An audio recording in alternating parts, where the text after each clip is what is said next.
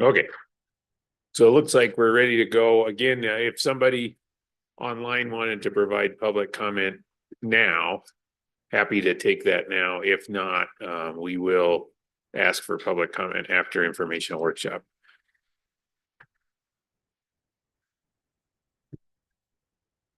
So seeing none online, I'm going to, as promised, turn the workshop over to Mr. Russell Fisk from the PRC's Office of General Counsel. He's got a number of presentations lined up for us today, and take it away, Mr. Fisk. Thank you, Mr. Chairman. Hello, everybody here in person. Thank you for coming. And hello to everybody on Zoom. Thank you for coming. As you can see from the agenda that was sent out yesterday, specifically for the workshop, we're going to start with introductory presentations and discussions. We're going to go through, first we have a presentation from Incline regarding the status of the program and recommendations that they have regarding the potential changes to the rule based on what they've experienced over the past couple of years. And then Kevin Gedko and I will be presenting, doing a presentation regarding the requests for variances that we've received over the past couple of years. Obviously, variances from a rule and requests for variances are something that can help inform a rulemaking process. Then Arthur O'Donnell will provide a federal funding update. Apparently, there was news just yesterday about federal funding. Then we will have a discussion and Q&A. And just to let anyone know, for anyone who wants to, who is here in person and wants to comment, you'll need to come up to the front where we have, you can come up here or you can come up to the front table for each, at each row. Because we'll need to speak into the microphones, particularly so that people on Zoom can hear us. And if anyone wants to speak when we get to the stakeholder Q&A via Zoom, please use the raise your hand little icon, and please introduce yourself before you speak. That goes for people who are present here as well. And with that, I'll turn it over to Incline. Do we have Incline? Are you ready? To Alex Rain. Okay, thank you. Good morning. Thanks, Russell. Good morning, Mr. Chairman, commissioners, everybody else. I'm Alex Ryan. I'm with Incline. We are the program administrator for the New Mexico Community Solar Program. Here to talk about a few things today. First, we'll do an intro of our team, give you a status on the program, where it stands right now, and then we'll talk about what we see as program administrator, some items that should be first to be addressed through rulemaking. So starting off with Incline, we are a program administrator. We run technically enabled renewable energy incentive, renewable energy and energy efficiency incentive programs. We do this for clients, state agencies, utilities, and utility commissions. These are a few of our clients and the programs that we run. We are about 35 people strong, but we have a lean and effective team on the New Mexico Community Solar Program, starting off with Pauline Reed, our Community Solar Lead, Christina Yuzo, who runs Consumer Protection, and myself, I'm the Chief Operating Officer. So an update on the program. Hey, Alex, one Yes. second. Are there slides that we should be seeing right now? Yes. Oh, I'm sorry. My apologies. I should be sharing my screen. Thank you for pointing that out. Thank you.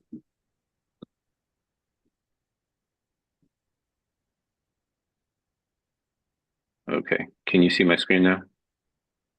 Yes, thank you. Okay. I get that. Okay. Thank you. Let me go back here. Just to show you, this is what you missed. Slide of some of our programs and our clients all around the country and into Canada as well. And then this is our team. Again, we've got Pauline Reed, Christina Yuzo, and myself, Alex Ryan. All right, picking up where we left off. Going back almost 2 years now, May 2023, we had a bid solicitation that resulted in the selection of 45 projects in the community solar program. Since then, there's not been a lot of movement on that list. We've had 4 projects that have downsized, and that freed up the capacity for 2 other projects to be selected from the waitlist. So right now we've got 47 projects in the program, totaling almost 200 megawatts.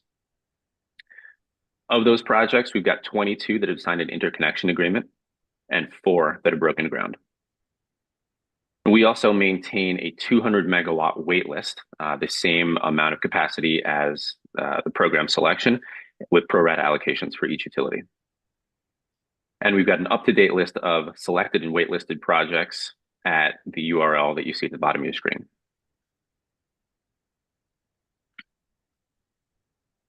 No selected projects have withdrawn or been removed, so very good news on that front, no attrition. The first project to complete construction is anticipated for Q3 of this year. And then some important recent dates. June of last year, we refreshed the program website at csnewmexico.com to make it easier for SOs and customers to navigate. And then in October, the PRC added 300 megawatts to the program's capacity. A solicitation date to fill that capacity has not yet been set, and as of now, there's no plans to set that date. In the same month, in the same order, subscribers who self-attest as low income no longer need to provide follow-up documentation. And then in the following month, November 2024, projects now have to achieve the minimum 30% level of low income subscribers no later than the project's commercial operations date.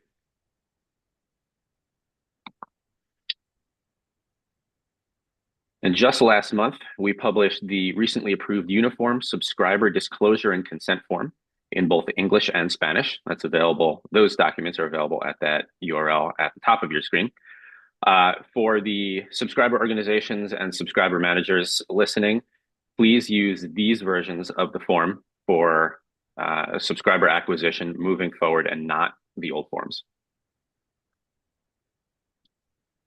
Subscriber enrollment is anticipated to begin shortly, pending the Commission's approval of each utility's refiled solar bill credit tariff.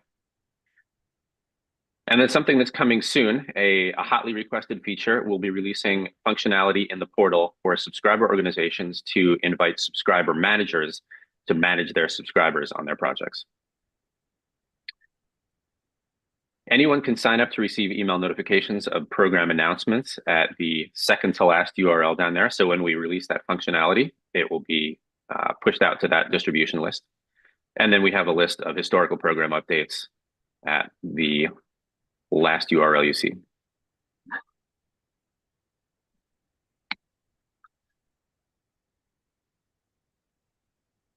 All right, moving on to our third topic, which what we see as program administrator in 3 years of administering the program, things that we'd recommend as top items to address through the rulemaking process. So one is consolidated billing. And this would apply to all the projects in the program, the current tranche of 200 megawatts, as well as the future 300 megawatts.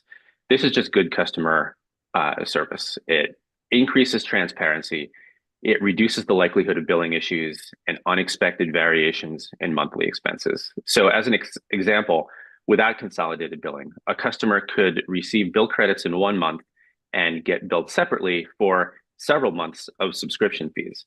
And those peaks and valleys in monthly expenses can be hard for anyone to accommodate, especially low-income folks, given the program's focus on low-income subscribers. There's a project RFP as well. So we'd recommend updating, looking at updating the project selection criteria, the scoring, the ranking, the developer cap. From our experience implementing the first version of the project RFP back in late 2022, we have a lot of ideas about lessons learned and things that could be improved in the future iteration of the project RFP.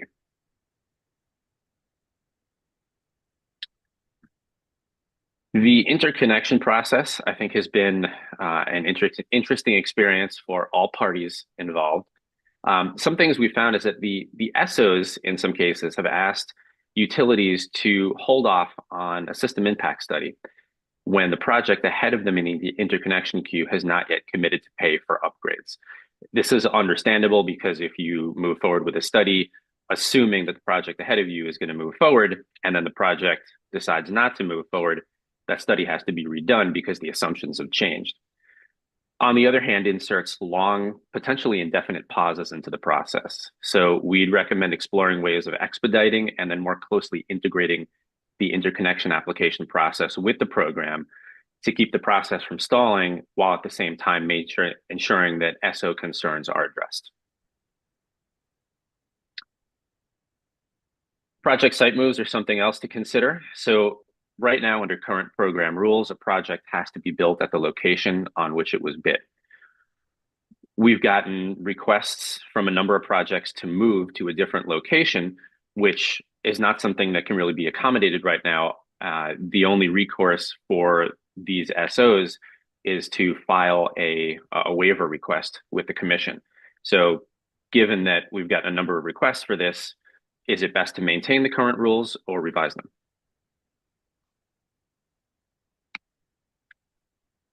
And that brings us to our last recommendation of consumer protection. And this would apply to every single project in the program, current and future. So refining the uniform subscriber disclosure and consent form would be recommended, the one that was just published. Given our experience with this form and in other markets, we have lots of ideas about how to streamline it and make it a lot more user-friendly. We recommend strengthening consumer protection measures from what are currently mostly best practices to enforceable requirements with well-defined consequences. Overall, strong consumer protections are going to help identify bad actors. Good actors who are doing the right thing anyway would not be impacted.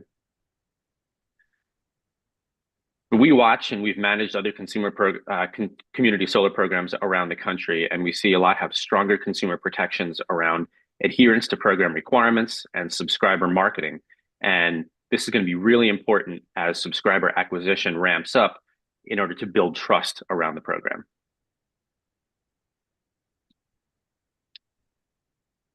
And that wraps it up for us. Again, we are Incline, the program administrator. I've got 3 different ways here where you can reach out to us if you've got any questions. We're at csnewmexico.com/contact-us.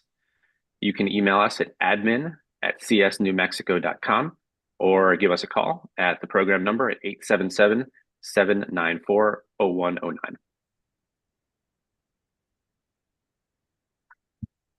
Thank you, All right, Al. Russell, I'll turn it back over to you then. Thank you. Okay, so next on the agenda, I will be discussing some of the requests for variances that we received and the commission ruled upon over the past couple of years. And Kevin Gedko, also of the Office of General Counsel. Oh, just in case you don't know, I am Russell Fisk from the Office of General Counsel. We are the counsel to the commission. Okay, so and I will make available my notes after the workshop because my notes have docket numbers and the names of cases. But clearly, for today, for the purposes of the workshop, I just want to raise the issues that were raised in these variance request cases to help inform the discussion of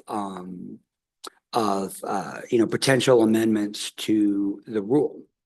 So the first one I'm going to talk about was, and there are a few of these complaints regarding the process for selection of proposed projects. That was the application and review process. Subsection 12 of the community solar rule provides a very detailed selection process, which was conducted and by Incline, and there's first a set of minimum requirements that have to be met before an application can be considered, and then there are also a detailed set of scoring criteria and based on things that commitments that can be made or special situations, that promote the public interest or the interest of the program. And that we received some requests for variances from those rules or somewhere in the form of complaints against Incline. So let me just start with the first one. The first one is in the matter of Lightstar Renewables. As the affiliated subscriber organization for NM Solar 4000. This was a complaint regarding the selection process, specifically subsection 12E1A. And again, I will provide these notes. That provides that eligible bids will be scored using a set of non-price factors. Each bid shall be awarded, let me skip to 1A. A bid for which all necessary non-ministerial permits and approvals have been secured based upon a permitting plan signed by a licensed engineering firm shall be categorized as fully permitted and shall be awarded 15 points. So this was a scoring and ranking criterion regarding the level of permitting that had been approved. The claim was made that the request for proposals or the solicitation of applications, the detailed instructions that Incline provided, the claim was that they departed from the requirements of the rule by adding a requirement that the permitting plan be stamped by the licensed engineering firm, and the commission agreed with Incline that the requirement in the the commission instructed Incline to reverse this decision and rescore applications to disregard the stamped by a licensed engineer requirement, because that did go beyond what the rule required. And I think the lesson here is today, when we have our panelist discussion of potential changes to the project selection process, one thing we might want to consider are the participants might want to consider are potential changes that make it clearer exactly what the commission should ask for in an application. We have minimum requirements, and we have, of course, ranking and scoring criteria, but we might want to provide more detail as to exactly how those things are met. So that's something to think about. The second request for variance was regarding Messia Park Services, DBA Yellowbird Solar. This concerned one of the minimum requirements for selection, for consideration for selection in subsection 12B3 of the rule. One of the minimum requirements is that the bidder's completion of a utility pre-application report or an equivalent report by the utility. The claim was that the rule did not include any specifications for, quote, a pre-application report or a report that is equivalent. But there was a description or definition of that type of report in the commission's interconnection rule for interconnection of generating facilities with 10 megawatts or less of capacity. The commission dismissed the complaint. Part of that was on factual bases specific to the case, and the commission held that the complainant had not complied with the community solar rule. I won't go into the details of the complaint, but this is something to think about as well. It seemed that generally there was no problem with understanding either by the utilities or by the developers what a pre-application report was.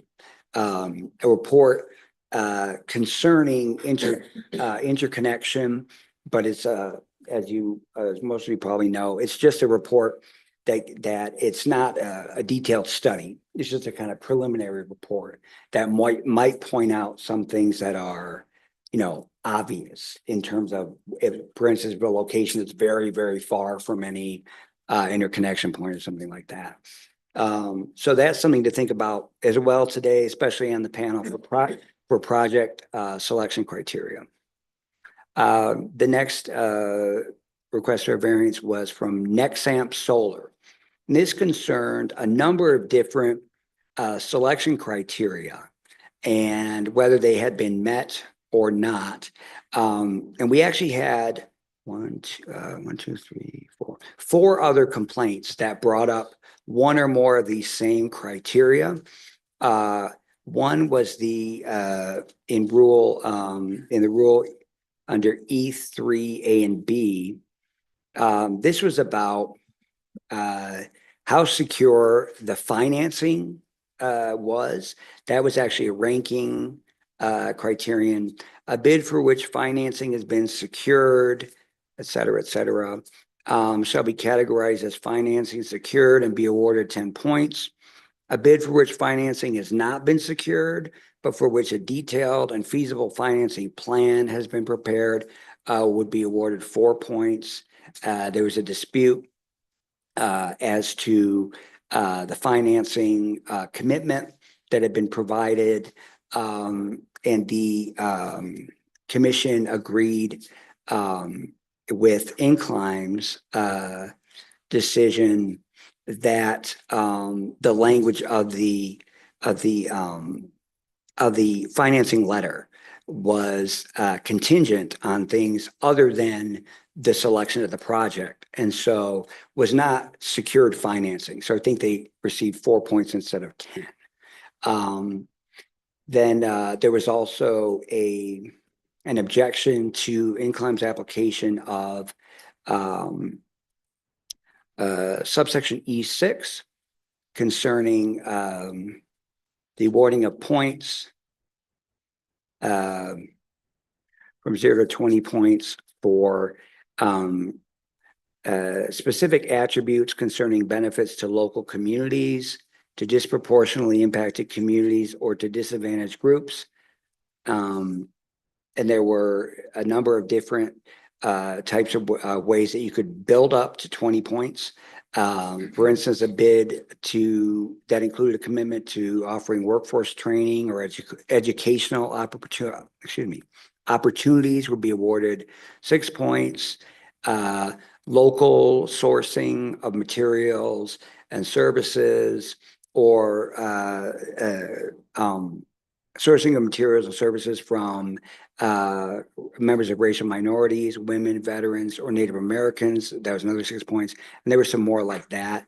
There was a claim that Incline had awarded Nexamp reduced scores in those areas.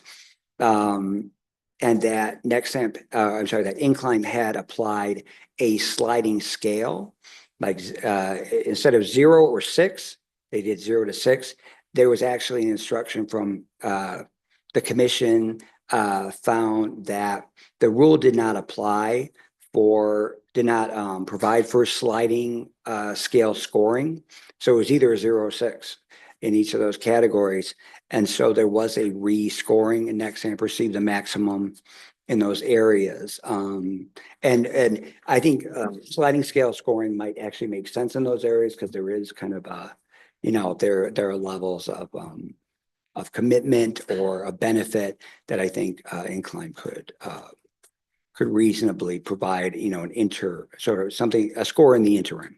And finally, there was the rule provides for in E9, subsection E9 of 12, that the program administrator may award an additional 5 points to any bid that, as determined by the administrator in its discretion, includes an innovative commitment or provision beneficial to the local community, to potential subscribers or to the program overall. And there was a commitment made by Nexamp to provide a voluntary $20,000 annual community benefit fund to over 25 years to pay that in for a total of $500,000. I believe that may have received score in another section or some credit for Nexamp, but Incline did not find it to be an innovative commitment, and the commission held that was within the discretion of Incline to find that. And I would also note in the New Mexico Supreme Court's recent decision regarding the utilities challenge to the community solar rule, one of the challenges was to the innovative commitment portion of the rule. There had been a challenge alleging that it was too great a grant of discretion from the commission to Incline, to the program administrator, and the court found that was not the case. The court upheld this innovative commitment provision in the rule. Finally, moving to a different area of the rule, subsection 14B requires that subscriber organizations meet the required level, the 30% low-income subscriber commitment or subscription level per facility as per the act within 1 year of project selection. And as you're all aware, 1 year project selection, I don't know remember exactly when it passed, but it passed. And before that, there was a request for a variance that the commission granted. And I think Kevin might talk about that. But then there was another request to make the new deadline for meeting that subscription requirement to be the date of commercial operation of the facility. So that's where that stands as a variance. That might be something that we might consider for discussion today, whether we want to change that. Because 1 year from project selection, that's a fairly short time to get a project constructed and operational, as we have learned. And with that, I will turn it over to Kevin. Yes, I handled a few variances. One that Russell just referred to was 23-00369, which was the initial petition for a variance with respect to the 30% low income requirement. It's, as Russell just explained, it's moot at this point because it was handled later in 24-00263. And so now the established rule at this point is that you have to meet that requirement by the date of commercial operation. And along with that went the self-attestation was no longer, you didn't have to back it up with documentation provided after the self-attestation. So that was handled originally, and it was originally denied in the variance request in 23-369. But as I've just stated, that is now moot given the findings in 24-263. Moving on to the next one that I handled, it was 24-253, and I shouldn't say handled, supported the commission on. It was a petition by the New Mexico State Land Office, the Affordable Solar Group, and Affordable Solar Silver City for a variance that would allow them to move their project to a location that was different than the location that they submitted in their RFP bid. In that case, the location move variance was granted by the commission for the HomeWise Community Solar Project. And along with that, there was a question of whether that variance was needed. So first, the commission found that yes, a variance was necessary. Second, the commission found that in that case, given the circumstances that the developer had relied upon information provided by the state land office, that the variance should be granted because it was in the public interest for the project to continue to be developed on state land, and it still had the same interconnection point, et cetera. That variance was granted. So that was 24-00253.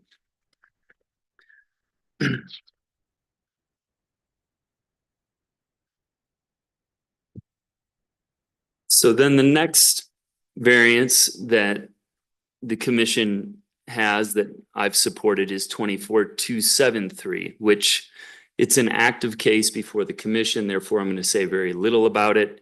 But it is also a petition for a variance to allow a project move, the Raven Soul CS Community Solar Project. It touches on similar issues with respect to location movement, but of course the facts and circumstances are different. And that is all I'm going to say at this point, given that the commission is currently handling the matter. And then the final variance for which I've supported the commission is 25-00001, which was a petition by SPS for a variance to conduct a cluster study. In this situation, there were two projects selected for SPS's service territory that were on the same substation and feeder.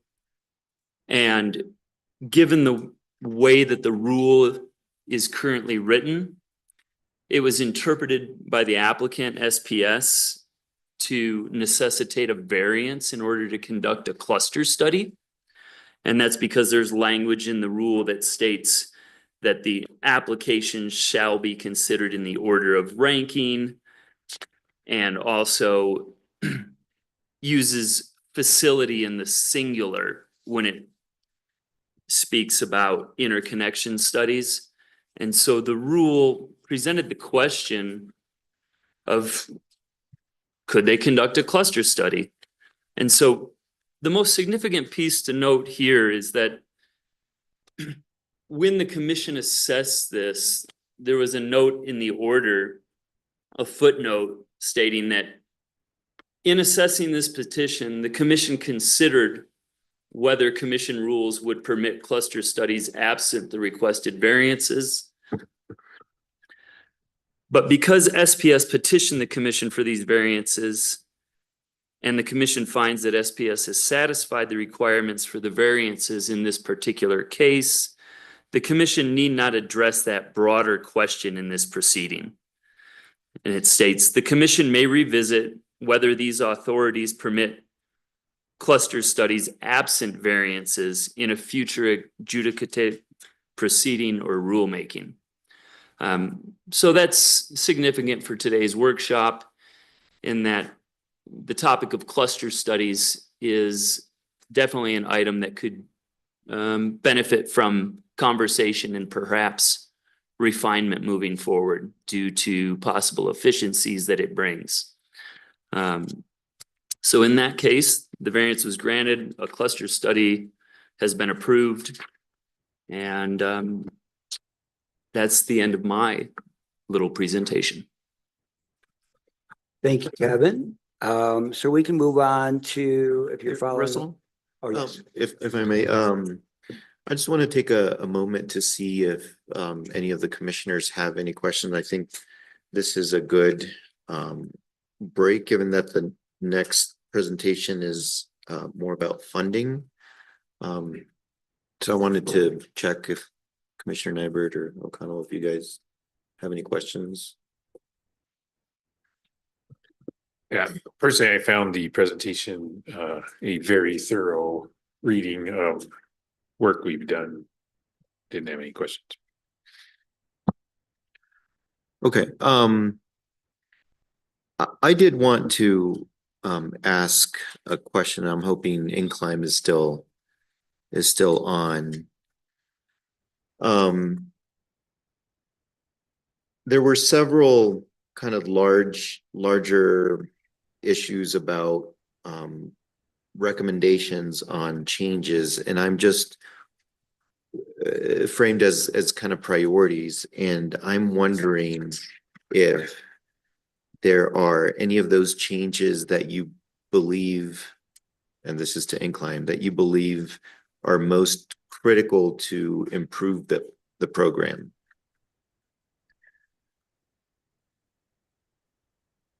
Most critical to improve the program.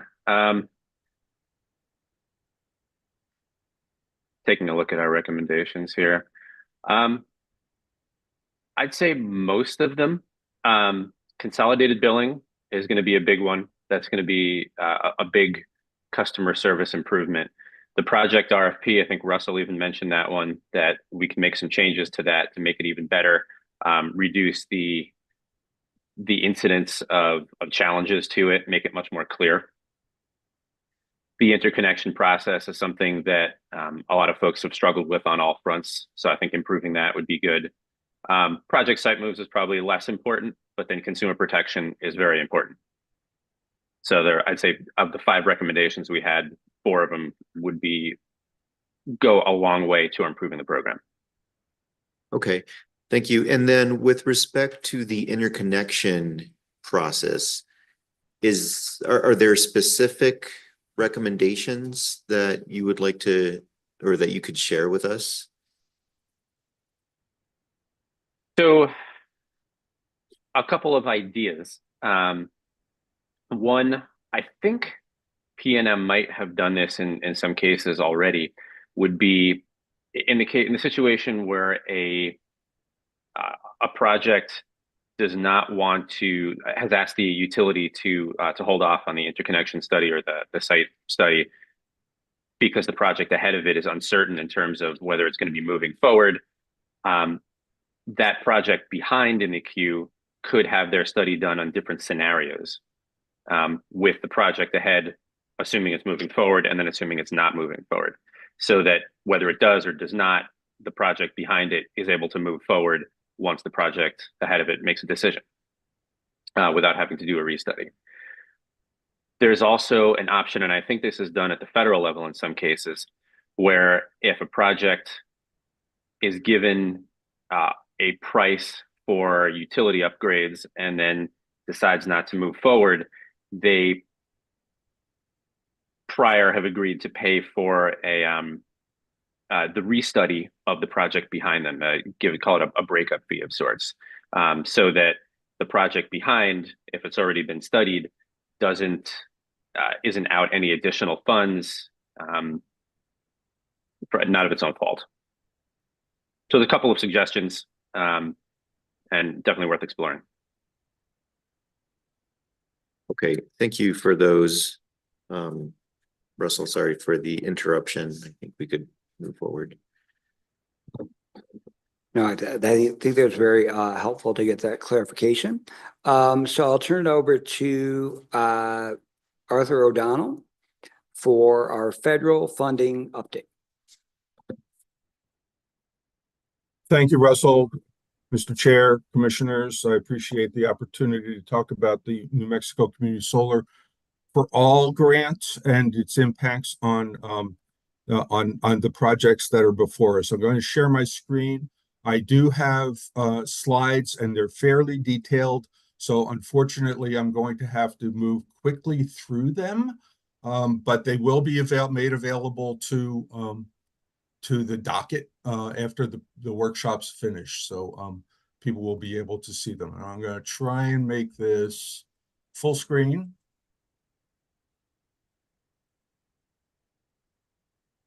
And there we are. Okay, I am Arthur O'Donnell. I'm a special advisor to the NMPRC. And as such, I want everybody to understand the standard disclaimer, which is that I do not speak for the commissioners. They are on the dais. They make their own decisions. I am here to advise. And while I'm paid for my opinions, they aren't always accepted. So consider this presentation a set of recommendations, and if there's anything that even sounds like an opinion, it's mine and mine alone, right? So this current status of the Solar for All grant is uncertain, although after news from yesterday, more positive. Back in January, the Solar for All program was a $7 billion commitment by the federal government to try and bring renewable energy, in particular solar PV, to disadvantaged communities and low-income customers who otherwise would not be able to access it. And there were 60 grants covering about 45 states and a lot of individual entities. In January, programs around the country were beginning to access their money, but the portal from the US EPA shut down.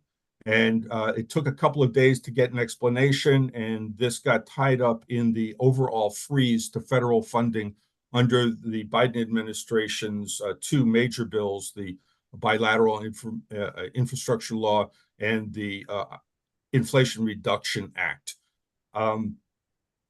Nobody knew what was going on, okay? Yesterday, news services started to report that the portals had been reopened. And a statement from EPA said that it reviewed these programs and that the funding could go forward. Now, that statement does not appear on the EPA website even this morning. However, there is a news release about accusing $20 billion of the rest of the Greenhouse Gas Reduction Fund of fraud and mismanagement, even though the funding hasn't even been given out. So I think that what this tells us is that the current situation remains fluid.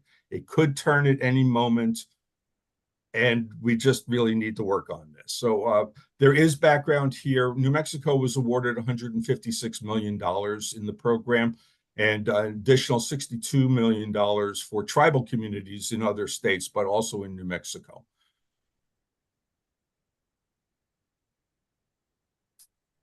Now, we don't know what the ultimate outcome is, but it strongly indicates that New Mexico needs to act fast to secure the money. And we are working with MNERD, which is the major grantee under the contract, in order to go forward with the process to try and allocate these funds. Our portion of it was meant to help pay for upgrades to interconnection that are necessitated by these projects coming onto the utility system. In the past, we did a bench request, and we determined that the total aggregate cost that utilities are invoicing to these projects, 47 of them now, is over $125 million, right? But the amount from the Solar for All grant that we're hoping to secure is $18 million, so less than 15% of the total, right? So there's going to have to be some criterion for figuring out how to allocate this money and who would be best. This was based on data requests that we gave to the utilities. I'm not going to go through all the numbers, but basically we have a wide range of costs, several projects under $500,000, which is probably to be expected as a minimum. But in some cases, in over a dozen cases, more than $5 million of project costs, right? Now, we can't handle all of these, so we're going to be looking at some kind of triaging for that. These are the equipment needs that the utilities have identified, and it's basically everything, okay? It's everything that's required to upgrade the system to accommodate 3 to 5 megawatts of additional generation on circuits that are plainly outdated, had not been kept up in many ways, and really needed upgrades anyway. So, you know, the idea here is that to identify where the best places would be and projects that would not make it otherwise, right? That would fail if they did not get upgrades, right? Just in the thing that I just kind of threw together is that we don't know who would most benefit, but projects between 1 million and 7.5 million would likely need support. Anything more than that may not get built anyway. Anything less than that may or may not need support, but we do want to be fair, and we do want to give an opportunity for these lower cost projects, if they increase their commitment to low income communities, perhaps could also be eligible for some kind of allocation under this program. right? There are a bunch of criteria that we've worked out with MNERD to try and figure out what would be best. I'm not going to go through all of them, but there are certain minimum criteria that the Solar for All program including at least a 20% discount to low-income customers. All of our projects have promised that or more. So there's a possibility for increasing both the 30% minimum and also the discount level, and that could get people extra points, right? Important criterion is that these projects need to meet Build America, Buy America conditions and also Davis-Bacon prevailing wages conditions, among other things. The utilities tell us that they already follow these.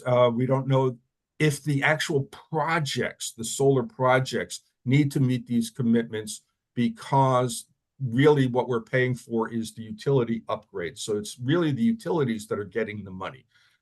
Because of EPA's uncertainty, we don't have any firm answers to that. So that's part of the uncertainty that's going over. So I do have some ways to think about this. I'm not going to go into them because of time, but basically the important point here is that the payments would be made to utilities, not to the subscriber organizations, and it would flow through MNERD. Okay. There were some troublesome issues within the EPA documentation about what they're willing to pay for. They largely considered their grants would be going to rooftop solar or very small community projects that would not require reclosers or reconductors, right? So that kind of cost might not be recoverable.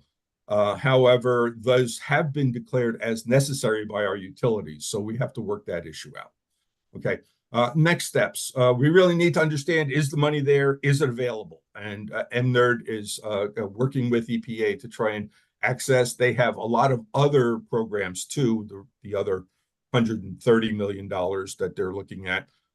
We need to confirm the types of infrastructure needed and can be eligible. We need to work with the program implementer that MNERD is hiring to issue a request for statements of interest from project developers, in which we'll have these criteria laid out. And in the meantime, we would like to get voluntary participation in a very short-term working group to hammer out the details of the solicitation and figuring out the methodology and possibly formula for program allocations. So we hope to do that as part of today's workshop, even though this doesn't really cover future rulemakings. Time is of the essence because, as we see in Washington, D.C., anything can change. Just to show you why we're doing this, this is a map of the location of the community solar projects that have been developed and color-coded with income levels. Darker counties have higher levels of low-income customers for the investor-owned utilities. In fact, 31 of 45 projects shown in this map are in census tracts with low-income population percentage greater than 40%. So 2 out of 5 utility customers in those areas are considered low income by the methodology that we use. So this is really a program that was meant to bring renewable energy and solar power to low-income communities. We believe that it can do that. We just have to make it work. So I stand for questions. I'm sorry if I went over my time, but there's a lot of information here.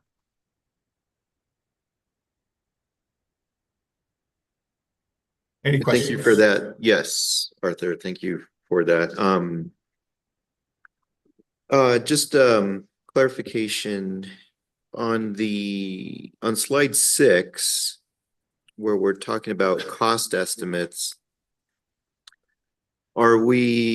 Is this referencing like directly assigned costs to the developer, or are any of these costs assigned to the network? No, currently these are essentially what the utilities have told the developers it will take to interconnect with their system. By having some kind of cost sharing, which is possible in the future, we could have a determination the way that the Federal Energy Regulatory Commission does of system benefits and local benefits, right? With the local developer having to pay for portions of it, but the rest of it being rate-based. That is a possibility in the future.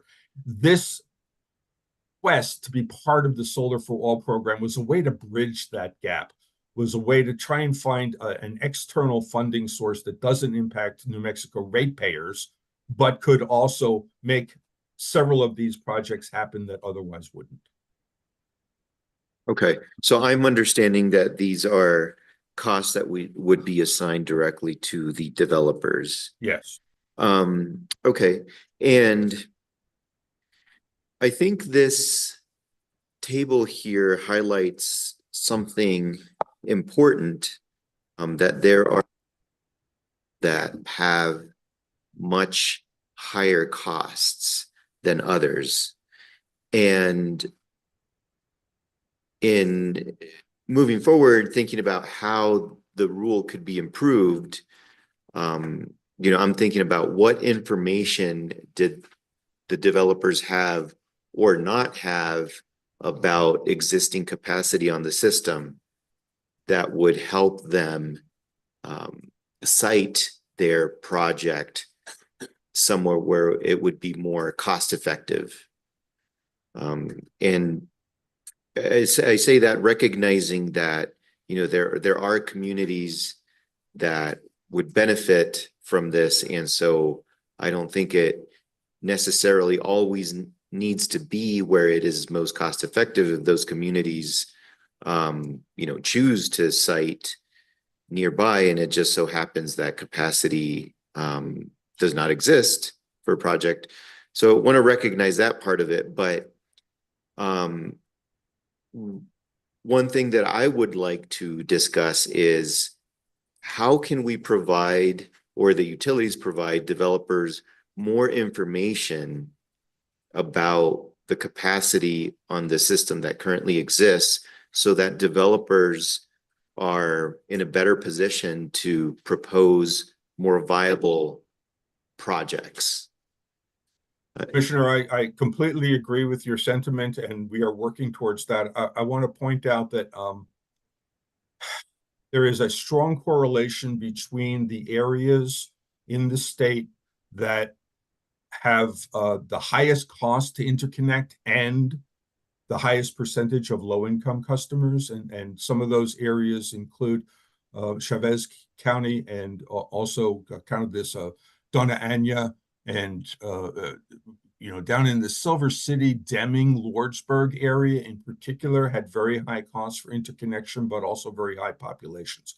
So we're trying to work on that. And one of the ways that we'll be discussing in the panel that comes up a little bit later in the program is, should the commission consider identifying areas for development in advance? And this could also be considered part of the economic development rulemaking that we're considering and moving forward on, where we could identify the areas where we would like to see development, have the utilities do preliminary analysis, maybe even some of the groundwork that would also help things like data centers or new load coming in, and then have those be priority areas for development. Right now, that's an idea that I hope to hear a little bit more about from our panelists and to work on in the future with you. So, but I'll just go back to the first part of your question, which is, at the time that this happened, we had just also revised our interconnection rule. And while we were hoping to get utilities to begin doing hosting capacity analysis,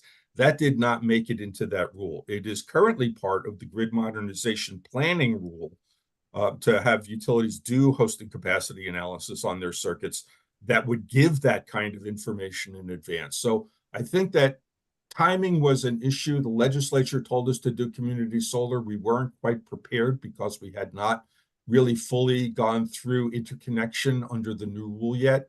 And then all these projects came into the system. I'm sure you'll be hearing more about that from the panelists, but it definitely caused some hiccups as we're moving forward. But I completely agree with the sentiment that you expressed.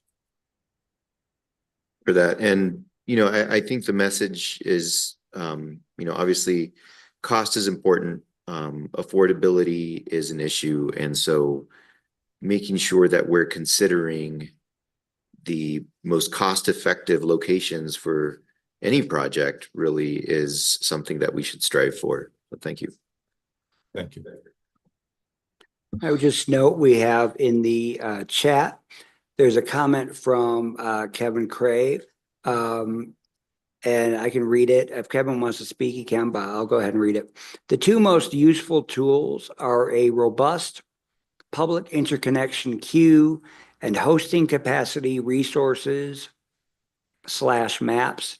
Neither are currently available in New Mexico. And then there's a question for Arthur from Christian Casillas. Arthur, can you explain the importance of the correlation between low-income areas and the site selection? Low-income subscribers can subscribe to any project in their investor-owned utility service territory. Arthur, do you have a response to that? Yes, and thank you, Christian, for the question, because that is one of the core issues that the legislature was grappling with. And they defined it in a certain way, and we kind of had to live with that definition, which is that subscribers could subscribe anywhere in the utility territory. We know for a fact that if the project is located closer to its customers, the utility faces lower costs in serving those customers, and therefore those economics can accrue to the benefit of the customers because it doesn't cost as much to build the project and service it. We do have situations where the utilities have been claiming that they need to rely on transmission service, right, to move power from where the project is located to the customers, even though we don't know who those customers are yet. And that could be alleviated by having a greater portion of the customers, of the subscribers, be located more closely with the project. So there are definite economic benefits. And that is something that we hope to explore as how we do that in the future. Thank you, Arthur. If you don't have anything more, we can go ahead and proceed to the stakeholder question and answer portion. I think we Thank you could very much. start. Thank you, Arthur. I think we would start with anyone who's here who would like to make a comment, and then we'll move on to people on Zoom. So anyone who would like to make a comment could just raise their hand and we can pass the wireless microphone back to them. Is there anybody who would like to have a question or comment about any of the three presentations that we've just had? And of course, any commissioner, of course, as well. So we have a hand up. Thank you. And please just identify yourself and your organization. Yes, you need to push that to it so it turns green.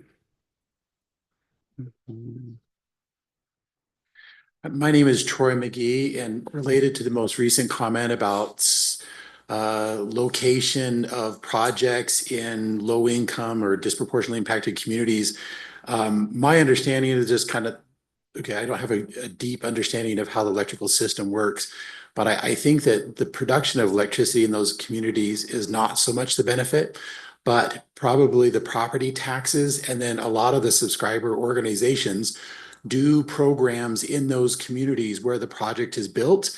Like some may offer scholarships, some may offer education opportunities, garden tours, and such as that.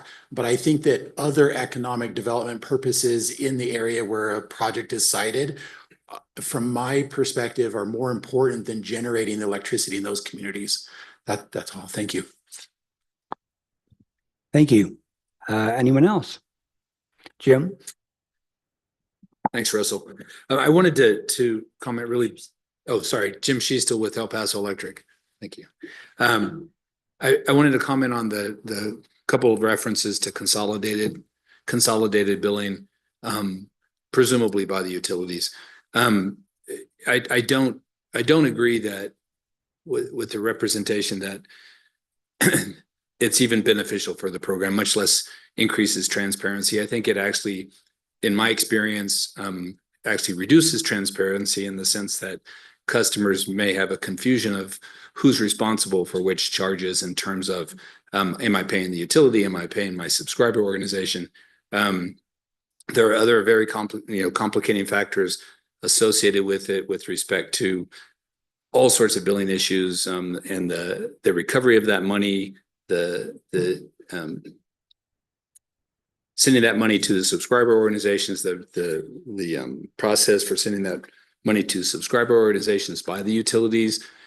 There's all sorts of issues raised when customers are late on payments or make partial payments. Who's now, if a customer pays half their bill, who gets it? The subscriber organization charges or the utilities charges? Personally, I think and this is just my opinion, not being a subscriber organization, but it seems to me it distances the customer of the subscriber organization from the subscriber organization. I would think it reasonable that a customer signing up for community solar in this program would expect two bills, the bill from the program that they signed up for and their continuing bill with the utility. And now that I'm also responsible for our call center, I'll say that having the charge on the utility bill, I have reasonable expectation that customers who have any issues with that charge call the utility as opposed to calling their subscriber organization, who's really responsible for that charge, questions about the performance of the program, any of those other things. So I think from our perspective, it's a good idea to keep the responsibility for the program separate from the responsibility of the utility with respect to billing. And I think it increases the customers, so let's say transparency, because they know very well who they're paying a bill to and who they should ask questions about in the program when they do pay their bill, if they have questions. Thank you. Thank you, Jim. Do we have anyone else in person who would like to make a comment or ask a question? Not seeing anybody, let's move to Zoom. Now, anyone who has a question, I see Kevin Cray. Kevin, why don't you go ahead, unmute yourself and introduce yourself and the organization you represent, and go ahead. Thanks, Russell. Kevin Cray with the Coalition for Community Solar Access, or CCSA. I really appreciate the opportunity to make public comment and participate in panels today. Real quickly, just in response to some of Jim's comments, I do think that there are other charges on utility bills, such as local taxes that utilities collect on behalf of other entities. So I don't know that that's completely out of step with things that are already happening, but I also understand that that'll be a topic for further discussion on one of the panels. I'll leave that there. The question I had was just wanting to clarify the lines of what we can talk to under the ex parte restrictions given docket 23-00071 UT is still open. I guess my assumption is that it is limited to items that are still being litigated before the commission, which I think at this point has boiled down to just the utility tariffs. But just curious if we can talk to other elements that were within that docket, either under phase 2 or under that phase 2 decision, which I think is now officially final. So just kind of wanted to get a little bit of guidance as to where that line is, just to make sure I'm framing my comments appropriately. Well, Kevin, first, the disclaimer that I have to give as a lawyer, I'm not your attorney. I'm an attorney for the commission. But yes, the community solar tariff case is still pending. The commission did issue a final order and an order on the motions for rehearing. And at this point, what the commission is dealing with and will be dealing with probably on the agenda tomorrow are issues concerning creating greater uniformity among the tariffs. And that, at least that's what was stated in the most recent order. That's what the utilities are working on. So also, most of what we're discussing today will be applying only to the next 300 megawatts of projects. So, for instance, on the first panel, considering issues concerning the calculation of the credit, any of those changes would only be for the next 300 megawatts. So those are open to discussion, those types of issues.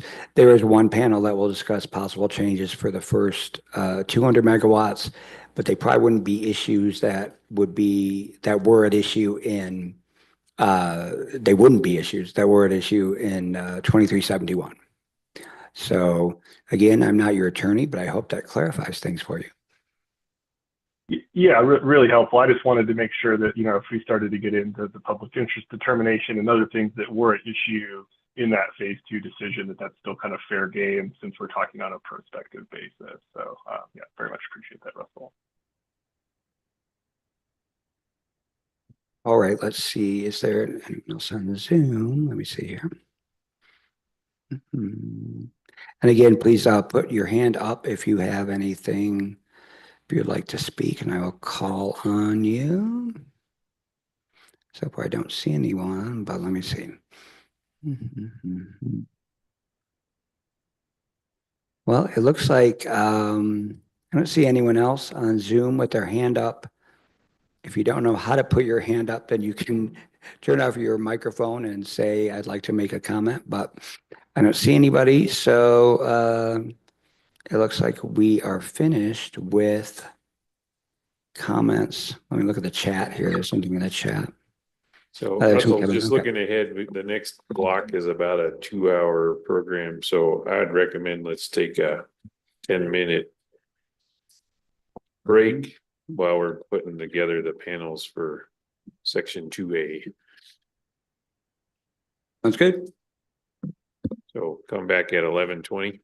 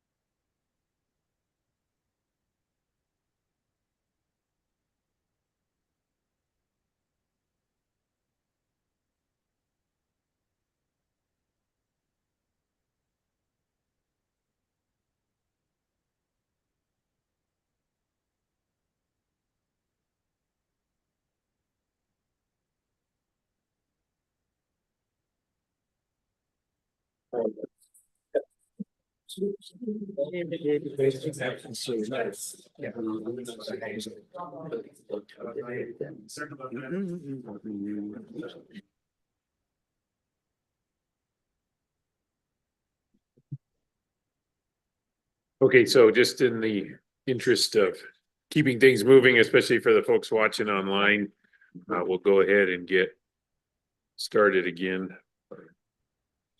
So apparently next we have a panel discussion, so take it away, Mr. Fisk. Thank you, Mr. Chairman, Commissioners. So our first panel presentation, which will be followed by a discussion with participants here in this workshop, concerns potential avoided cost and subsidy issues. These, of course, largely go to the issue of calculation of the solar community solar bill credit. This, any changes to that credit, of course, would apply only going forward with the next 300 megawatts, as indicated in the Commission's Phase 2 final order. In that order, the Commission actually stated that avoided cost and subsidy issues would be for the 300 megawatts would be dealt with in the rulemaking, and here we are.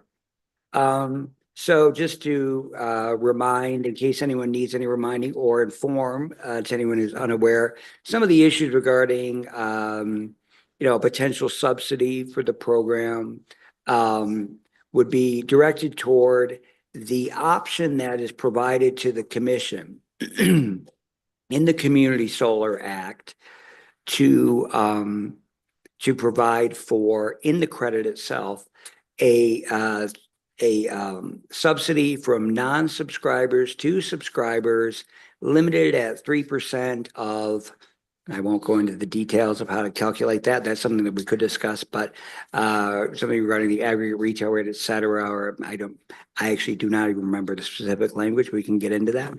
But whether the Commission should make a finding that it's in the public interest to create a subsidy, how to calculate that 3% limit, and what information might be needed to determine whether subsidy is in the public interest and in what amount. So with that, I will introduce those who will be who are on the panel. One of them is present here, Jim Schichtel. Is it Schichtel or Schichtel? Schichtel. I was trying to pronounce it more German than that. Thank you. And we have three people online. We have Kevin Cray from CCSA. We have Christopher Dunn from our own here at the Commission, our own Utility Division staff, and Dr. Bamadou Utara, who is also from our Utility Division staff. So I will let you get started. All right, thank you, Russell.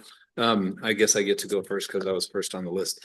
I don't have any presentation materials, anything, and I will endeavor to talk about this in the context of what I think you said, the expanded program or the 300 megawatts. It seems to me that certainly with respect to a rulemaking clarifying a lot of these issues, I think what we learned in the hearings and testimony and rebuttal and everything else is a clarification on several several issues would be really beneficial.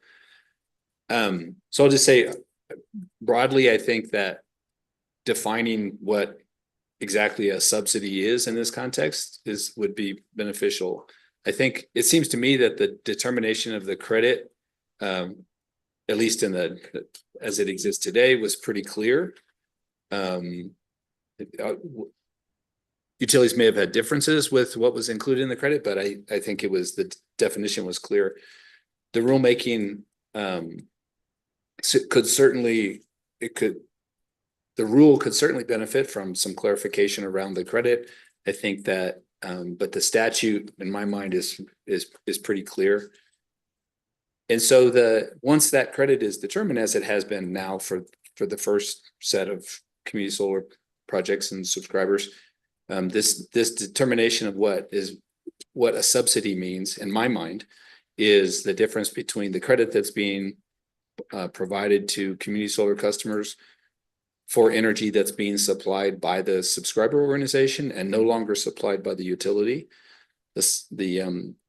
The cost avoided by the utility in that context is essentially exactly that, the cost avoided when the utility does not supply the energy that is now coming from the subscriber organization. And so the difference between those two numbers, the credit that the customer is receiving on their bill, as provided by that's been determined, as provided by the statute, it's in the tariff, and that cost actually avoided by the utility when they no longer provide that energy is a subsidy. And at least in my mind, that's how it's contemplated in the statute, in the rule. And I say that because without any mechanism to address the difference between the credit the utility is providing and the actual cost reduction that's resulting from the community solar, there's a difference then from a utility's perspective and the amount of revenue you're recovering. So I have authorized rates, I have costs that I'm allowed to recover by the commission that I'm no longer recovering because I have subscribers in a subscriber organization. So that difference, that number is the number being addressed. And all this discussion of subsidy and who would pay that subsidy. So if we determine that there's some cost recovery that needs to occur as a result of that cost difference, then the question becomes, okay, who pays that? Who is going to pay that? Or how is the utility going to recover that cost?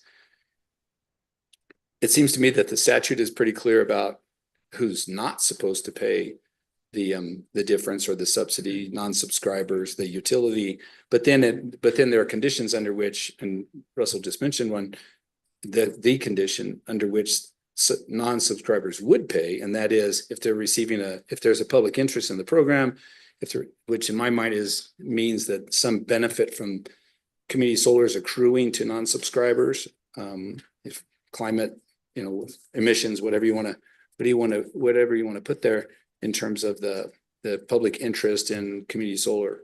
And I know there's others. And that's really, I think, where a lot of the disagreements were in the cases, and what could be clarified in the going forward. The timing of that recovery was also an issue. And so I think clarification around if there is a cost recovery determined to be made on behalf of or on behalf of the utility and from say, for example, non-subscribers, when that actually is to occur would be a good clarification. We have the issue, at least in the current situation, where you don't yet have community solar programs and you're not yet providing credits and you're not yet seeing avoided costs, that this is a lot of speculation. But the credits will begin immediately, say when a subscriber or when a community solar program begins actually operating. And so that the utilities cost or avoided costs, amount of credits above the avoided cost, the under recovery of revenues by the utilities occurs at the same time, begins as soon as you start providing credits, and you're not avoiding all of those equivalent amount of costs. Your under recovery begins immediately. And so the question then becomes, should you have some mechanism in place then to account for recovery of those costs, or do you track those costs and recover them later? There was, that certainly was well discussed in phase 2. And so some clarification around once a determination is made that, okay, there's a cost recovery issue, is the timing of that cost recovery is another area I think that would be beneficial. Sorry,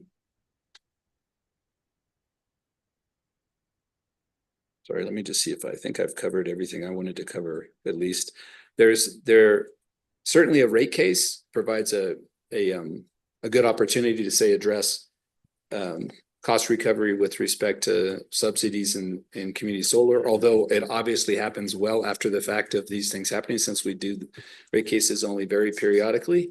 And so, you know, perhaps tracking of subsidies for recovery by the utility to be determined in a rate case, and an actual rate set, for example, to recover those is, I think, is a fine mechanism, as opposed to estimating what those costs are and then truing them up later.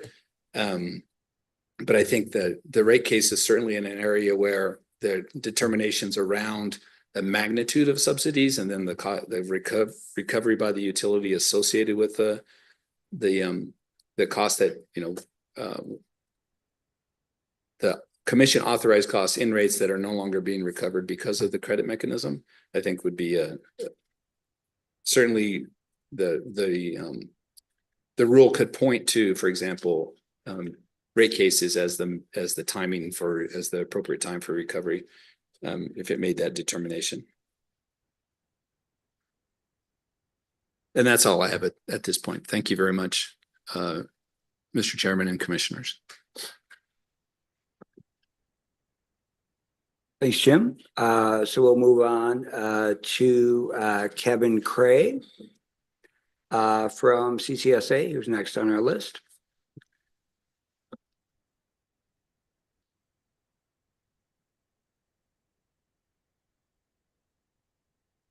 Kevin, it looks like you may be speaking, but I'm not hearing you. I'm not sure if others are.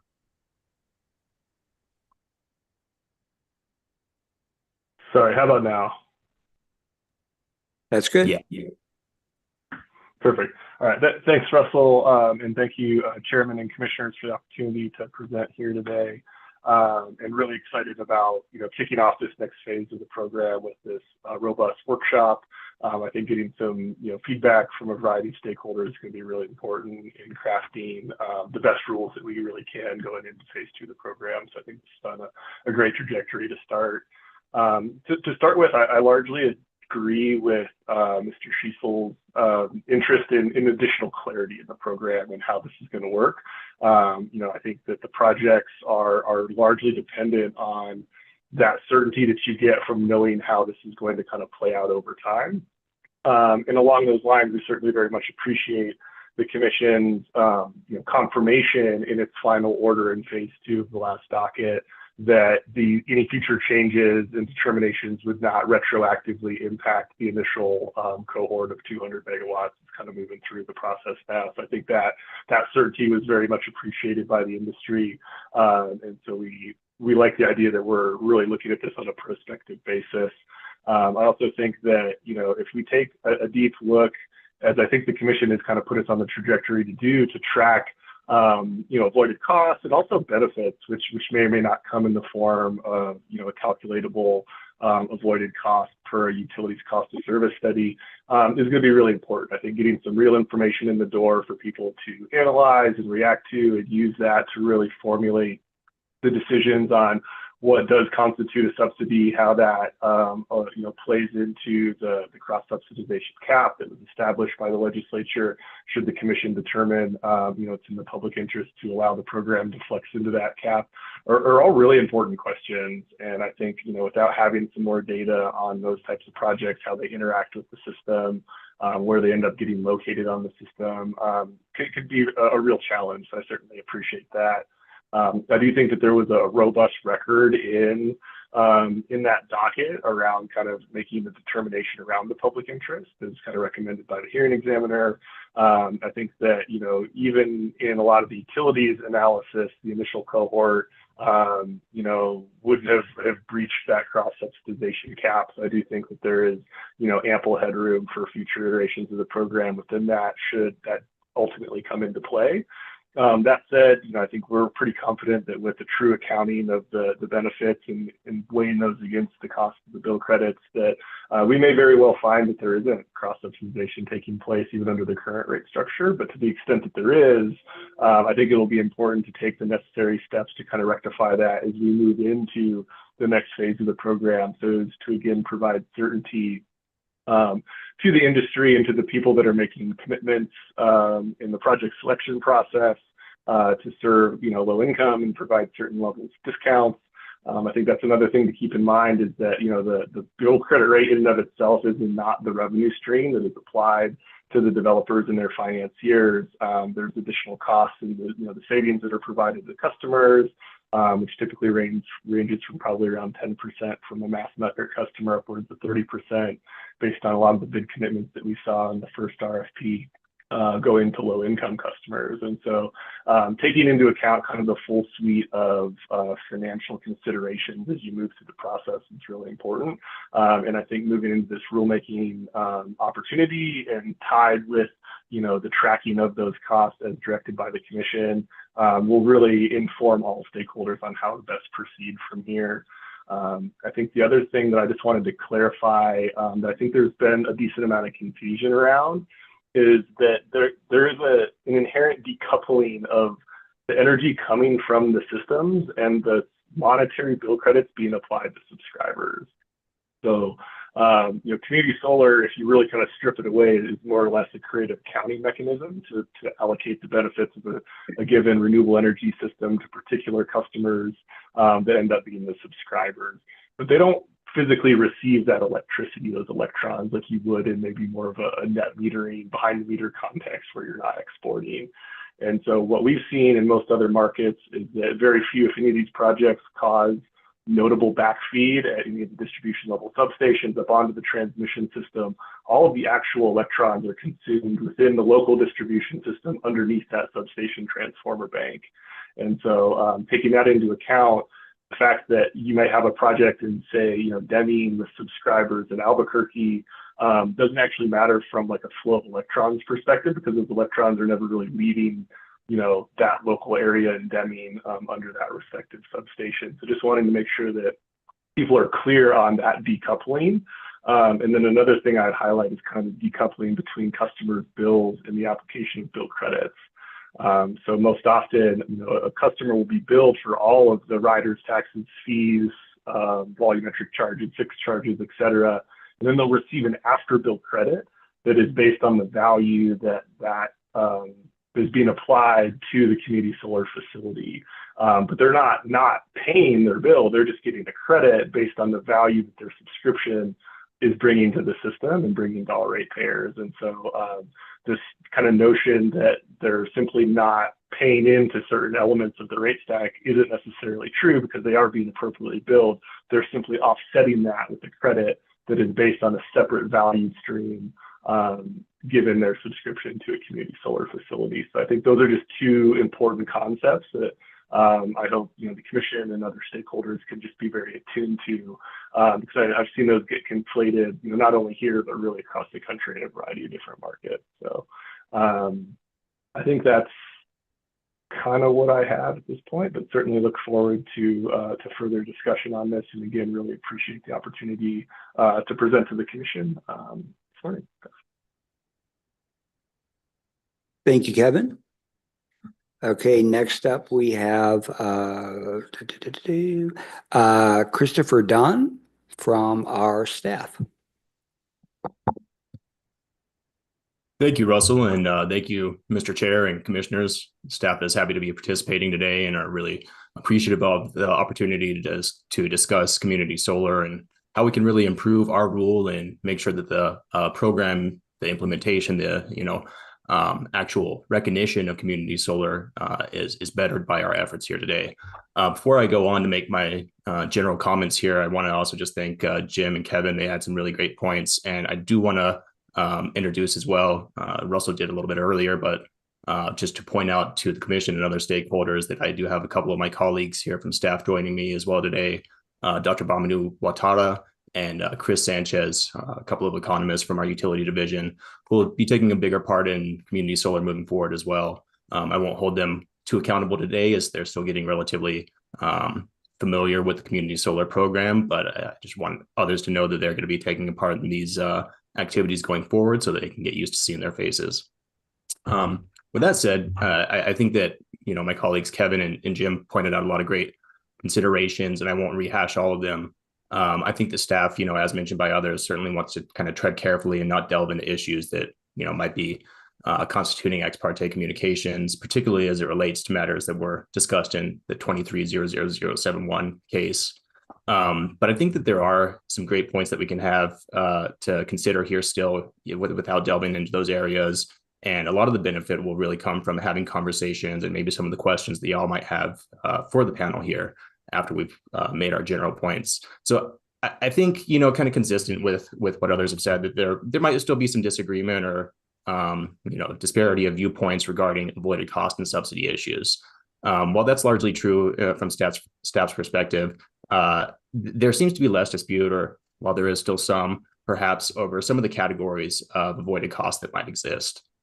There certainly was reference to those categories that have come up in prior cases, and we've had discussion of potential avoided costs that might be relevant to consider whenever we're looking at these issues in prior workshops as well. And I think that, you know, we are getting closer to having some agreement around those categories of avoided costs. But kind of the scale and how they're calculated, how they're determined, I think that there's still a lot of area for you know, good minds to disagree about those. And so there also seems to be some consensus around an idea maybe that subsidies should be evaluated in a general sense through a cost benefit or a net benefit analysis.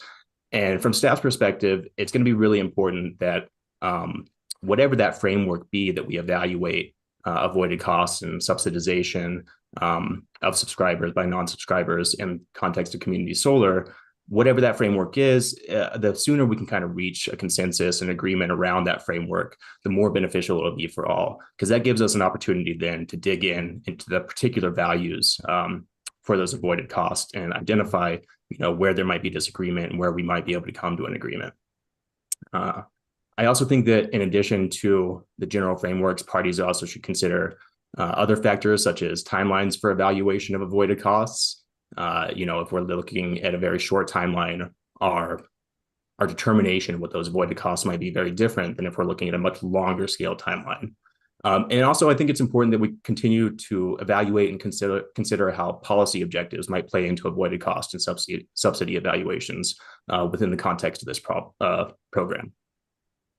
Another thing that I think is important is mentioned by Jim, that timeliness of recovery of any subsidization is an important consideration, and we should consider timeliness not just as it impacts the utilities, but also, you know, if that ultimately means that the value of a customer's subscription or their participation in community solar changes through time, then that needs to be recognized, and we need to consider how that might impact both the subscribers themselves, the other stakeholders, and really the efficacy and ability for continuation of the community solar program into the future.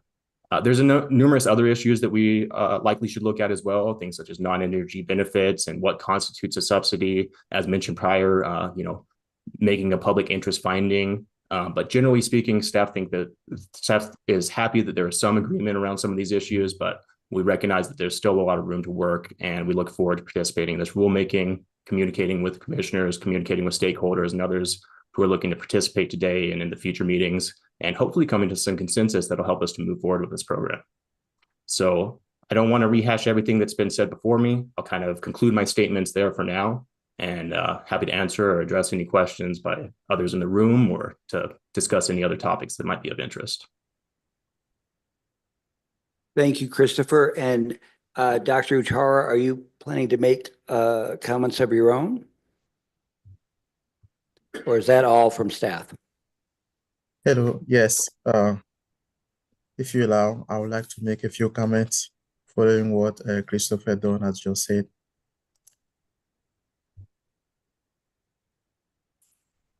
Yes, please go ahead.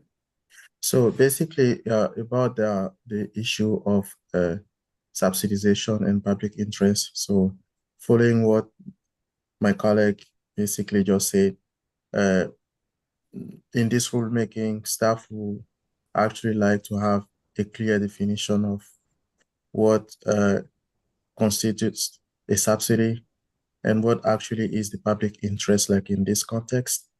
And another thing that we're actually looking forward to have more information on is, will the assessment be purely financial? So whenever we're talking about subsidy or assessing the cost benefit to ratepayers. So will that assessment be purely financial, or will it include things like social, environmental, and economic considerations?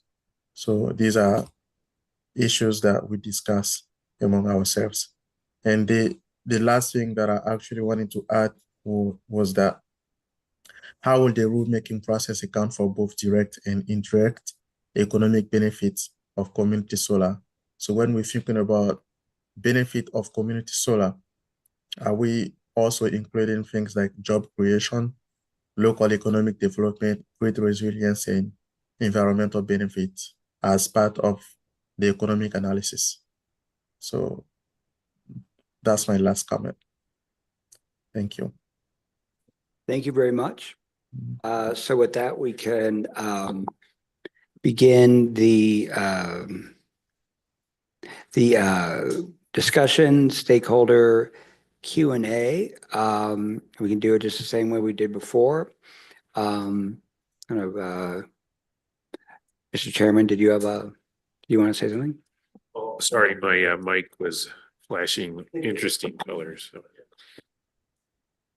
So first we'll start with anyone who is present. If anyone if anyone has a question or comment, you can direct it to any particular panelist if you would like to, or please raise your hand.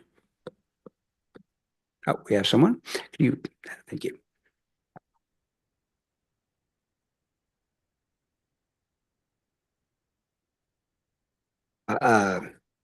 Oh, please go ahead. Please go ahead. And then we'll let Arthur go after that. Please go ahead, please. Please introduce yourself too. Thank you. Good morning, Commission, and thank you for holding these workshops. My name is Adam Harper. I'm the CEO and founder of OE Solar and part owner of SVOE, which is a joint venture that was awarded 32 megawatts in this program, so the third most capacity. And I have more of a comment, and this is just maybe just stating the obvious for some folks, but when it relates to public interest and community benefit as well as avoided costs, and I'm fortunate enough that I also have the pleasure of working with the IOUs on the TIIR working group, as well as I was a part of the 568 rule. And so I want to start with kind of just talking about what community solar could provide in the means of avoided costs for IOUs that we typically have consensus around now that it would be good to measure, but I think that there's no dispute in them providing these services. And so, for instance, the community solar facilities are required to have inverters that abide by the IEEE 1547 requirements, which provide volt var control, so voltage control regulations, as well as watt var control. And so that is directly related to infrastructure requirements for voltage transformers that the utilities aren't having to pay for. So that's a service that these new community solar facilities are going to provide to the utilities at no cost to them. And that's just a part of our interconnection requirements. So it will be interesting to see exactly how many potential voltage issues that these facilities may advert for the utilities. But that's just something I did want to point to, as well as for some of the infrastructure upgrades that Mr. O'Donnell outlined that the subscriber organizations are going to pay for and provide to the IOUs.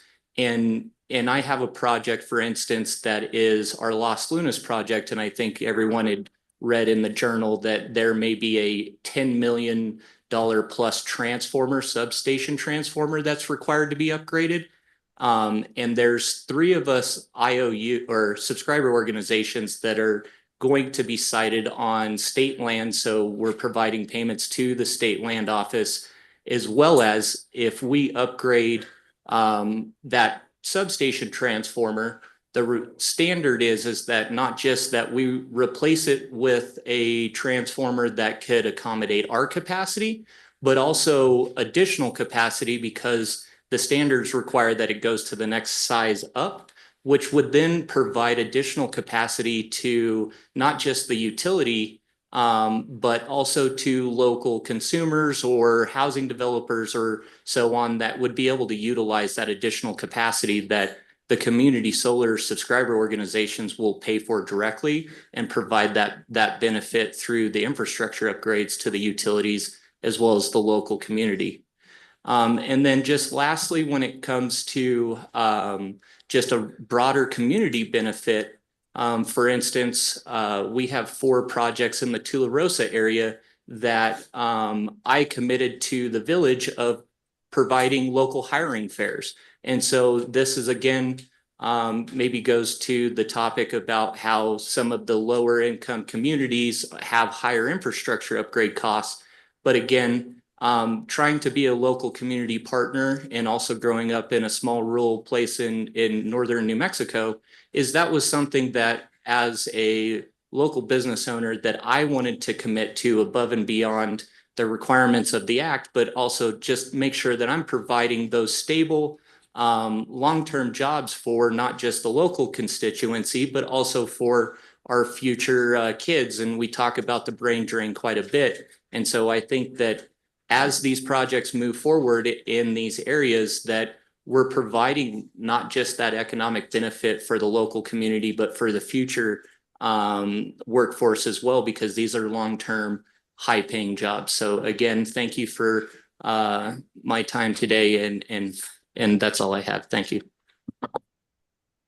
Thank you very much. We're going to go to Arthur O'Donnell, who's online, and then we'll come back to anyone in person. Thank you, Russell. And I do have, I'd like to get a sense from the panel about avoided cost methodologies. Now, it is clear that around the country, there are several ways to determine what an avoided cost is. And we've talked a little bit about what I would call the value of solar, which is not just what the benefits of these projects are bringing to communities, but also what costs they may be avoiding on behalf of the utilities, right? So that's one way of looking at it. In the tariff case, the utilities were promoting an idea that the avoided cost, the true avoided cost, should be based on locational marginal pricing. The commission took the position that that's not appropriate in this case because it's kind of an instantaneous way of measuring a value of delivering to a particular place, but really not appropriate for essentially 20-year contracts. A third way is really the way that avoided cost was originally looked at when the Federal Energy Regulatory Commission began opening up the utility system to non-utility generators. And that is, what are the costs that the utility would face if it built, bought, or contracted for a next resource, right? Kind of an identified deferrable resource concept. And that's what the non-utility generators would get paid, okay? In this case, I'd like to just get a sense of looking at it this way. All of our utilities are either currently in the marketplace for significant amount of new generation resources.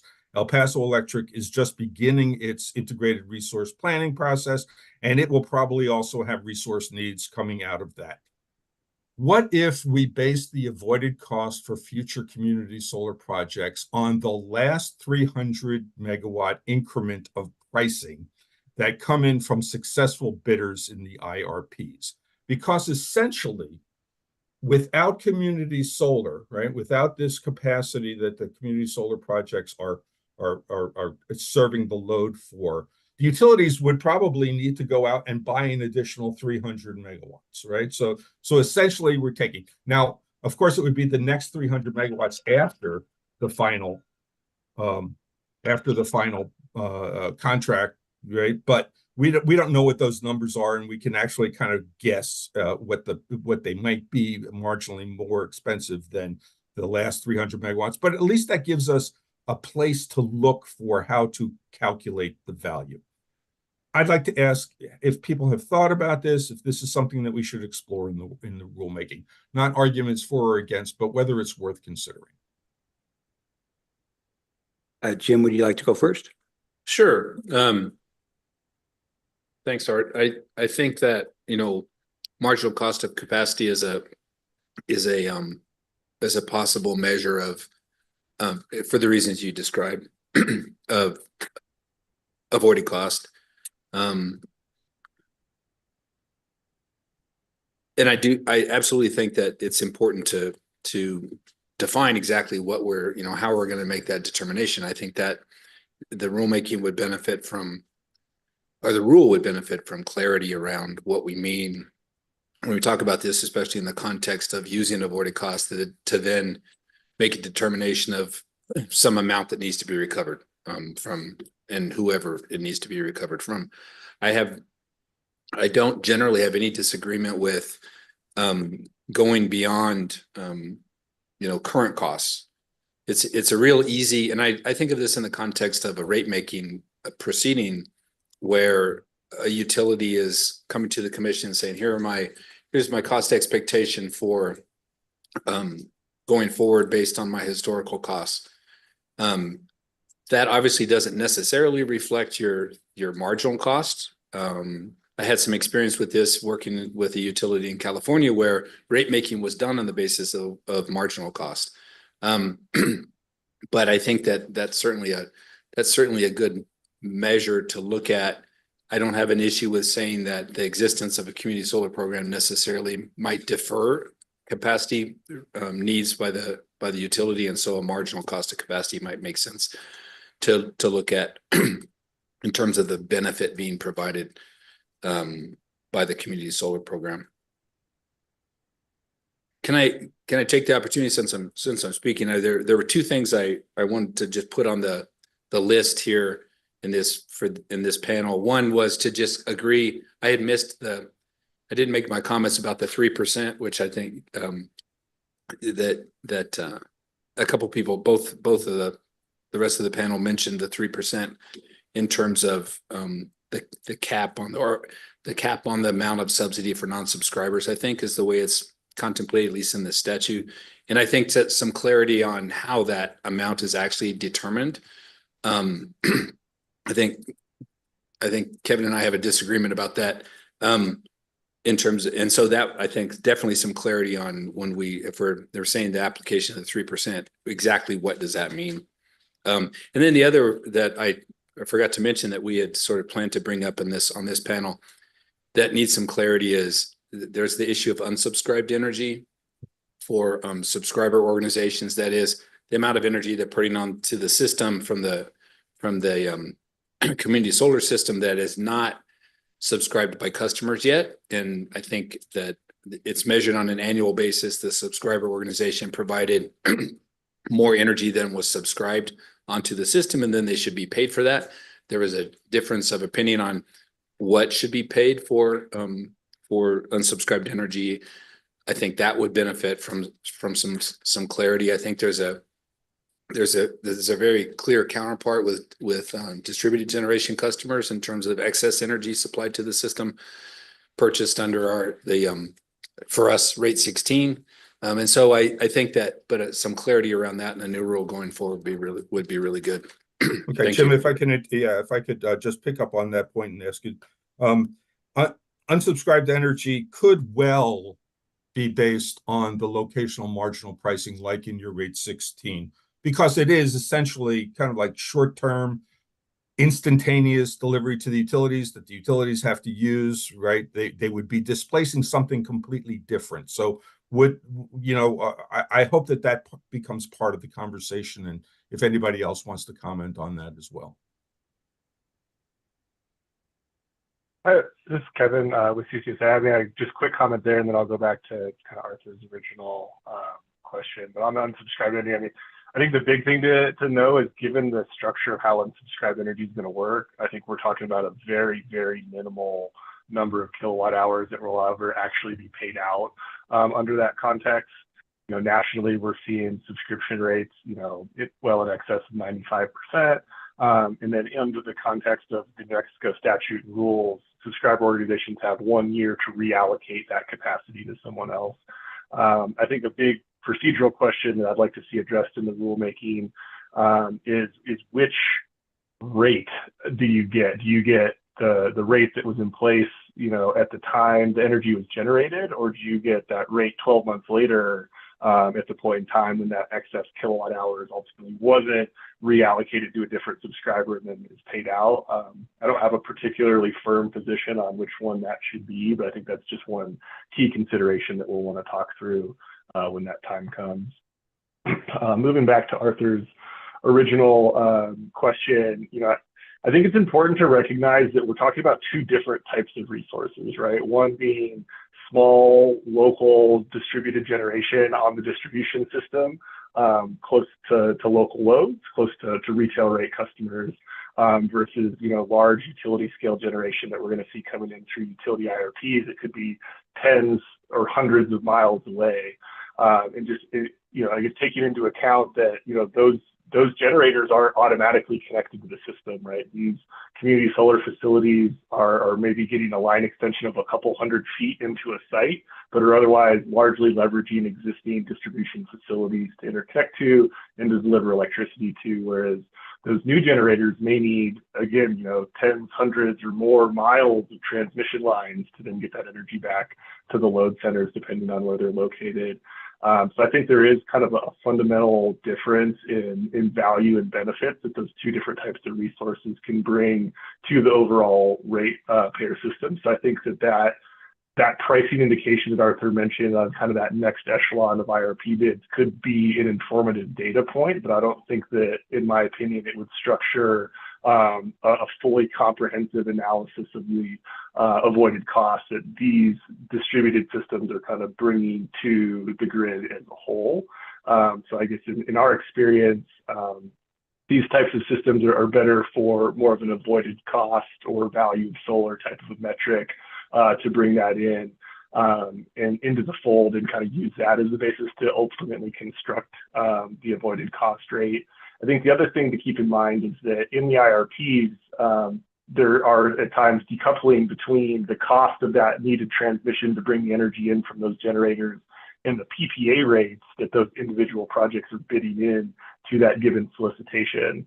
So you're not really getting the full picture of what it takes to not only generate that electricity, but actually get it to the customers that need it, step it up and then back down to the voltage that customers actually consume electricity at. Whereas, a normal community solar rate is putting out 480 volts from the distribution system. It can go kind of right into the primary distribution system, where it's really able to be leveraged and resold to the next nearest customer at the full retail rate. It could be 10 feet away, not 10 or hundreds of miles away. So I think just keeping a close eye on that locational aspect of, I guess, the difference between these types of resources and their kind of, larger scale counterparts is going to be really important as we're kind of thinking through how to construct a thoughtful, holistic benefits analysis of kind of what we're seeing from both an avoided cost perspective and some of those other, additional benefits that you're going to see from these types of systems. Staff have something to say? Yeah, absolutely. And apologies, this is Christopher Dunn. For some reason, my computer decided to restart in the middle of Kevin's conversation. So I might have missed about 30 seconds there while I called in via my phone. I'm currently attempting to reconnect, but hopefully you can hear me. Firstly, just to briefly comment in regard to the unsubscribed energy, I think that Kevin raises a good point that there does need to be consideration of the time period when that energy is purchased versus when it is generated, and clarification around that concept of how that rate should be applied. Additionally, I think that we want to make sure that we have clarity around definitions in terms of avoided cost of energy purchase rates. We do know that there are rules that define a term similarly, avoided cost of energy elsewhere in the Commission's rules. And if our understanding is to be different, I think that we need to have consistency and clarity of definitions around that understanding. Apologies if this is something that might have been said in that brief moment of absence while I was gone. But I do also want to comment that I think that Arthur's perspective or proposed approach for determining kind of the value of those or looking at the IRPs of the respective utilities is a good concept to explore. And I think it's something that's certainly relevant to this conversation. And to me, it makes me think of, we have kind of different ways we can come at this problem, right? That might be sort of a top-down approach where you take a cost and you see how it applies to these other resources that might be used as substitutes coming in to the utility system. Alternatively, we could kind of come up with a value stack of the different avoided costs and try to determine the relative value of each of the components of that value stack and add them up to kind of come at it from a bottom-up approach. And there's pros and cons to both, and probably we want to use information kind of from both approaches in order to determine what is the most appropriate within the context of community solar. But I certainly see the value in the approach that Arthur has proposed here, and I think that we want to figure out how do we balance that potential method of determining an appropriate avoided cost rate to make sure that it includes everything that we would want to include, doesn't go beyond what we think is appropriate, and see if it is kind of jiving with what we would come up if we went the other way and kind of a bottom-up approach if those numbers are similar. So I'm going to conclude my statements there whilst I reconnect via my computer as well. Thank you all. And what I'm hearing is that we should be looking at this. This is a possibly beneficial analysis, even if it's not the way that we define avoided costs. But thank you all. Thank you, everyone. And I said I'd come back to the room. Is there anyone in the room who would like to make a comment? I don't see anybody, and let me make sure I haven't missed anyone. Oh, Mr. Chairman.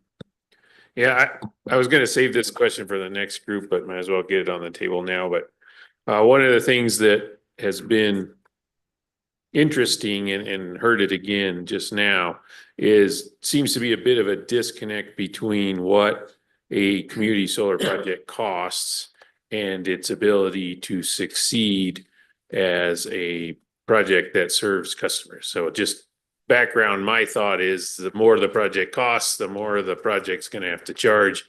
Utility customers can pick any project within the utility service territory. So the more expensive projects probably aren't going to get picked by customers. And so that's just where I'm coming from with that question. And maybe that's wrong.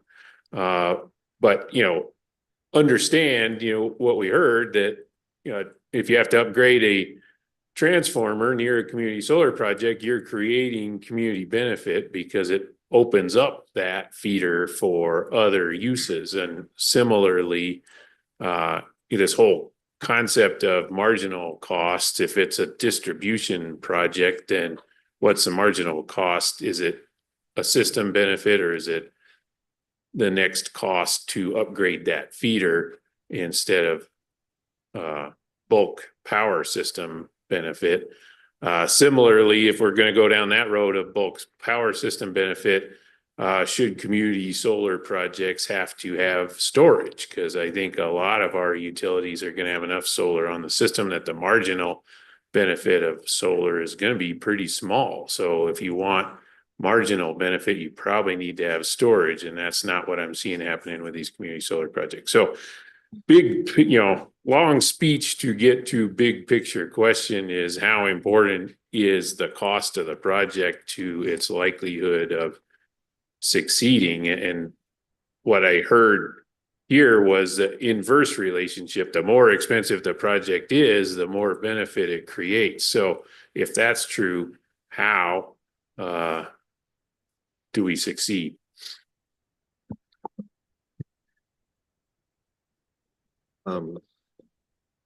Thank you. I have a few comments that I wanted to share. This conversation about avoided costs is fascinating, and there's a big part of me that really just wants to roll up my sleeves and figure it out. And I have ideas about how it, how I think it would be beneficial, but I also don't, that's not my job. I think my job right now is that I see an opportunity for the parties to figure something out to propose to the commission. And I think that would be an ideal way. And that's, the purpose of this workshop is to talk about how can we move forward. And so just, later we'll be talking about I forget if we call it a working group or, yeah, it's a working group to get together and talk about these issues. And, that will be open to people who want to participate. This is a great opportunity to, engage with stakeholders and utilities and developers and try to figure something out that could be mutually acceptable. I think that would be excellent. So want to encourage that. I really do see a lot of positives here with this discussion. I guess one question I'm wondering is whether it would be helpful or kind of get in the way or a barrier if the commission were to provide general guidance about what an avoided cost should be. I'm just looking at Jim, so maybe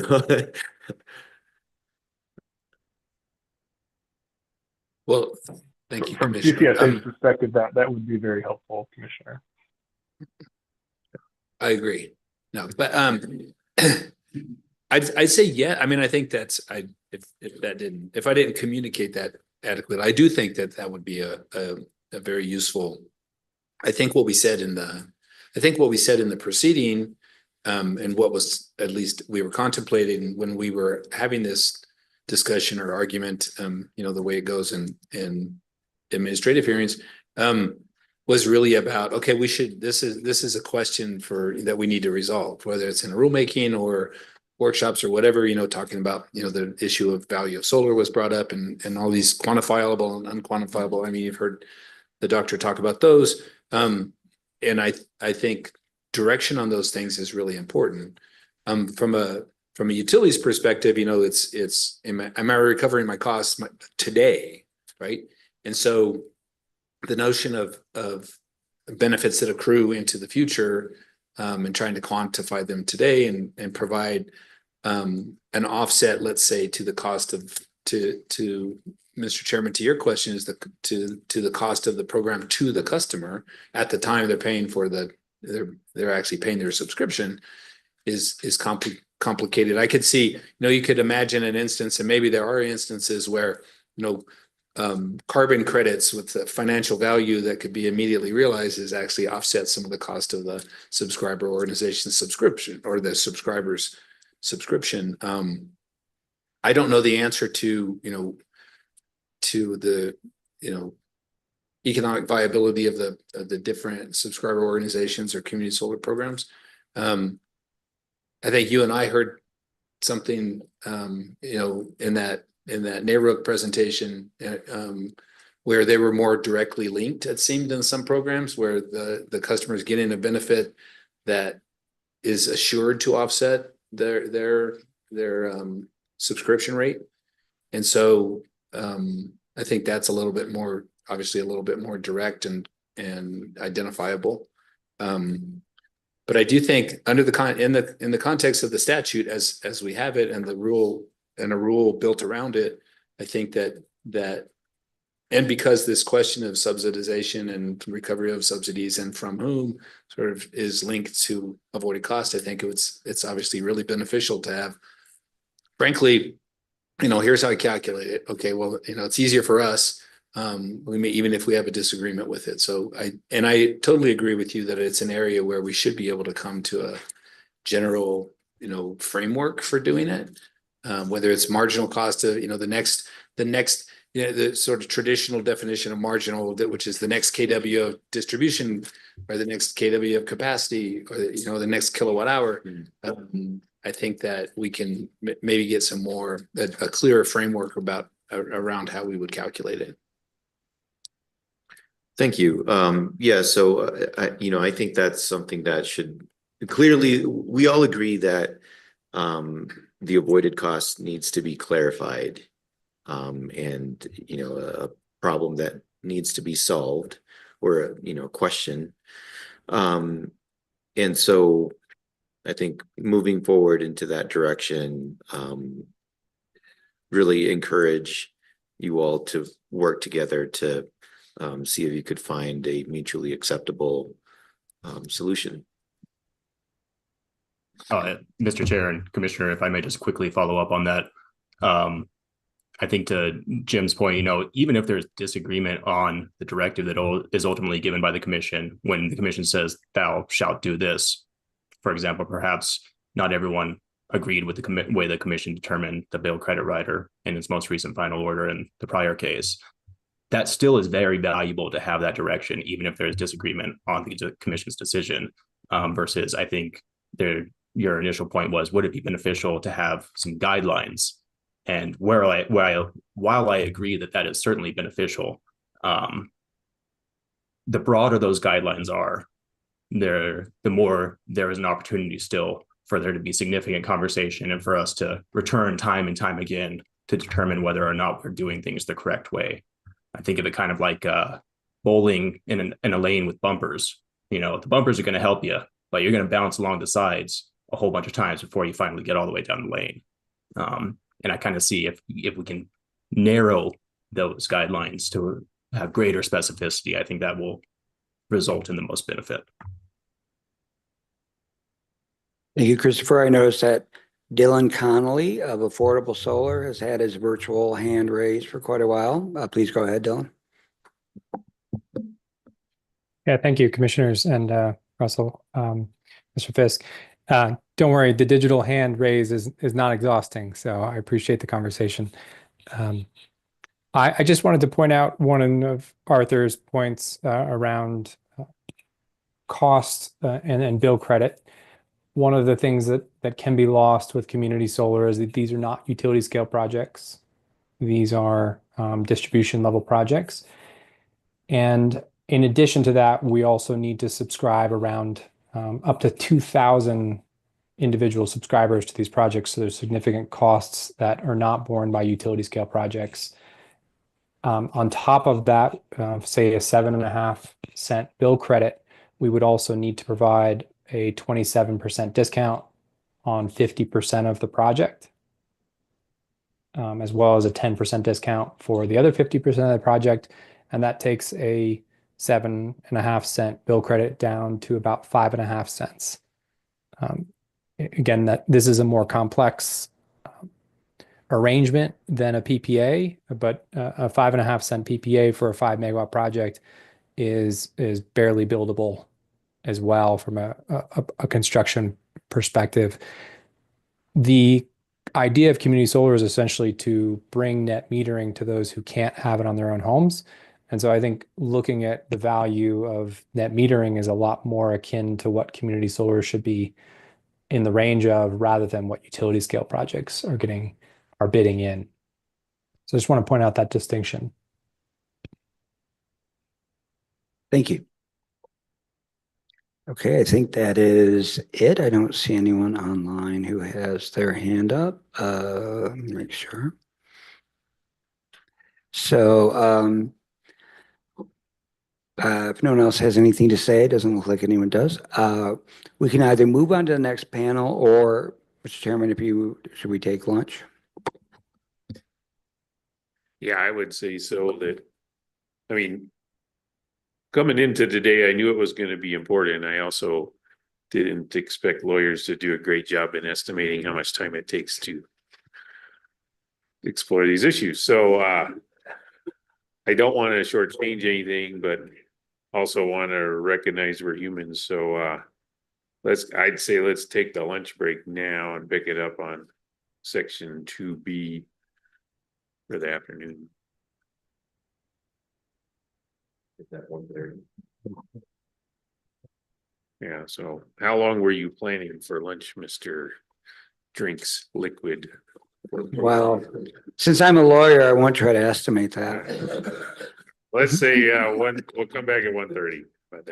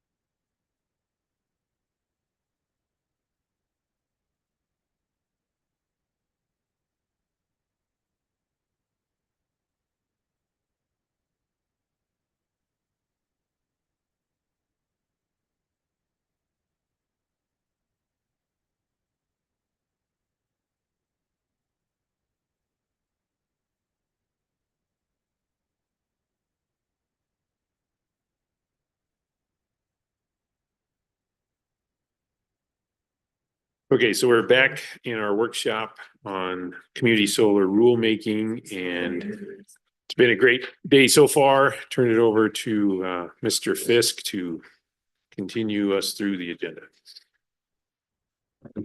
Thank you, Mr. Chair, Commissioners. So the next item on the agenda is a panel and a discussion regarding potential changes to project selection procedures and criteria for ranking project proposals.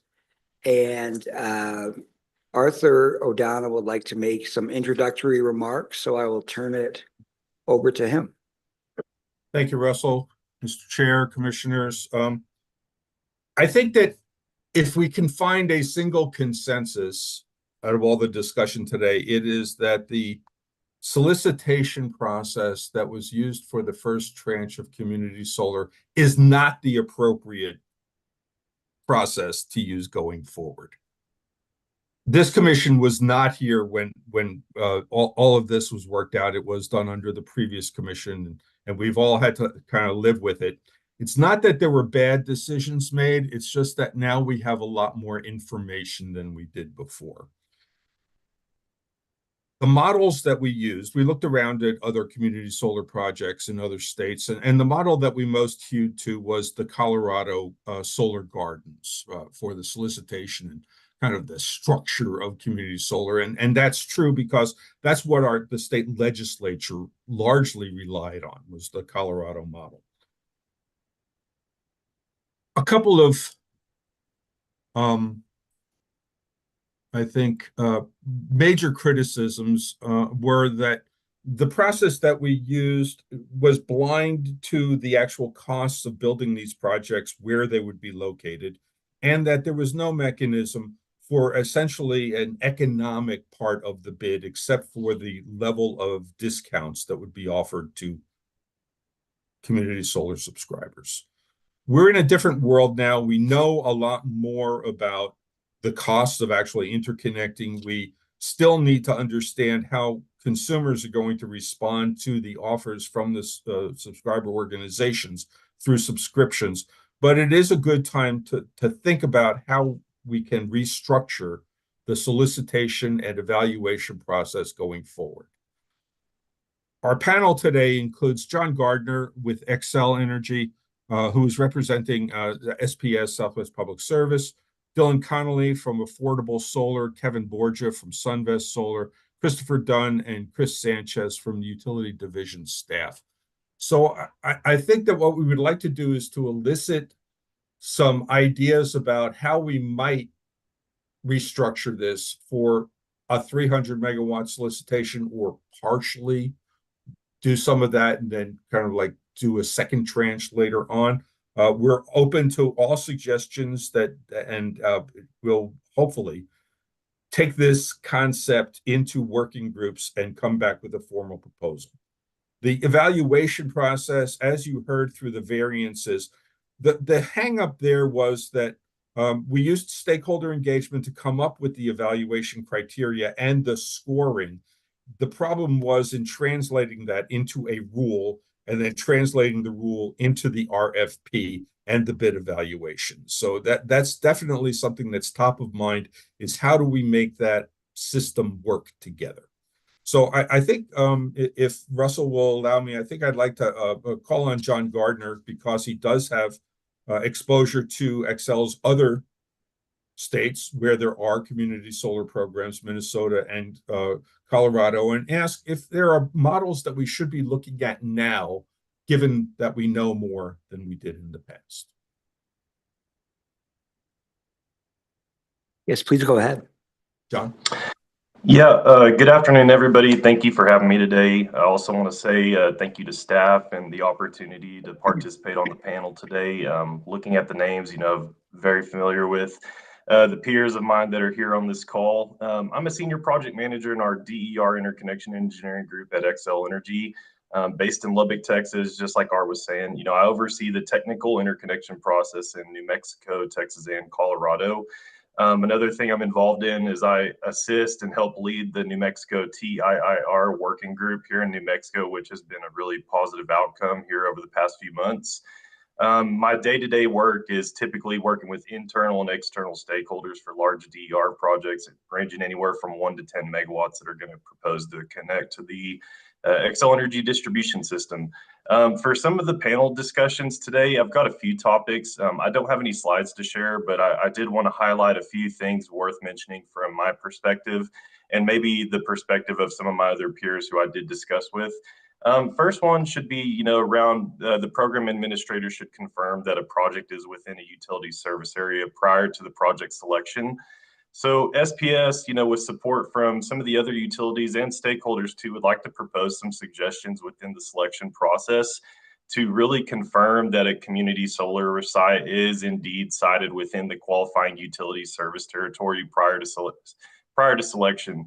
As I've been thinking about this morning, we've heard a lot of people talk about the pre-application data reports. I do want to talk about that. Those have been something positive that we've seen at SPS and at Xcel Energy. We do believe that it can be a helpful tool. So maybe there's opportunities there to add that kind of requirement in Interconnection Rule 568. Maybe that's something for future discussions. In addition, there could be other forms of confirmation that the qualifying utility could perform or confirm before bid selection. That could be done in a few other manual ways as well. But, really want to stress the importance of that before any projects are formally selected. On the note of pre-application data reports, I do want to highlight, and most of you guys should be aware, but these reports are really only a snapshot of the actual distribution system at the time of the report. We all know that the distribution system is dynamic. Reporting values in that report can change, such as hosting capacity, minimum daytime loading, or other specific things inside of that report. And as I've seen at SPS, we have seen a pretty big uptick in the increase of these pre-app requests. And we do believe that going forward, these can be helpful for our prospective developers as they're working to get their projects interconnected. One thing that we've been really focusing on at SPS is just trying to increase customer service with, scoping meetings. And so whether that be before a request or during a specific study or once we have final results, discussing what those reports mean in a little bit more of a technical format with the developer has been pretty helpful. Another topic I was going to bring up today was just bringing increased awareness to this group about the potential impacts to the transmission system. And, SPS is a little bit different from the other IOUs here in New Mexico, but there still can be some technical impacts when, you're evaluating community solar sites on the distribution system. For example, SPS, we're a member of the SPP, Southwest Power Pool RTO, Regional Transmission Operator. We have obligations when it comes to, generation requests or load requests that are occurring on the distribution system that ultimately flow up to the transmission system. Additionally, as we've heard and we've been looking at this, projects that are sited away from load centers have more potential to impact the transmission system. And so thus there could be potential for additional transmission costs with these interconnection upgrades. As we've heard from Incline this morning and Art and a few others as well, I think Kevin might have mentioned this, but there's some ways that we can suggest to utilize the pre-application data reports to help identify specific areas that maybe have a little bit higher amounts of minimum daytime load and maybe low amounts of existing generation that could give the community solar project its best chance, or at least a least cost pathway towards interconnection.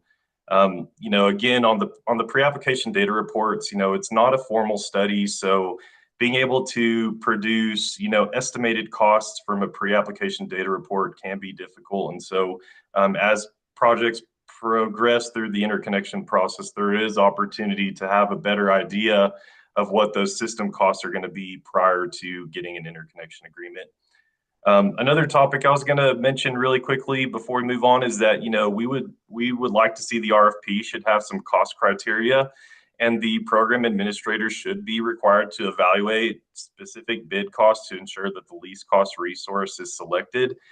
We did see lots of changes and maybe some surprises in the scoring process. So there were some changes that we saw in the methodology to grant the scores.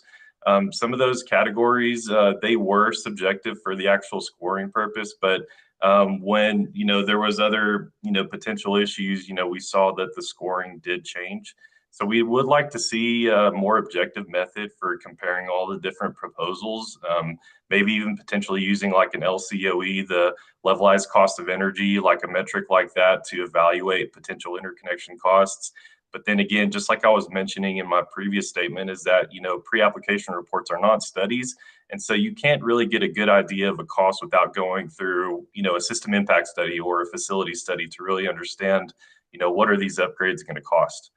And then lastly, this was one of the topics I was really interested in, is that the program administrator should confirm if selected projects are on the same substation transformer and or feeder for sequential or cluster review purposes. We did hear at the beginning, Mr. Fisk highlight the variance regarding the cluster study. We do believe that, as we start to see more penetrations of DER or even community solar projects, if they are selected on the same substation transformer and feeder, there could be opportunities to, improve the efficiency of the interconnection process by performing cluster studies. So that could be performing a singular system impact study for multiple, developer projects that are on that same substation transformer and feeder. And so we do believe that there could be some efficiencies gained from both the utility and for customers. So, lastly, I just, again, want to say thank you. Looking forward to some future discussions here and, potential participation in working groups. But thanks, Art, for having me. And thank you to the commission and staff for having us as well today. Okay, John, just to clarify, is that a lot of what you're talking about would be before the bids are even entered, right? So that's something, am I getting that right? Yes, sir. I believe that a lot of the things I'm bringing up are, in the spirit of interconnection efficiency. So that would be potentially before the bids are entered. Okay, Dylan Connolly, we've already heard from him in comments with Affordable Solar, who has been a very active participant in our program. Dylan?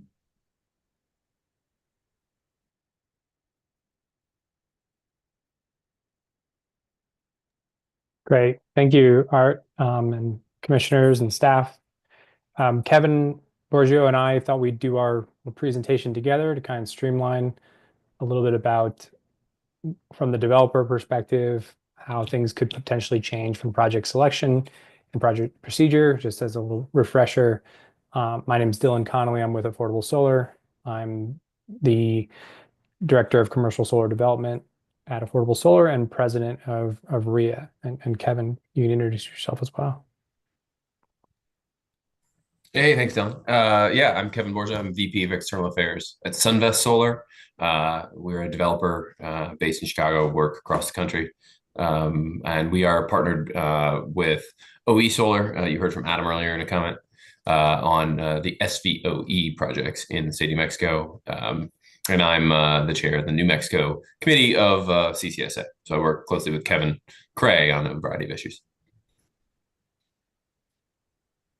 Great. So we thought we'd just kind of give a quick background on our companies, talk about how RIA and CCSA have engaged in the original, with the original commission that took up the rulemaking, talk about You know what? Can we skip that?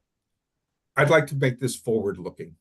All right, either keep it really brief or just move forward. I think it's helpful just to have a little bit of context of the projects that were selected and kind of the pros and cons of how they were selected and what we looked at.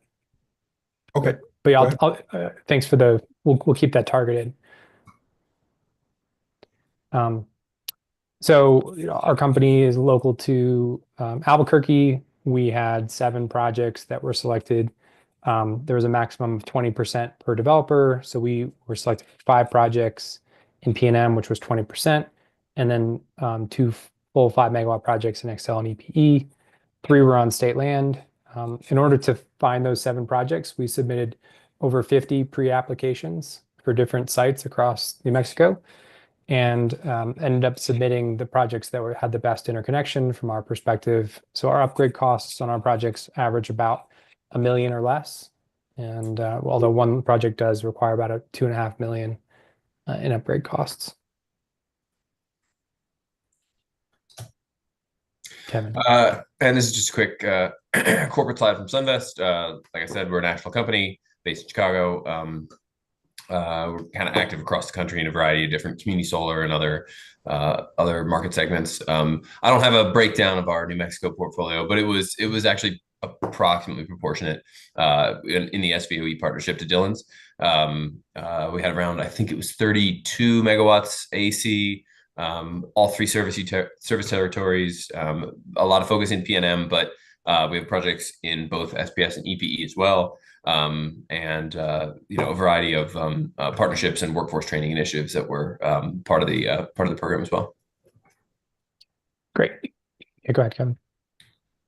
No, the next slide, I think, just kind of shows how you and I work together with our respective trade associations, I think. Yeah, local perspective, national perspective, bringing in lessons learned.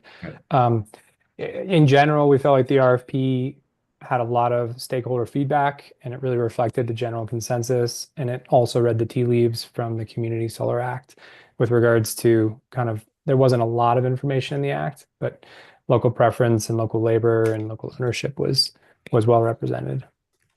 Kevin.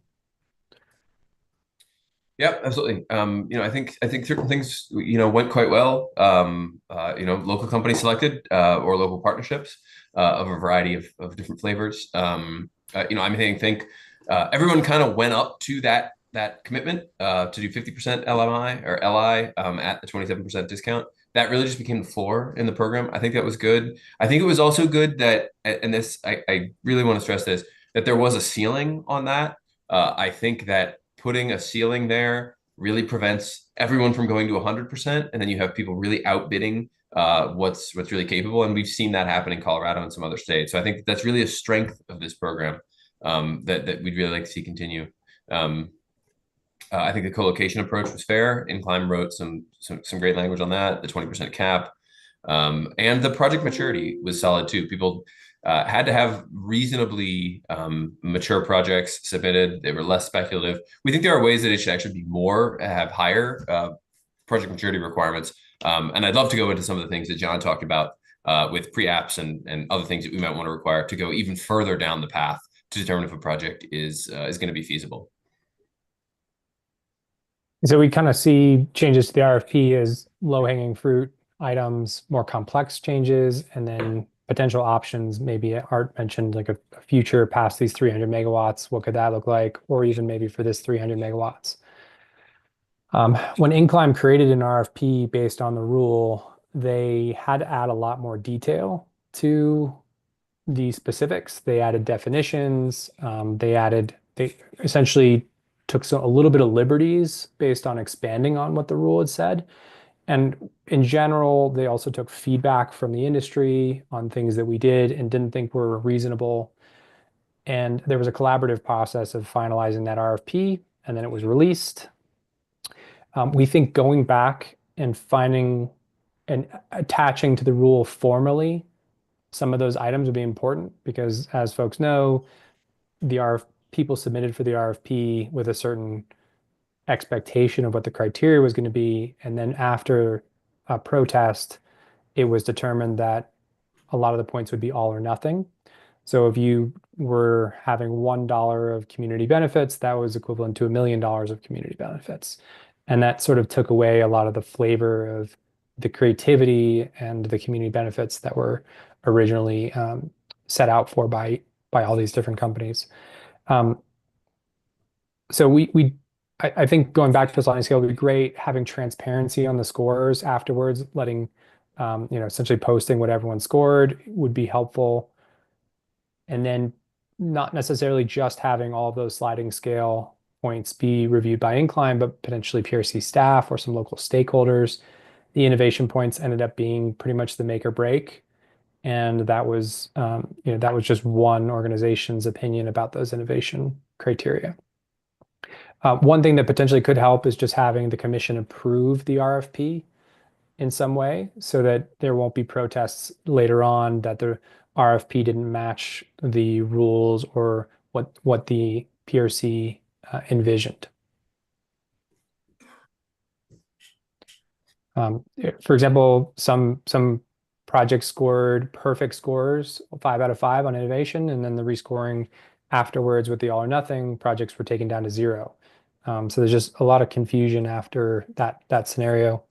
The local preference language that Incline kind of created based on the rule was really focused on avoiding the appearance of a company being local and them not actually being local. So there was a lot of language that Incline sort of took some liberties on that would be ideal if we could discuss and then formalize and have commission approval for that language. Avoiding situations where a company just say buys a company with local preference and then submits as a local company, or essentially false partnerships, while not disadvantaging joint ventures.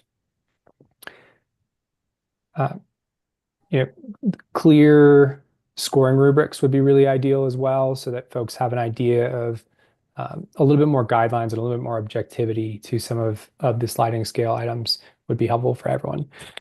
John mentioned that the pre-applications do just kind of give a snapshot.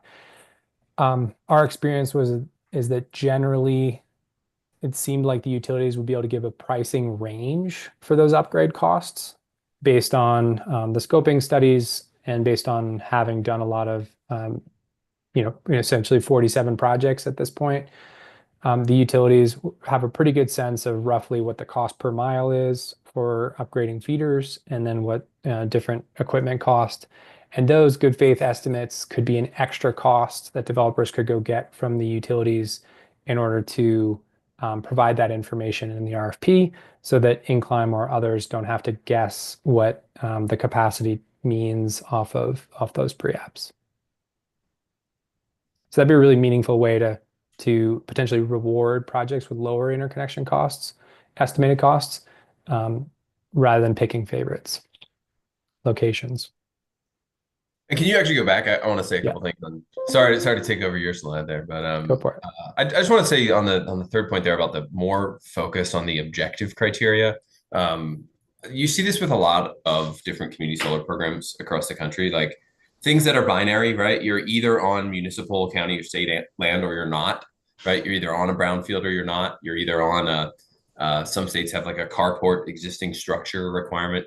It's easy to tell if it's on or off. Whereas the way that some of the aspects of the first RFP worked, it wasn't like that, right? People had partnerships, and this gets into the scoring rubric. It was hard to tell if a partnership was valid or not, and you kind of had a bit of spaghetti at the wall. I'm not complaining. I'm not trying to be a sore winner on that front, but it was just a challenge, right? And it put the procurement administrator, I think, in the position of, as Dylan said, kind of making value judgments. And so my general advice is the more that you can have objective criteria in the next round, that can be really helpful. And I think municipal, county, state land, some states actually incentivize nonprofit land as well. That can certainly be beneficial because the lease payments and other things are going to come back to local governments, and that's going to be an additional benefit they wouldn't be getting otherwise. So then I want to take kind of with all that we just said, I want to kind of take it to a next step. There's another option that could just be much simpler. The first round of the program had its challenges, and it did use a points-based selection process. There are a bunch of states that do that. Illinois does that. I'm very familiar with that program. The Illinois program uses a simpler selection process with a fewer number of points, and they're, again, very objective. However, a lot of states don't even have a selection process. It's kind of a first come, first serve. And so essentially, I tried to just state that here. You go through a utility interconnection study, you get the results. If that looks good to you, you sign the IA, and then you kind of turn around and go to the program administrator, and you're awarded a contract. And the program kind of continues until the capacity limit is achieved in that particular service territory, right? It's just a lot simpler. You have to have higher maturity requirements. Again, you have to have the IA. By the time you've signed the IA, you've made firm financial commitments to paying, in some cases, as we saw with Art's slides earlier, into 7 figures. or sorry, higher, excuse me. And so having that kind of commitment really does provide a demonstration of maturity. Permits was required in the first version of this program. That can be key. You have to demonstrate that you have certain finance and subscription capabilities. I think that's helpful. But most importantly, there's no subjectivity, really. It's just a lot simpler. There's a lot less hassle for the commission, a lot less challenges there. And I think that the other thing that you can do with that is you can still layer in the other public policy goals that I think are written into this program, right? So all of the low income subscription requirements, you just set a bar, right? We saw every bidder in this program went to 50% and went to 27% savings. You could just require that, right? For instance, and you're going to mandate that everyone's going to the exact same level that we saw the first time, and you're ensuring that that those goals are met. You could similarly do something with workforce training. Instead of I don't remember how many companies won, how many bidders there are, but let's just, instead of every individual bidder having their own workforce training initiative, we could just create a singular one and you pay into that. I'm just kind of spitballing here. Then there could be kind of one workforce training program that's kind of run more jointly through the commission or other aspects of state government. And I will go back to saying this is the way that it works in a variety of states. New Jersey, Maryland, the Minnesota former program worked this way. They've actually moved into a points-based system, so to speak. And not listed on this slide, by the way, is Colorado moved from a more competitively bid RFP process into a first come first serve standard offer. And the reasons that and Kevin, I guess, mentioned that in the comments here. The reason that happened is because we saw, for one reason, companies making commitments that they couldn't necessarily uphold as far as low income subscription. People went to 100%, right? They were essentially giving away energy. And you saw a lot of projects fail, right? And so looking at that experience, Colorado actually went to a simpler system. And we're seeing that move forward right now in Excel Colorado. So going over this, there are benefits and challenges, as I've kind of described with all this. The standard offer is cheaper, simpler, fewer disputes. Whereas there are challenges in that it does require the utilities to do more studies at the outset, right? Assuming that you're going to have projects that get studied before they've been awarded, you would need the utilities to staff up and properly move those projects forward. But they're not going to have to study more projects than there is capacity, because once the capacity is reached, essentially the program closes in that particular territory. So anyway, I said that was a simpler version. It took me a long time to explain it. So I'll hand it back to Dylan. Oh, this is still mine. Okay. Again, I think some lessons learned and takeaways. There's a great opportunity here for another 300 megawatts to really utilize some lessons we've been talking about throughout today. If we want to go through an RFP, it could need some fine tuning along the lines of what we've been discussing. I think the workshop concept is a great way to do that, and we'll have an opportunity to discuss in greater detail on all these issues. We've spent a lot of time talking about interconnection throughout the day, but hosting capacity maps and finding places on the grid where the energy could be most valuable, I think could be enormously helpful. More robust interconnection study processes could be done in such a way that we learn from the lessons of this program as well as other states, and find a way to allow the projects to move forward in a much more smooth way that works better for all stakeholders. So I'll hand it back to you, Dylan. Now we go. Yeah, so the last one here, just other considerations, storage was mentioned, finding a way to compensate for storage. These projects could definitely do storage in conjunction with solar, but if there's not a methodology for accommodating that extra cost, then it doesn't really make sense. There's some questions about how much does the bill credit need to be. So things for discussion further, more than we could fit in this short time frame. But we definitely see downsides of the price-based RFP, as Kevin mentioned, sort of a race to the bottom, and ends up being a lot of promises that are difficult to make or succeed on, versus I think what's been brought up is $125 million worth of upgrades for all these projects. If essentially a good faith estimate for the pre-apps was available for these projects, that could have potentially have steered us away from some of the more expensive upgrades. So we'll leave it at that. Thank you, gentlemen. I've seen some hands raised, but we're going to move on to Chris Dunn of the Utilities Division staff, and take it away, Chris. Thank you, Arthur, and thank you again, Mr. Chair, Commissioners. Yeah, once again, I have the fortune of kind of following up after some great insights that have been provided by John, Dylan, and Kevin here. So I'll try not to rehash everything that's been said so far, but recognize that they made a lot of great points. Generally speaking, staff recognizes that there are a lot of potential changes that could be made to the process for project selection, and that some of these might really benefit New Mexico's community solar program and make sure that we get the right projects or some of the ideal projects selected in the next round. Staff not really prepared to take positions on which changes should be made at this time and which ones shouldn't, but there are a variety of commenters that were previously making suggestions in the prior rulemaking, as well as just changes that we've seen that have shown themselves to be worthy of consideration based on kind of the historical outcomes of our program thus far. So with that in mind, I think that some of the key points that were touched on by others that staff would also emphasize are, the opportunity to reflect on a standard offer approach versus an RFP approach.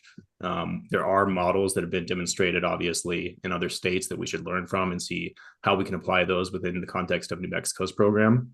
I think that that's been a goal of community solar in New Mexico throughout, is to learn from those who have come before us. And as we've seen, as much as we try to do that, that's not always a simple cut and paste method to take it to New Mexico. Nonetheless, I think that there are a lot of viable opportunities for us to learn from those examples and see how we might be able to integrate them into New Mexico's selection. Regarding locational preferences, I think that there's some different perspectives that might be able to add value as well for project selection. First, there is at least some direction given towards prioritization of projects that have a proximity to the potential subscribers. And, that could be beneficial because it can reduce perhaps transmission costs and grid inefficiencies.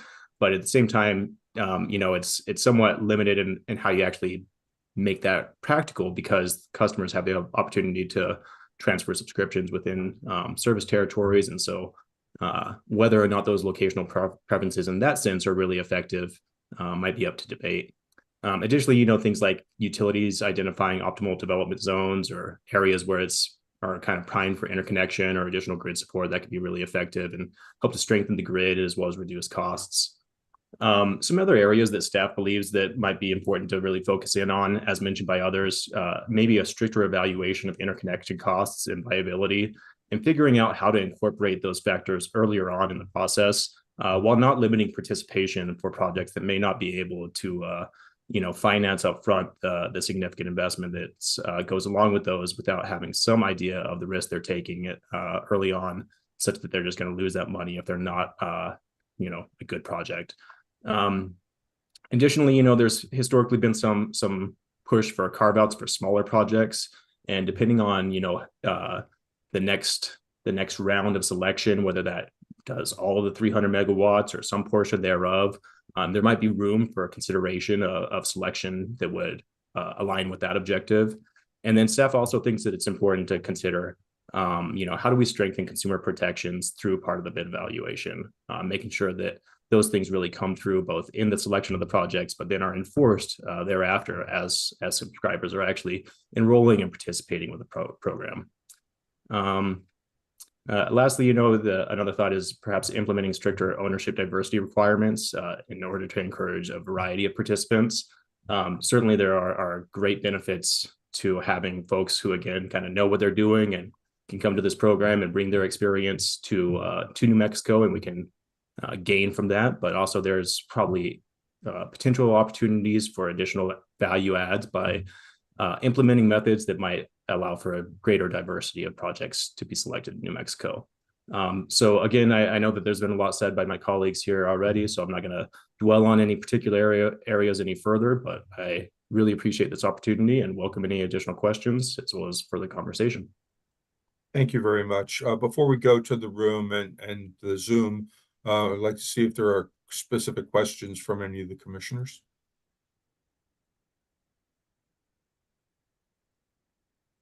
Yeah, I thank you for those presentations. I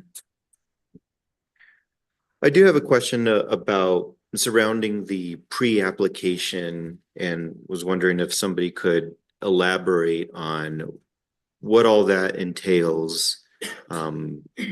What kind of work is being done by the developer there, and what responsibilities, if any, the utilities would have to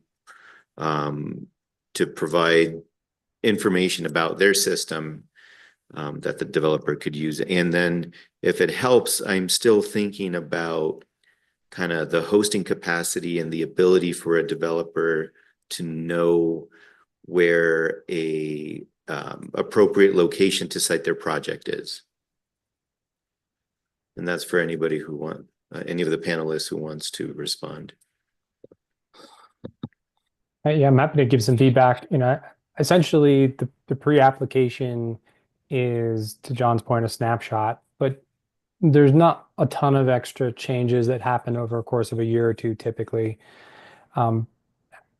What we're doing as developers is creating our own individual hosting capacity map by looking at the map where the substations and feeders are and figuring out where is there generally some available land in the 30 to 50 acre range. And it's extremely inefficient that 40 or 50 different developers are going to the utility and asking for 30 to 40 pre-applications to essentially each of us individually creating our own hosting capacity maps in our minds. And so we take that information and we estimate that this location needs an extra mile of refeedering. That costs $1 million. This project can or cannot bear that based on the cost of land in that area, for example, and the other variables. Okay, and that's you as a developer estimating those costs. There is not a mechanism for a good faith estimate at this point, and it's not contemplated in current rules. So it would need to be a mechanism that'd be requested to be added probably by the commission in order to have a mechanism to compensate the utilities for their expertise to come up with a rough order magnitude number. Okay, and maybe then a question for John about the utility's ability to provide a good faith, non-binding estimate. And so obviously I'm not talking about a system impact study or facility study, but an estimate that would be non-binding on the commission, but would still, I think, be informative to a potential developer. Is that? Yes, sir.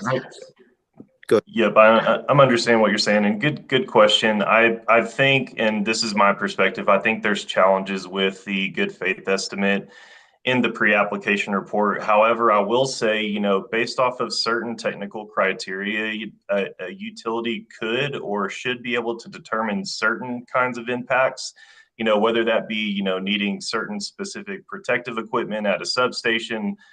Sometimes those, pieces of equipment can just be a blanket estimate, and here's a starting point and then go from there.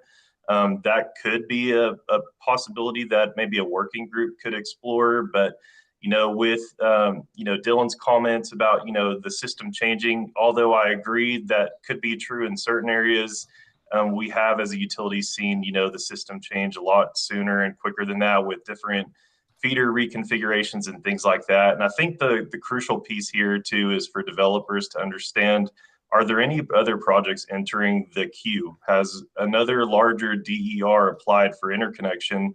And is the capacity that I assumed was there when I submitted my first request now going to be there 1 month, 6 months, 1 year, 2 years from now? And so, if they're basing that off of old information, that can provide challenges at the time of the actual interconnection request. But another mechanism of the interconnection rules is a feasibility study. And in Xcel Energy, New Mexico, and Colorado, we have seen that study been successful to be able to provide alternate pathways to interconnection when the nearest substation or feeder may be full for existing generation. So I hope that answers your question, but do you have any other follow-up, sir? That's sufficient for now. Thank you. I appreciate it. Sir.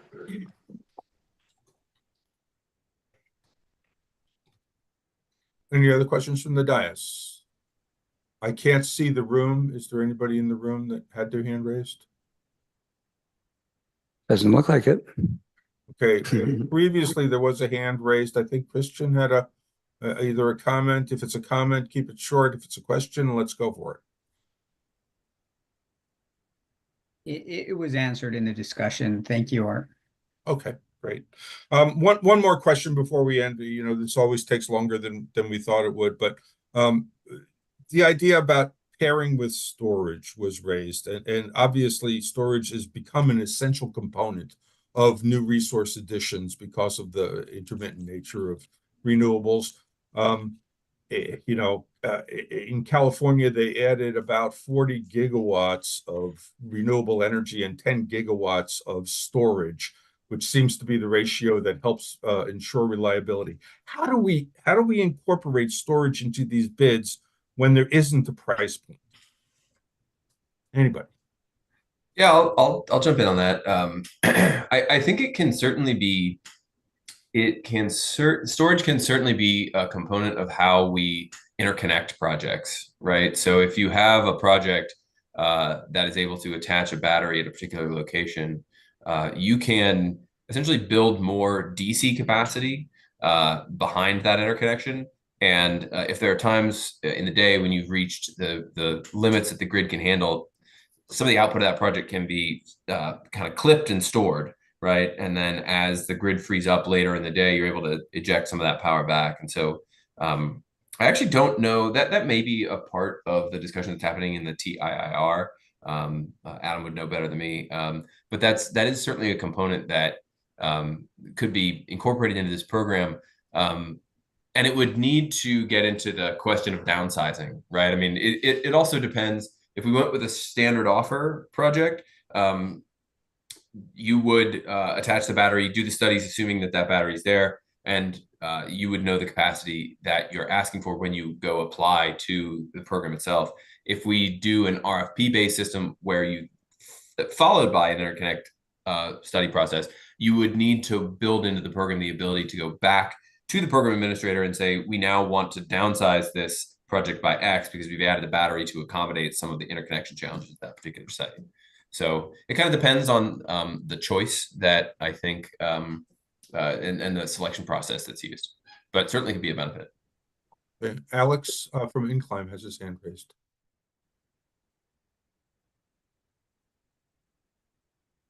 Go ahead, Alex. Thanks, Arthur. Thanks. A couple of points that I'd like to raise here. One, just a misconception I'd like to clear up, that Incline actually did not create the project RFP. Some of you may not know that. Another vendor hired by the commission before we were selected as administrator created the initial version of the project RFP. And then when we came on board, we took over the document, we made adjustments, but we had the existing structure of the document and of course the guardrails of the CS rule that we had to stay within.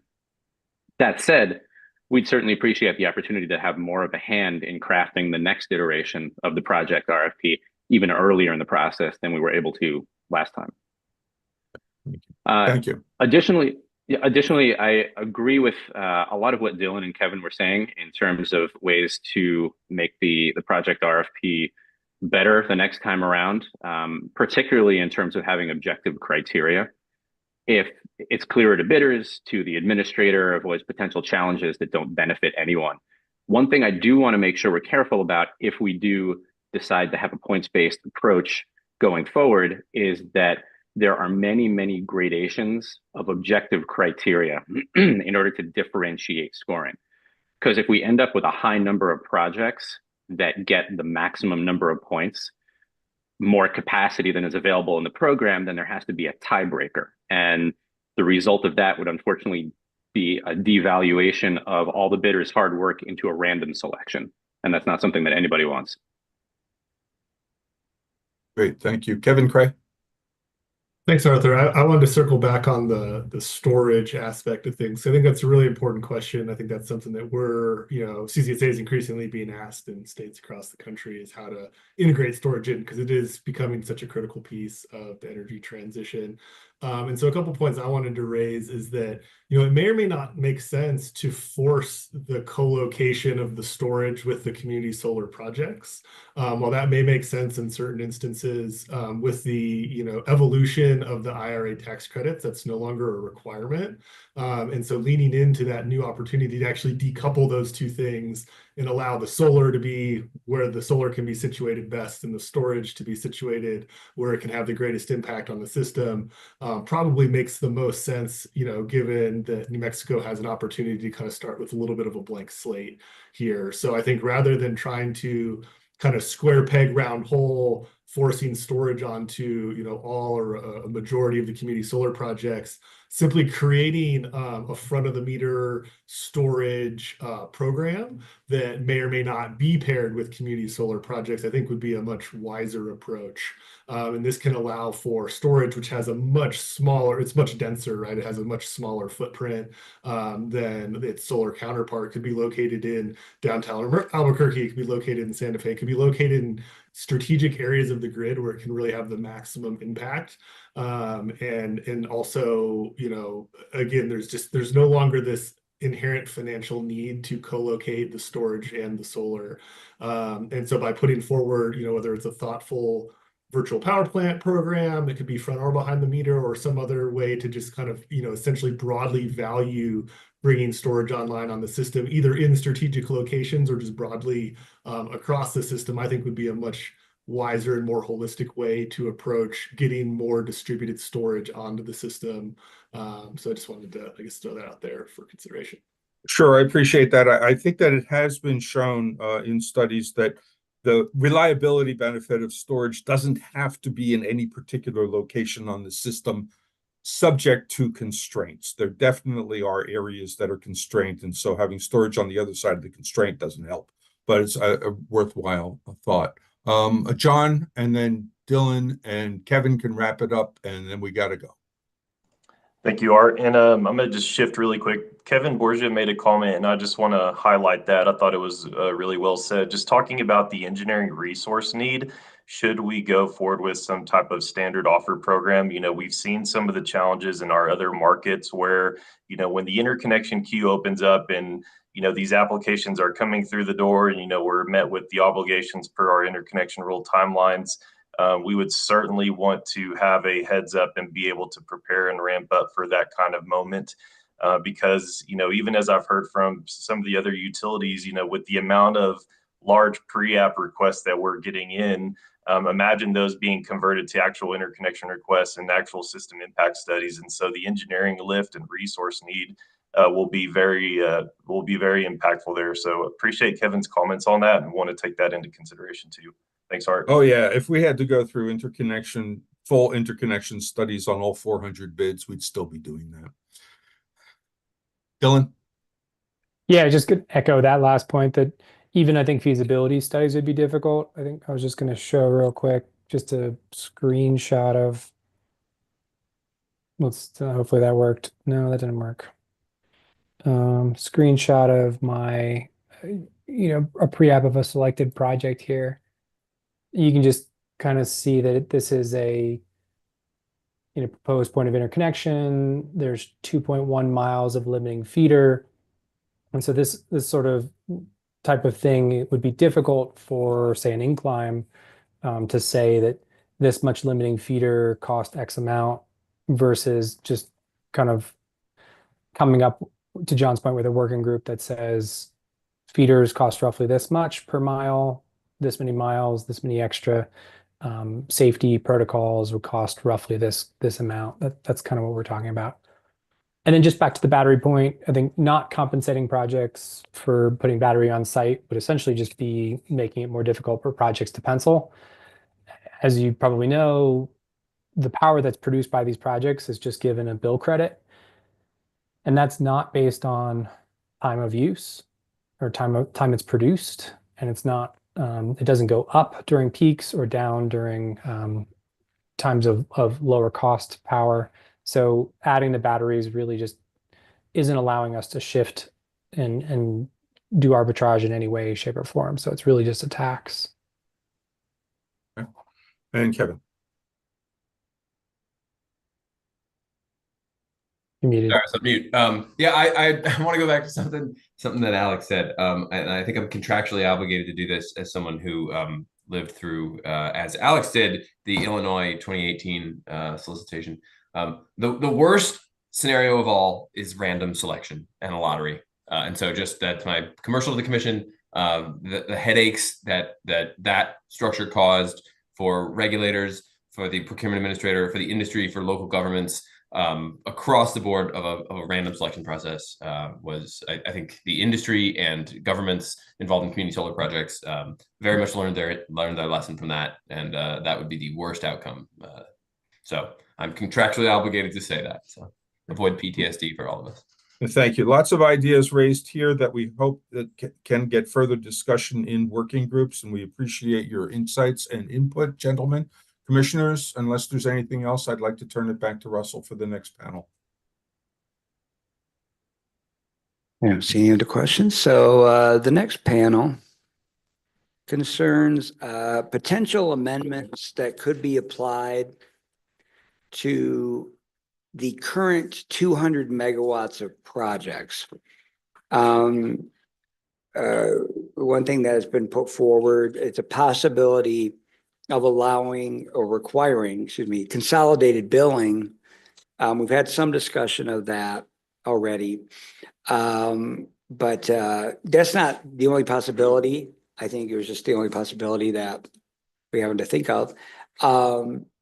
And the reason we wanted to address this is not so much because there's a huge demand, other than what we've heard about consolidated billing, for amendments that apply to the first 200 megawatts. But if we do go forward with anything like that, we might want to do it on an expedited basis, or even consider something like a variance from the rule. These are just ideas that, the possibility of doing something that might apply to the first 200 megawatts would require possibly quick action. If something that would affect solicitation of customers, for instance. So this is just to, consider some ideas if people want to throw something out there. But so let's get started. Now, I think Mr. Babej, he was online earlier too. Is he? Oh, I'm sorry. I thought you, were you online earlier? Oh, I'm sorry. Sorry about that. Well, it's good to meet you. I have a face for online.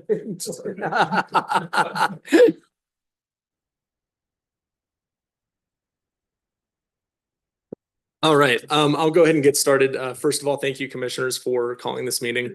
My name is Alaric Babe. I am the Director of Customer Energy Solutions at PNM.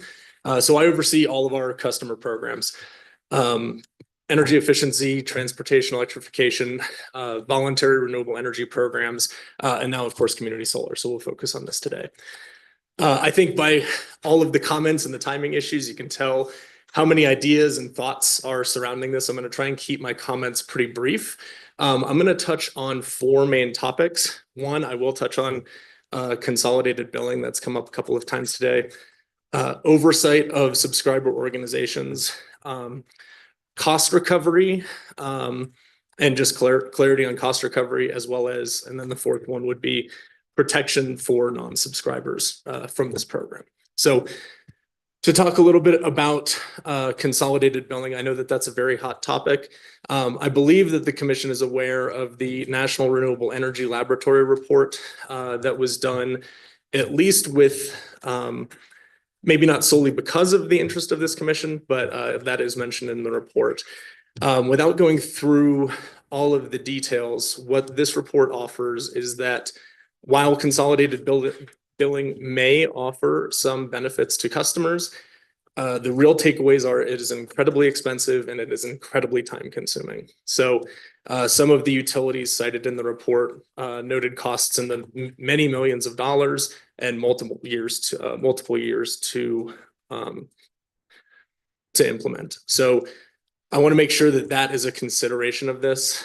Those costs would eventually come out probably of the administrative cost rider, which would then serve to reduce the benefits to the subscribing customers. So I also think, and again, the utility perspectives here are very varied, but there is significant hesitation about moving forward with consolidated billing at this time.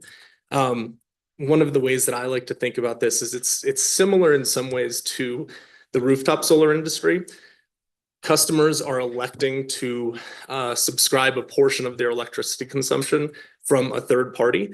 The rooftop solar industry, be it a PPA, which is no longer so common today, or possibly a loan, customers are very, very used to paying two bills when they subscribe to two services.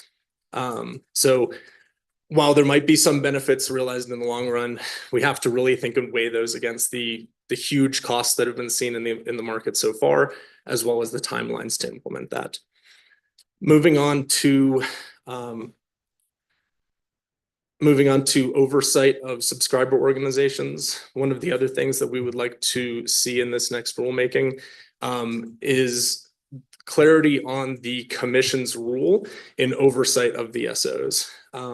If the commission doesn't have oversight or doesn't regulate the subscriber organizations, that duty would fall either to the New Mexico Department of Justice, which could become a long litigated process, or the utilities. And so there's an inherent conflict already there. So I think some clarity in the rule about the role of the commission in oversight of the subscriber organizations would be very beneficial for the both for this tranche as well as future tranches. The third thing, talking about cost recovery.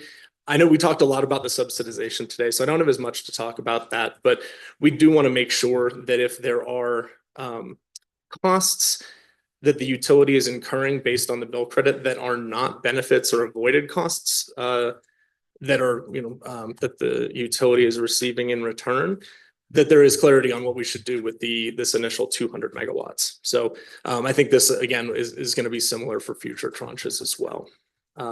And then the final point, protections for non-subscribers.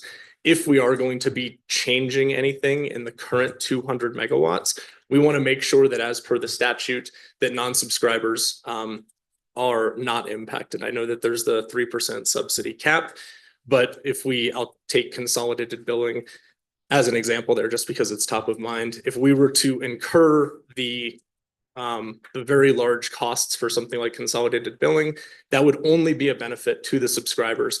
And so therefore we wouldn't want to be billing non-subscribers for something that costly. So I will wrap it up with that. I'm sure there'll be lots of questions moving forward, but thank you again for the opportunity to speak today. Thank you, Mr. Babe. Let's see who would be up next. Pardon me. Next, we have Alex Passanen from Solstice. I think he's online. I am. Thank you, Mr. Fisk. And hello, Mr. Chairman, Commissioners. My name is Alex Passanen, like Mr. Fisk said, and I lead the policy team for Solstice. We've been providing community solar subscription services, so acquisition and billing management for almost 10 years and supported close to half of the awarded projects here in the RFP in New Mexico. So very excited to get going in phase one. Thanks for the opportunity to participate in this workshop and the panel. Thanks, Alec, for your comments. I actually did also contribute to that NREL study. I'm sure we'll have a chance to talk about that more in the working group phase. But yes, there are a lot of different ways to fund the cost and a lot of different levels of costs for different territories across the country for implementing consolidated billing. I'll talk about one of those models here. But before I go into that, I just wanted to note that legislature, commission, program administrator, a lot of the folks in this room deserve a lot of credit for designing this program to be successful in serving income qualified customers. We're obviously yet to get going in this first phase, but but there are a lot of elements that got included that are super positive. That includes the decision for the variance on the rule back in November that Alex from Incline discussed earlier, which aligned the low-income subscription deadline with the operational timelines for projects. That was a huge step in protecting the customer experience and making sure this program has a chance to get off the ground smoothly. I'd say that rule change and the others that have been discussed today should be codified and applicable to both phases, just so there's no ambiguity about that going forward. But in terms of amendments, Alaric obviously already raised it, and this is consolidated billing's a clear focus here. I very strongly feel that it's the most impactful amendment that could be made for this program, and the only one that could appropriately be applied retroactively and made available to subscribers that end up signing up in phase one in this initial tranche. Solstice has done a lot of work in equity-focused community solar programs across the country. Basically all the main ones that serve income qualified and disadvantaged communities. There's usually 3 elements that I'm always looking for. One is streamlined income verification, which this program has, thanks to the Commission's clarification back in October that enabled true self-attestation. That was a huge step forward. The second is meaningful minimum discounts. A bunch of folks have talked about that today. This program incentivized those via the RFP, and every project committed to 27% discount, 50% low income, which is super ambitious and really exciting. We're excited to deliver that product to communities around the state. And the third, and the one that has the biggest impact on subscriber experience by far, is consolidated billing. There are a few main reasons that it is critical in driving the adoption of community solar, especially in a market where community solar is a brand new concept, which will be the case across most of New Mexico. The first is that subscription providers no longer need to collect payment information.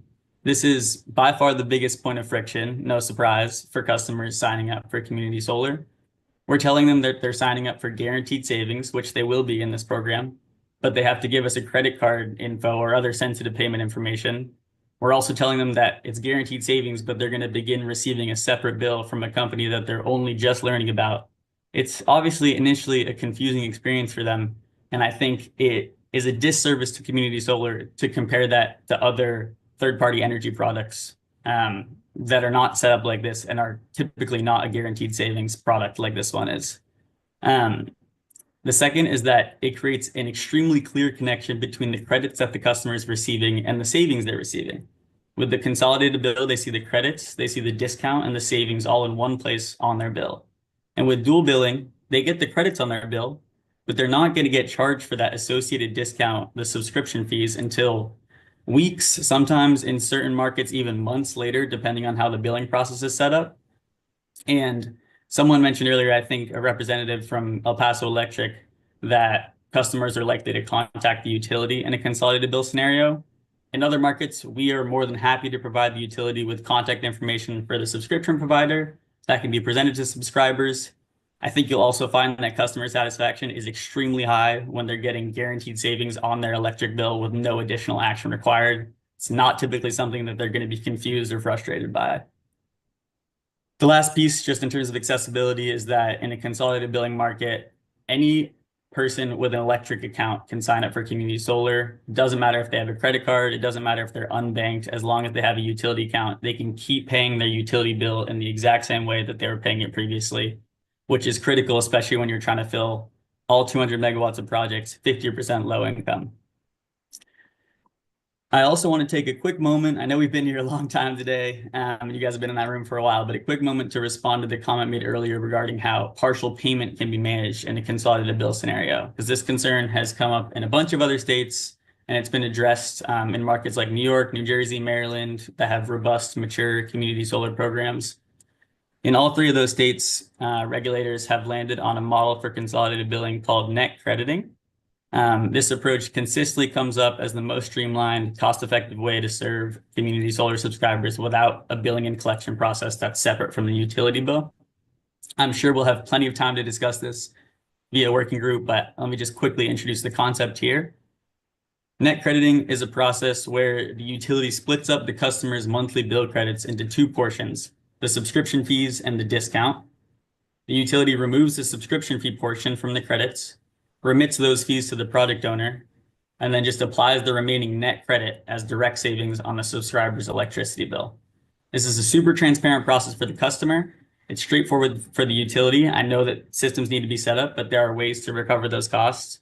And all the subscriber organization is doing with the utility is providing the percentage discount so they know how much to remove for the subscription fee.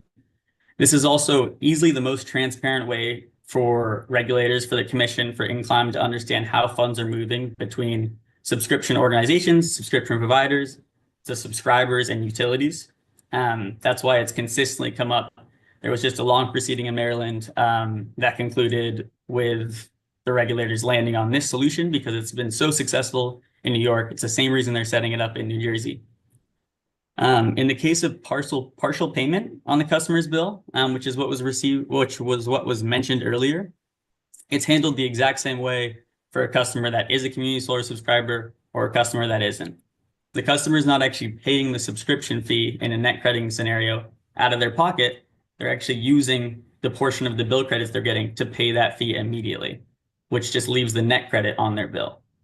In the dual bill scenario that we're going to have when this program launches, the utility takes 100% of the subscriber's monthly credits and puts it on their utility bill.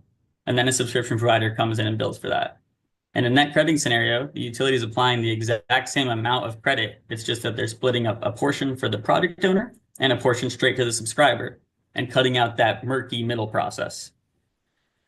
This introduces no additional exposure for the utilities to underpayment. This is a guaranteed savings product we're talking about in New Mexico. So the total utility bill for every subscriber and every month is always going to be lower than it would have been otherwise. So if anything, the chances that the subscriber will only pay part of their bill has actually decreased because the customer is facing a more affordable bill every month. I know that's a lot, but I'm going to leave it there for now. I know we have someone else on the panel, but thanks again for the chance to contribute and look forward to discussing this more. Thank you very much, Alex. So we have Christopher Dunn from our staff. All right, thank you, Russell. Thank you again, Chair and Commissioners. Christopher Dunn from staff here. So on this topic of potential amendments that could be applied to 200 megawatts projects already selected, first, staff wants to comment that I think we need to be cautious when we're making any changes to the rule that would apply kind of retroactively to those 200 megawatts. Certain changes are probably non-starters, but other changes likely could be reasonably applied to those existing projects. We've certainly heard a lot about consolidated billing, so I won't try to linger too long on the subject, but briefly, staff recognizes that's a change that could be made, could be applied to the first tranche of projects as well. It's recognized widely from a lot of the organizations that staff takes part in around community solar that it is a best practice to implement consolidated billing in states where community solar is available. I think that there are some very valid challenges that have been articulated by representatives of the IOUs, Mr. Babé and Mr. Schiestel earlier. Those are valid and should not be disregarded. Conversely, I think that there are certain benefits as well, and we have to recognize that perhaps all of those challenges could be, or some of those challenges at least could be addressed or considered in a different fashion. First, I'd say it's not immediately clear to staff that the costs associated with consolidated billing would be or ought to be recovered through an administrative cost rider. Some of the software and necessary tools to implement community solar were identified as enabling components of community solar, such that they allowed participation for all customers, whether they ultimately were subscribers or not. And therefore, those costs were determined to be eligible to be recovered through rates in general. So we might look at consolidated billing similarly. That's not to say it wouldn't be recovered through administrative cost riders, or at least partially, but it might fall similarly as to other software that's being utilized for community solar. I think it's also fair to say that it might be a tool that could be utilized in a different way, if not as a perfect one-to-one substitute, as maybe a learning tool for things that don't exist currently in New Mexico, but at least have been proposed before and do exist in other states. An example might be on-bill financing of rooftop solar that is not an option in New Mexico, but is in existence in other states. And a tool like consolidated billing might be seen as something that could be leveraged for activities like that, or at least used for learning. I'll move on from consolidated billing now because I think there are other things that could be also applied to the first tranche of 200 megawatt projects, but that's my brief discussion of that. Some other areas, regardless consolidated billing or not, ensuring effective customer education is absolutely key, I think, for all community solar projects and implementation of community solar for New Mexico broadly. Additionally, understandable utility tariffs and perhaps codifying in rule how those tariffs should be presented. That's going to be very valuable and maybe particularly so in a situation where we maintain the current dual billing construct. A few other kind of low-hanging fruit things that should be considered, though I'm not sure necessarily that they need to be changed. Subscription agreements, is the information contained in 17.9.573.17 still relevant? Are there any changes that we want to make that would reflect what we've learned so far? Additionally, production data at 17.9.573.19c. Should subscriber organizations be required to provide things such as real-time output and historic production data that are encouraged currently in rule, but not required? Subscriber protections and the uniform disclosure form. Those are currently, again, codified in our rule. Are there necessary updates or changes that would be appropriate to apply not only to future projects, but the first 200 megawatts projects that have been identified as well? Any additional simplifications to reducing barriers around low income qualification and verification. I think the changes that have been made thus far have gone a long way in that direction, but there's other opportunities that could be considered. Things such as census tract qualification have been brought up previously. And then another kind of key, at least from my perspective as a member of commission staff, is our duty to report to the legislature on this program. And are we consistently going to get the information that we need to be able to provide a holistic and thorough understanding of how our program is performing, what has been done thus far, and what ought to be done going into the future? So that's kind of a high level of a few list items that staff's identified. I think there's certainly others, but I think that those are a good starting point. And I appreciate the time as well as the contributions of my colleagues. I'll stand for questions if there are any. Thank you, Christopher. Let me see if there are any questions live here. Anyone? I don't see any. Let's see on Zoom. Please raise your hands on Zoom if you're interested. And by the way, I've noted that some people some of the participants are chatting on Zoom. So, there's an additional discussion that's going on. I'm not sure that everybody who's here, especially who's here in person, will be aware of those. So, but for those who are online, they can access those, of course. Let's see. Does everybody? Okay, well, I don't see anyone who has raised their hand. Seems like we've lost a few participants. Let's see. Okay. Commissioners, do you have any comments or questions? I don't have any questions, just, in working through the issue of consolidated billing or the question of it, I think one thing that would be helpful to me is to see what a bill would look like for customers. So maybe a customer who, over the course of 3 months, one customer who ends up kind of, netting out 100% of their consumption, one that goes a little bit over and one that goes a little bit under. I think that would help. I hear the points that are being made. I think there are a lot of valid points made, and so that would help me. Commissioner, just a clarification. Now, would you like to see something that, for instance, like Alex was discussing, like a mock-up of that, or would you like to see examples from other states? I would say a mock-up, maybe somebody who's using 650 kilowatt hours during that month or consuming, and then, is offsetting that amount, maybe goes a little bit over, a little bit under just to see what they would be seeing, right? Because I think for me, I'm hearing that this is critical, but also hearing that it could be expensive, right? And so it's weighing the cost, and I think that's would help with that, identifying that. And it looks like there's a question or a comment in the back. My name is Troy McGee. Last year, I founded the subscriber aggregate company, Watts Up New Mexico. And I brought 3 mock-ups of example bills today, both high and low and kind of middle. I brought them. They're very much hypothetical. We don't have examples yet, and the bill credits are new. But for the purpose, I wanted to share them so that the comparisons can be seen. I'm happy to share them, but please know that they're hypothetical. I'm an aggregate. I'm not a subscriber organization, and I'm not a subscriber manager.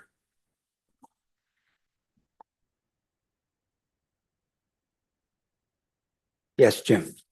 So, Mr. Chairman, Commissioners, I mean, at least for EPE, I'd be happy to provide sort of a sample bill. We did I believe we did in phase 2, but we could, just say what at least we're contemplating based on our tariff, it would look like on our bill from the perspective of the credit, right? And the amount that they have subscribed for. We could do that.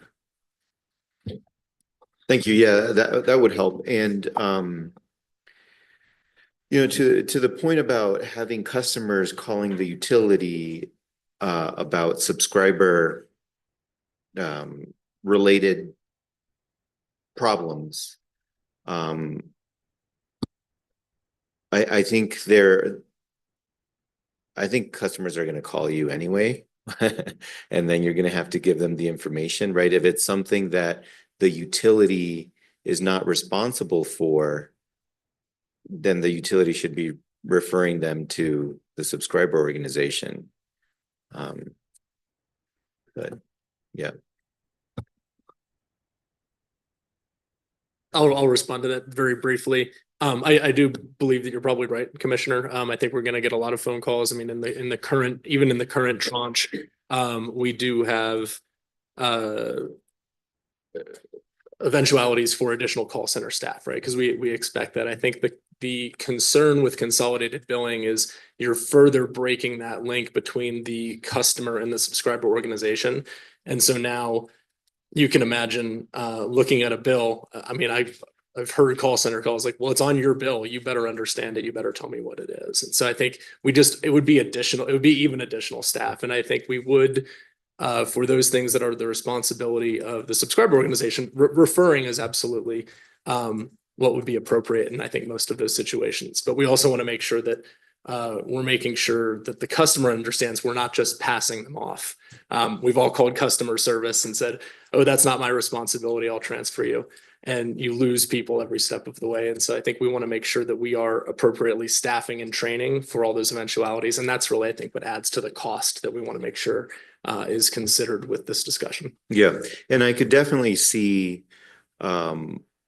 reasons or questions where the utility can help about, this is the consumption level. This is your portion of what we understand is your entitlement to the generation. And so that's how this bill works out to the way it does. I could also see questions that the utility should not be in a position to answer, like, I want to no longer be a subscriber, right? Like, that's not the utility's responsibility, and you wouldn't have the ability to do that. Are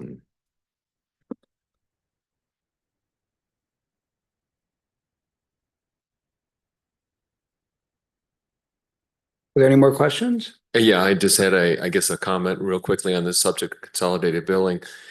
This actually, Jim Desjardins. yeah, I'm sorry, Jim Desjardins with the Renewable Energy Industries Association of New Mexico. And so this scenario has actually been happening for probably the last 15 years with rooftops. And it goes both ways, whereas, you know, a customer might call up the utility and say, well, how come my bill has changed? But vice versa, they might call up the solar contractor and said, well, I thought my bill was going to go down. How come it's going up? So this kind of back and forth is already going on. Thank you.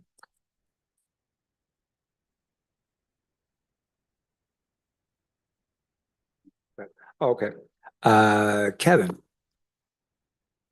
Thanks, and appreciate the question, Commissioner Aguilera. And real quick on the staffing side of things and kind of questions from customers. In a prior role, I managed Xcel Energy's community solar programs in Colorado and in Minnesota, which were both kind of some of the early adopters and pretty robust programs. And what we found is we'd spend a few hours a year training the existing customer support staff, and they were easily able to handle all of kind of the baseline questions that would come through. And then as the program manager handling the more sophisticated questions, I typically get, you know, a handful a month that I needed to actually kind of take action on and resolve with the customer. So we actually found that customers did generally understand the program, kind of knew who to contact. So just from my own personal experience, we'd not see a very massive volume of that taking place. Again, at least during my tenure with Xcel Energy. And then wanted to circle back to your question on the example bills, just to make sure that we're getting you what would be most useful.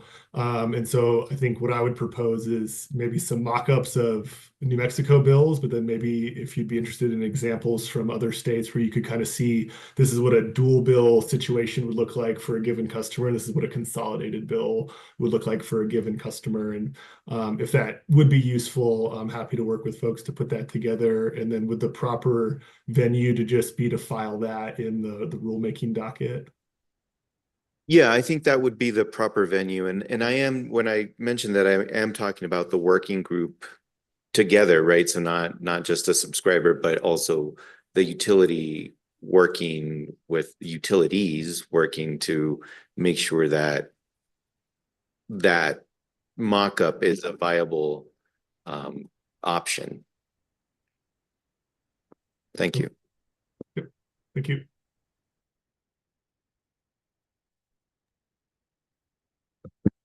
Okay, I think we have Christopher Dunn. Thanks, Russell. Thank you, Mr. Chair and Commissioners.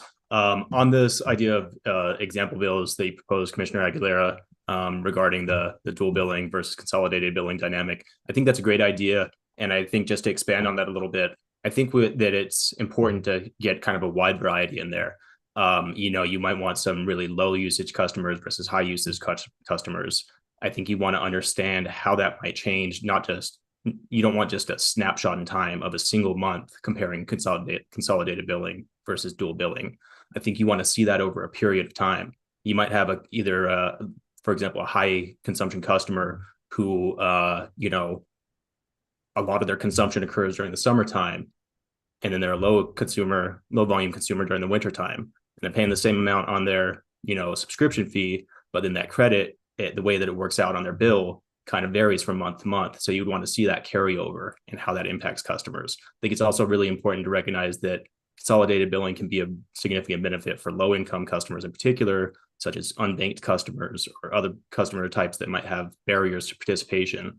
And so recognizing, I think, again, through time, how those examples would show the challenges that would be incurred by a customer, a subscriber organization, or the utility is important. And so I think we want to get not just a snapshot of one customer type at a particular period of time. I think we want to look at over a period of time, a variety of customers. How does this look? What does it improve? What barriers does it reduce? And what are the obvious associated costs to the utilities, the project developers, and broadly speaking to the program as a whole? So that's my statements regarding that suggestion.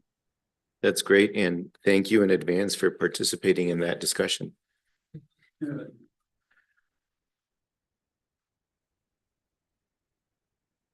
don't see anybody else. Oh, Arthur. Yes, thank you. Just a quick return to Alex's description of net crediting. Would that require a change in the legislative act that underlies this program? The legislature was pretty prescriptive in terms of setting out the solar bill credit as essentially the economic mechanism for subscribers to see benefits. And the likelihood of the legislature revisiting that is nil this year and pretty low next year. Does it really require other states didn't have that same kind of direction from their legislature as we do. Alex or anybody? Yeah, if anyone else wants to take this in the context of, so the New Mexico Act has qualifying utility shall apply community solar bill credits to subscriber bills within one billing cycle following the cycle during which the energy was generated. Honestly, I've seen it happen both ways in other markets. Definitely I think in the majority of markets, it's been introduced by the commission and settled in front of the commission and added, and it hasn't been required via legislation. That's happened in some places like Illinois. I think that the idea going into this rulemaking, correct me if I'm wrong, anybody, but the assumption was that the commission has the authority to begin this proceeding as a part of the rulemaking and to add this mechanism for phase 2 of the program. But I'm not an expert in whether or not that would actually require legislative action. I just wanted to raise the point. I don't think that we can resolve it right now. So that's all for me. Thank you. This is Kevin with CCSA. One additional point for your consideration on that, Arthur, is I think there's also a system of mechanics, right? And so under a net crediting thing, you wouldn't necessarily only show the savings level, but I think you'd want to show the math of how you derive that. So like here was your entire bill credit. Here was the amount that is remitted to the subscriber organization as your subscription fee, and then here's your net savings. And so I think in that situation, in my opinion, you'd meet the statutory charge to show the full financial benefit of the participation in the program. And you're simply just consolidating in the rest of, that dual bill situation into the now consolidated utility bill. And so whether it's called consolidated billing or net crediting, I think the outcome can be the same. And by the mechanics of how that is depicted on the bill, I still think you can kind of meet the statutory requirements and show the full picture to the customer, which we find most customers appreciate either way. So.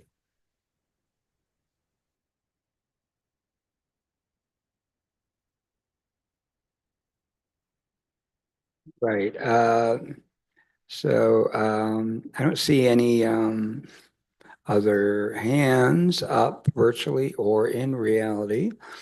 So thank you very much to the panel, and move on to our next panel concerning more generally low-income subscriber issues. Obviously, consolidated billing related to that, but we've discussed that quite a bit. So this is something that Arthur, I think you had said you would like to make some introductory remarks about. Not really, but I'm happy to moderate. I think in many ways we've addressed a lot of issues. So what we'd like to ask the panelists is to tell us what we can do to make the customer experience for low-income subscribers more streamlined, more understandable, better going forward. We do have several people on this panel, so I'd like to make sure that everybody is here. George Novella with El Paso Electric, Ann Lynn Hall with Prosperity Works, Selena Derichweiler, if I'm correct your name, I'm sorry, Sunshare, Christian Casillas with CCCNM, Christopher Dunn again, and Chris Sanchez backing him up. I don't have an introductory question, but I'd like to ask George to start us off with his sense of kind of like what else could be done to help low-income customers. Yeah, well, first off, good afternoon, Chairman and Commissioner. Sorry I could not make it. I wish I could have, especially with the Lobos beating Nevada yesterday. I was hoping if I could be in town to check out the UNLV game on Friday. I definitely would have made that road trip. A big college basketball fan. So talking about low income, and I think my comments are gonna be very brief because, and you generally saw, and I heard that people seem satisfied with the current process, especially with the self-attestation.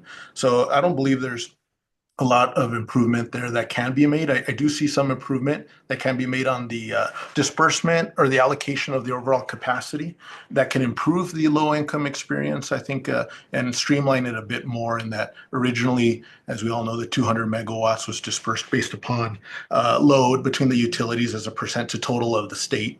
And when you do that, you're not really taking into account our customer mix. Every utility has a different customer mix and they can vary quite a bit. So say for El Paso Electric, we're almost at 90% residential, and that's not the case with other utilities. So if we look at that more and look at customer mix, we'll be able to do a better job of allocating the megawatts of the capacity, because some of the utilities may have less residential customers, so it'd be more difficult to get to those minimums of the low income minimums in the rule as 30%. And, you know, those are my comments, and I could leave it at that. I'd be happy to circle back if other groups on the panel have other points and they want the feedback from the utility perspective. I'd be happy to help on those comments. Great, thank you very much. Ann Lynn Hall, I'm not seeing you. Are you in the room? Are you on the call?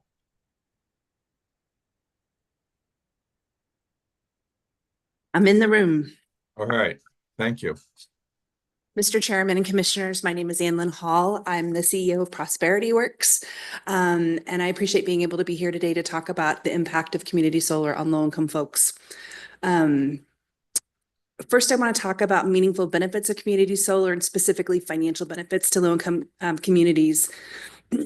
First, I want to make sure that we keep the bill credit as high as possible so that we keep the financial benefit as high as possible.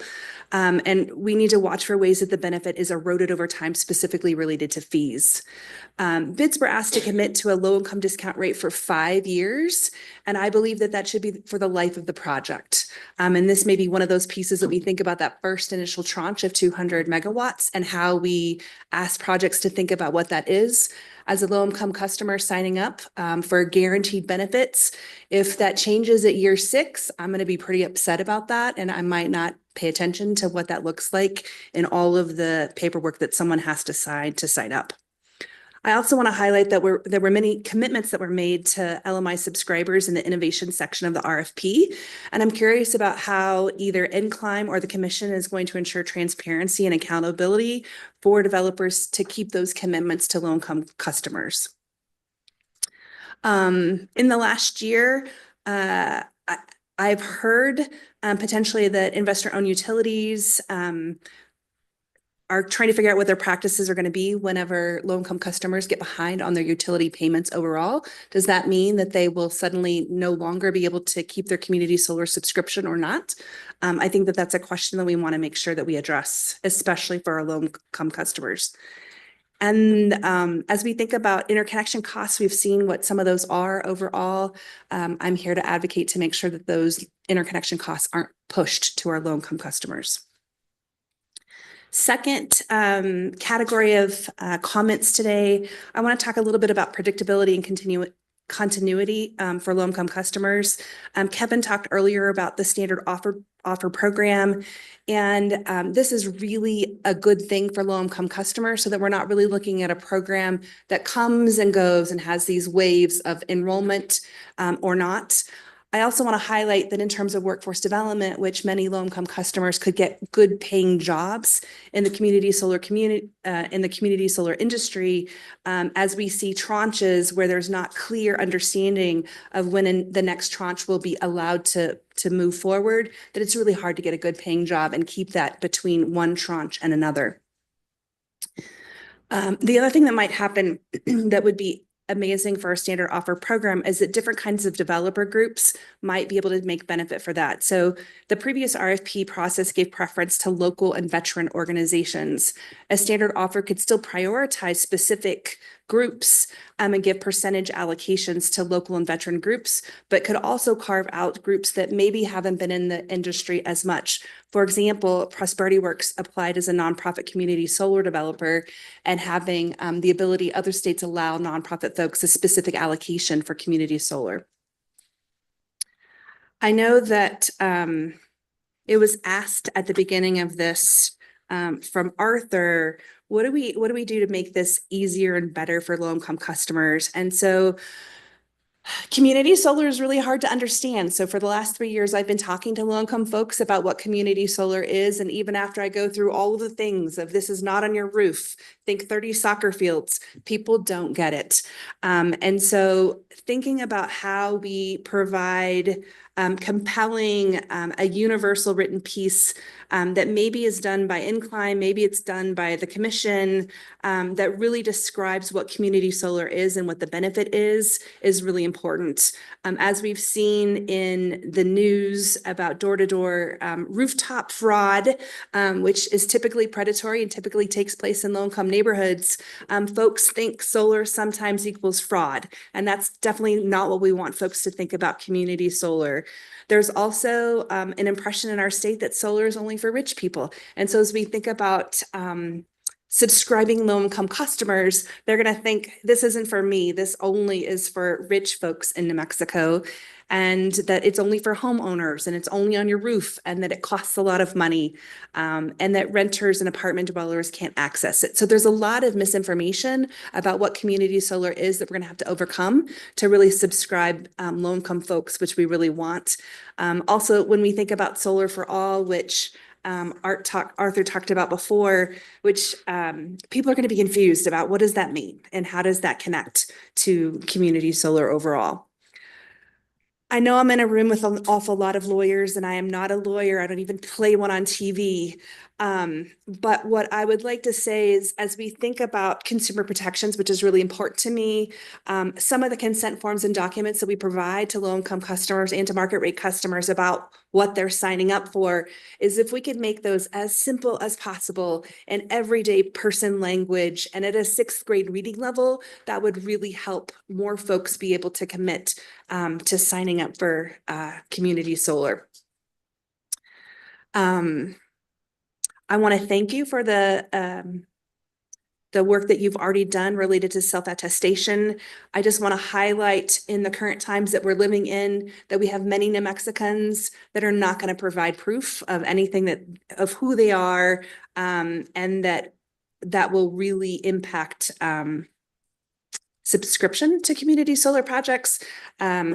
Since we haven't started the acquisition yet, we don't know yet what our current political times will do related to subscription. I'm only highlighting this to make sure that we keep it as a standard as we move forward. There's been a lot of folks that talked about consolidated billing, so I'm not going to spend a lot of time on it. But I just want to say that as a low-income advocate in our state, I had a chance to talk to over 30 developers before the RFP process. And one of the questions we asked was, will you take cash to pay for community solar or cashier's checks? And none of them do. And so the really amazing benefit, even though it's going to cost money to do, related to consolidated billing, is that customers that use cashier's checks to pay or cash to pay for the utility bill will be able to benefit for community solar with still being unbanked. And so I just want to highlight those are people in our community that we really want to have access to community solar. And finally, as a nonprofit serving organization serving low-income communities, myself and many of our colleagues out there that serve low-income communities, we're approached by many developers about reaching out to the constituents that we serve. And it took me a long time to figure out what was fair and what might not be fair. I can't talk a lot about that because I signed a lot of NDAs as part of that process. But as the community solar grows in New Mexico, we really need to think about what capacity building resources for legal services and review of documents that nonprofit organizations sign with community solar developers as part of the outreach. And what does that really look like in terms of what is fair and equitable in terms of that outreach? The range of what that was offered to us as a nonprofit was pretty wide. And I had colleagues that said, oh, I got this offer that's really amazing. And I'm like, it's actually probably not the best offer that's out there. So just want to highlight that as we think about what, not just what serves low-income communities, but what serves low-income serving community organizations as well. Thank you, and I'm happy to stand for any questions. Thank you, Annalyn. We're going to move on to Selena with Sunshare.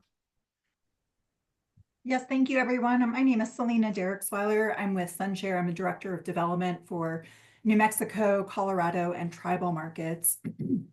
And thank you to the commissioners and staff for hosting this wonderful workshop. I've learned a lot. I really appreciate all of us coming together.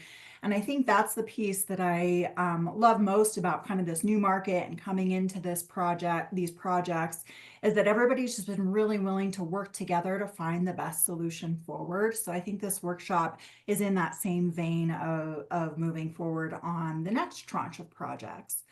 I think with that, one of the areas that we would see some benefits, especially to low-income qualified subscribers, would be adding some transparency. You know, initially when the RFP was put out, the bill credit rates were also put out.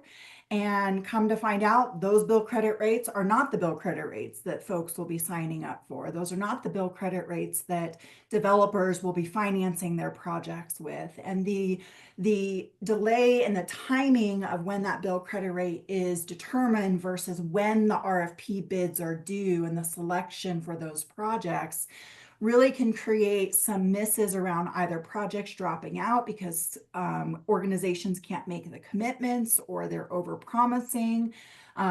Especially low-income subscribers would be anticipating a certain bill credit rate that if it gets dropped down by 30% or 50%, having grown up in an environment where energy insecurity was a big part of my life, that would be hugely impactful into any family. So we'd like to have more transparency and it kind of taken care of early on to even further reduce risk and uncertainty in the program, as well as impacting potential financing of projects, which then can add in delay for funding the interconnection agreements, which then stalls the interconnection queues. And so we'd recommend for the next tranche that those solar bill credit rates are determined early before that new program comes out to the best of our ability. On that front, I don't know, this might go back to the legislature, whether this requires a change at the legislature or not, but the fuel charges can change monthly and quarterly, and that can also create confusion. And so wondering if there's a way to, determine a solar bill credit rate fixed for a year, and then there's some sort of true up on fuel charges. Again, that may require legislative input and may not be viable, but something to consider to avoid confusion. And then lastly, I wanted to bring up in other markets that we work in across the nation, we see a lot of opportunity where expanding the focus of who would benefit from community solar would be really important and valuable to communities. So not just low income qualified, but moderate income qualified. We'd like to also see more tribal engagement in the first tranche of program, especially around subscriptions. And so one of the things I just wanted to share a little bit with, how Minnesota has decided to do this. They actually incentivize different types of classes, subscriber classes, based on whatever the bill credit rate is. So their bill credit rate looks more something like this, where they're actually including moderate income folks, qualified folks, in with low income qualified folks. And those folks get 100% of the bill credit rate. Whereas you step down and maybe there's not as much incentive to provide discounts or as much bill credit rate, that it's actually just a percentage of the bill credit rate rather than trying to determine it for each class. Additionally, one of the things that is really helpful when it comes to subscribers, a lot of times subscribers are working with nonprofits or they're working with other organizations where those organizations are providing low income benefits or low and moderate income benefits. And so there is a way for subscriber organizations to subscribe an entire nonprofit, and that nonprofit then deals out the benefits to those individual subscribers. And so having, a master metered affordable housing, for example, qualify would be important in terms of providing these benefits to the broader community. And I think that touches on Troy McGee's comment earlier about, the reason why we build in communities who need upgrades on grid modernization is also because it brings economic development to those communities, whether it's jobs, whether it's folks moving through those communities. I'm thinking about the number of trips that I make out to the field, the hotels, the restaurants, all of those places benefit by having these energy projects in their communities. So something to think about, how can you tie those bill credit rates to incentivize behavior to target the communities that would benefit most from community solar. And with that, ends my comments. So hand it back over to Arthur. Thank you very much, Selena. Some interesting new ideas. Christian Casillas with the Coalition for Sustainable Communities, New Mexico is next. And before we give him the floor, I just want to highlight how positive and beneficial this organization's involvement in this program has been. For a while, they were actually conducting outreach to low-income communities and just communities generally to educate about community solar. They were highly participatory in coming up with the rule and making sure that communities really understand what's going on. So, Christian, I personally want to thank you and look forward to any new thoughts that you might have based on your previous work. Thank you very much, Arthur. Thank you, commissioners. Thank you, all fellow participants. It's been a very rich and informative discussion so far today. A lot of I think what needs to be said has been said regarding low-income participation. Greatly appreciate Ann Lynn's detailed comments as well as Selena's. One thing to note regarding Selena's comment around low and moderate participation. Just as a point of reference, in New Mexico, there's around 330,000 households that fall under the 80% AMI qualification. So that's low-income households. With this first tranche of 200 megawatts, we might see something like 20,000 low-income households. So there's a huge need with low income, and so what we would argue against expanding it to include moderate income. I think it's going to be a long time until the highest need communities are receiving some sort of energy burden reduction through community solar. A few things that I think could be helpful for low-income customer experience. One piece is around income verification. We greatly appreciate the Commission's work to modify and adopt self-attestation. We would love to see guidance from the program administrator on kind of the self-attestation approach, as well as the documentation for participation of households that are enrolled in pre-qualifying programs. Mainly because without any guidance from the program administrator, each of the organizations, subscription managers, they're going to go out and take their own approach. And the more that a household is encountering different organizations that are saying there's different requirements, the more confusing it's going to be. Just as an example, see if I can share screen here.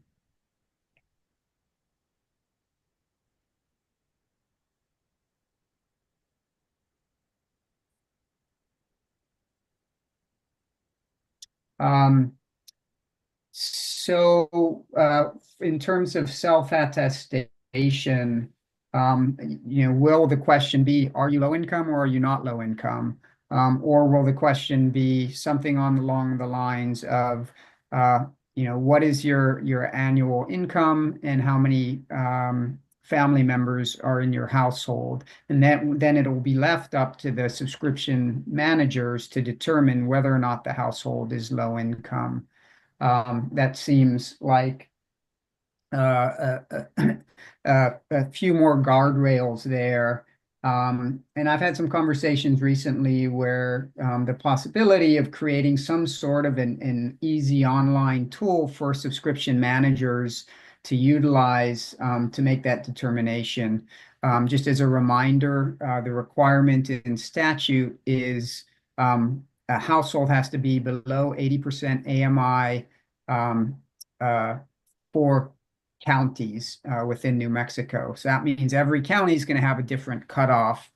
And so having some sort of very simple, these were abundant with the different rebates available where an individual that's curious or the SMs could use something similar to this where you just put in the county, you put in the household income or income range. Maybe you have a drop down for the utilities so that households that maybe think they can participate, but they're actually in a co-op, that would be clarified there, and then household size.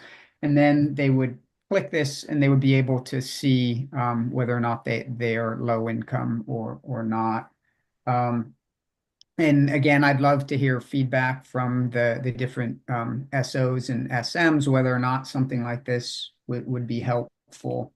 Another big piece that we've kind of pushed for from the beginning has to do with transparency of information. Just as Ann Lynn shared that different negotiations from low-income serving organizations around the benefits and subcontracting with them to help with enrollment, it's going to be similar confusion for households when they're approached by different organizations about signing up for their projects. This is just a snapshot from the website Energy Sage, which is they have a community solar page where organizations can enroll, provide their information. And then you can see there's really important pieces of information here. If I'm a potential subscriber, of course, that has to have access to internet, so this wouldn't be appropriate for everyone as well. It's in English. But you can see with this, it brings up different projects, and you can see estimated annual savings based on your current bills. You can see project status, which is active or non-active. That's going to cause some confusion initially. We saw that 4 projects have broken ground. They might take 6 to 9 months to get built. We're going to see enrollment in maybe as little as a month. And so households are going to be signing up for projects that are inactive. And at some point, there will be projects that are active and inactive. And it will be important for the households to be able to have access to that sort of information. As well, you can see here in the Energy Sage piece, whether there's credit score requirements, cancellation fees. And then what's also interesting is the users can actually provide rating and feedback around the organization that they've signed up for. So this is just a great way to increase transparency into the program. This can be Energy Sage exists. Organizations can subscribe to it, and we could promote it. If not, the Coalition for Sustainable Communities New Mexico, we also initially work to implement some sort of a very simple comparison table on our website, which once the programs are enrolling, we can do again. Although a professional website such as Energy Save, I think, could do a lot to provide transparency for this program. And then the very final piece is program funding for low-income education and outreach. So a lot of programs, such as Oregon, they actually have full-time organizations that go out, have trusted relationships with low-income households, do the enrollment, and they found that their subscription enrollments is something like 90% of households stay subscribed for more than 1 year going through their vetted process, versus kind of the door knocking approach, where they've been told that a typical average is something like 20% stay enrolled for a year. Our organization was, with our prior contract with Incline, we ran a low-income working group to provide program feedback. We provided training and education material and training for low-income serving organizations so that they're informed to provide that information to their constituencies.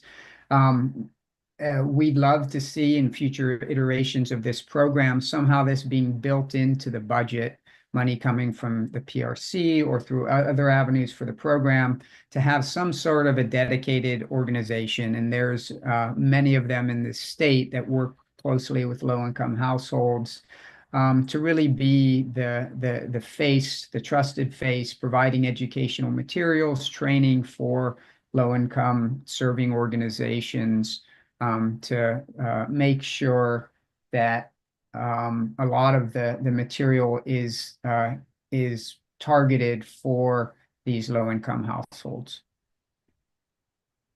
And that's all I've got. Thank you very much. Thank you, Christian. I do want to mention, and unfortunately, it's kind of a hole in the program, is that New Mexico last year, 2 years ago now, was identified as a pilot state for the, now it's called the Clean Energy Connector, under the auspices of the Department of Energy and the National Renewable Energy Laboratory. Unfortunately, we have not had any contact with them in the turmoil in Washington, D.C. We were waiting for them to move forward, and the connector would have helped kind of streamline this outreach to communities and, you know, be a more of a one-stop shop rather than people getting hit by many different solicitations for their subscriptions. They could go to the connector and find out what's there. And so that's some work that we need to do in order to figure out whether that's going to be viable going forward. But thank you very much, Christian. Unless you have an update on the connector, because I haven't been able to get in touch with them. All right. Well, that's just the problem. And finally, Christopher Dunn, once again, the star of the day, gets to kind of wrap up this panel.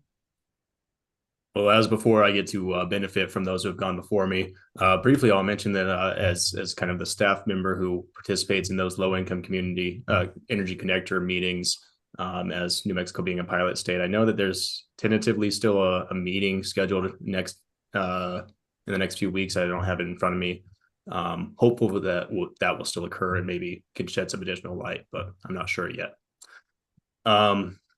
So again, I don't want to rehash everything that those who have already have said, but I think there are some kind of low-hanging fruit approaches that might be able to improve the experience for low-income customers. Obviously, New Mexico is a state that has a significant amount of low-income customers, and we recognize that, you know, because we don't have price discrimination where you might be able to offer different rates to low-income customers. Community solar offers potential benefits if there are bill savings to those low-income customers. And that might be something that we obviously want to be able to support. You know, with that in mind, I think there are some barriers that we might want to figure out how we can address. And some of them are real easy. Others are going to be more difficult. But one of the keys, I think, is just making sure that there's an understandability to the utilities tariffs, as well as any of the consumer protection documents. This was articulated by others that they should be written in simple to understand, easy to comprehend language, such that there's as little confusion as possible. Effective customer education and outreach. This can be done with partnering organizations or entities that represent, generally speaking, the interests of low-income customers. But also there might be good grounds to be able to support customer outreach and education, perhaps through inclusion, through utility marketing tools. I recognize the utilities don't necessarily want to be confused with subscriber organizations and have questions or complaints directed and appropriately towards them, but there might still be a middle ground where we do find a way to be able to achieve some customer education utilizing those mechanisms. Additionally, I think that it's important that we could consider how we can disclose or make sure the customers understand that the value of their subscription of community solar bill credit rate might change over time. It's, again, maybe something that it's difficult to convey or to make sure that it's communicated effectively, but recognizing that is going to be essential to making sure that the customers have a good experience. Also that, customer turnover is reduced and retention is increased for the subscriber organizations, which is probably going to add to significant impacts that are beneficial to the program at a broad scale. Another thing that I haven't heard talked about too much, but might be something that would be worthwhile to consider is how do we address barriers related to folks that are living in rental housing, perhaps under situations like a master metered complex that likely are unable to participate or would not have an easy access to participate in the program as it currently is constructed. Perhaps there's guidelines that could be developed for landlords or how they might participate and how they might have their residents participate. And then, of course, as discussed before, there's challenges when you think about how unbanked customers who don't have access to credit card or debit card to be able to pay their bill regularly might be able to participate. That's probably something that could be addressed in some fashion through consolidated billing, but there's probably other solutions that could be incorporated as well, such as requiring optionality for cash payments or other mechanisms for customers to be able to pay their bills and be able to utilize the benefits that are being offered by community solar, even if they are not currently banked. Additionally, understanding the comparison of the customer's costs with and without community solar, I think that if we can really come up with standardized formats to do things like that, it'll help to improve transparency and make sure that understandability is improved as well. I know we're reaching the end of the day. There's probably a lot of other topics that we could bring up and discuss, but I'm going to wrap things there for now. And staff just looks forward to participating again in this conversation because low income is a significant component of community solar and obviously of great importance to New Mexico overall. So we think this is a very valuable and important discussion. Thank you, Christopher. We had an offer of an update on the clean energy connector. They had to change the name, of course. From Alex Passanon. Alex, briefly. Hey, thank you. Yeah, it's not a long update, but I just wanted to say am still regularly working with the folks at DOE and NREL on setting it up in Illinois, and their LIHEAP enrollment window just opened.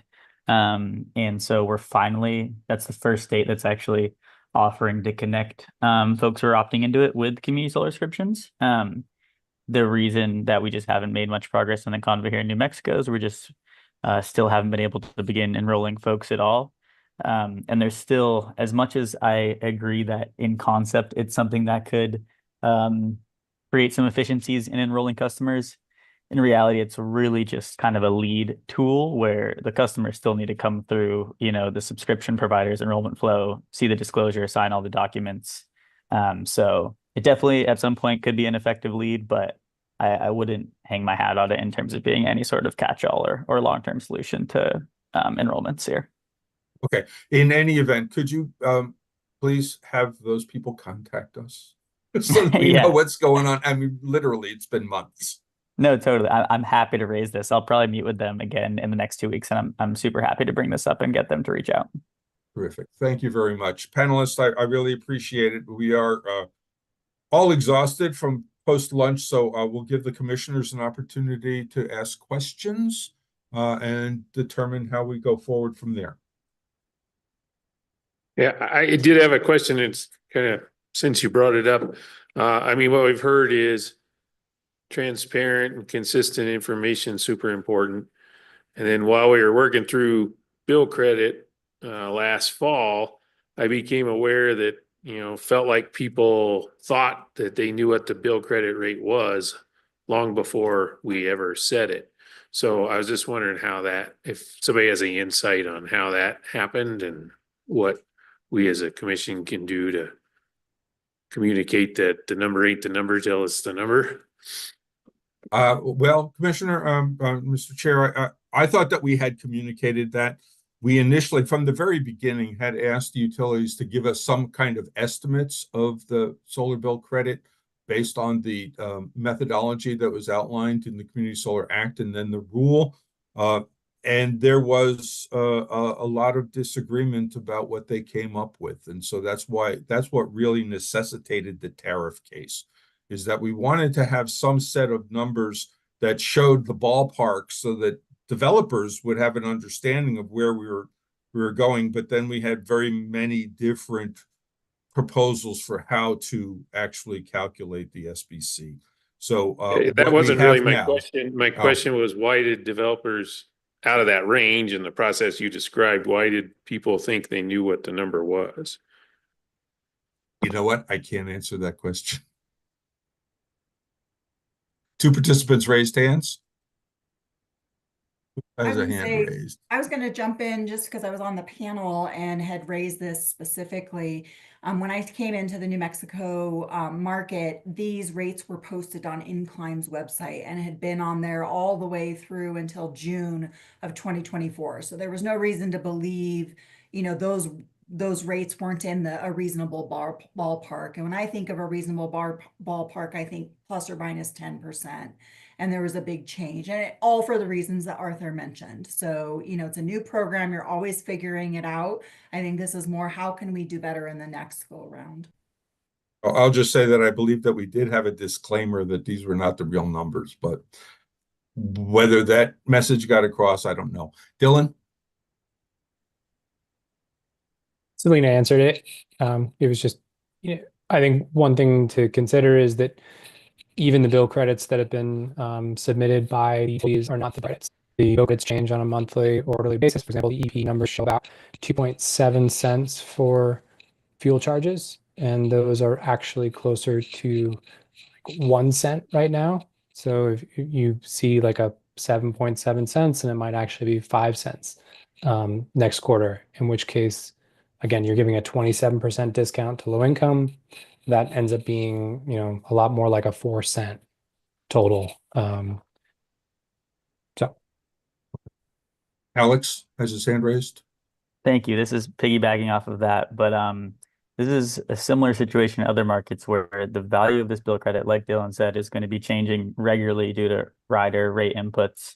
And subscription providers like Solstice are very accustomed to doing this in other markets where we're populating disclosure forms and subscriber contracts with good faith estimates, so we can guarantee the 27% discount. We're never guaranteeing that the bill credit rate will be any exact level at any point in time. We're just describing exactly how it's calculated and how the customer is seeing the discount off of that bill credit. And this feels like a good time to highlight how we've been preparing to sell this product in New Mexico since May of 2023 when awards went out. We're extremely eager to get going. Solstice alone has 8 projects that are expected to turn online this year. 4 that will probably come online this summer. Let's say that's 20 megawatts, 15% are going to be subscribed by low-income customers. We're going to need to sign up something around 2,500 low-income customers by the end of the summer. But it's been touched on here today, the enrollment process is not a seamless thing. Customers have to fill out these lengthy disclosures, which is, a lot of that is good, and it's a good consumer protection approach, but it takes a while to do that, to review the contracts, to confirm that their income qualifies, to provide payment information. I just want to emphasize that going through that entire process is a confusing experience for potential subscribers in a new market, and it's why we are extremely eager to get moving and finally bring this offering to our partners in the communities around the state. Great. But the one issue that we can address in the rulemaking is the volatility of the SBC based on the FPPC. One idea is to make it an annual change rather than monthly or quarterly as is currently projected. That has complications of itself, but that's definitely on the platform for further investigation. Mr. Chair, did that answer your question in any meaningful way? Yeah, no, it did. Thank you.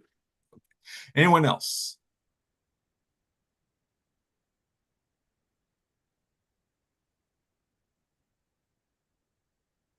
I don't see anyone here. Then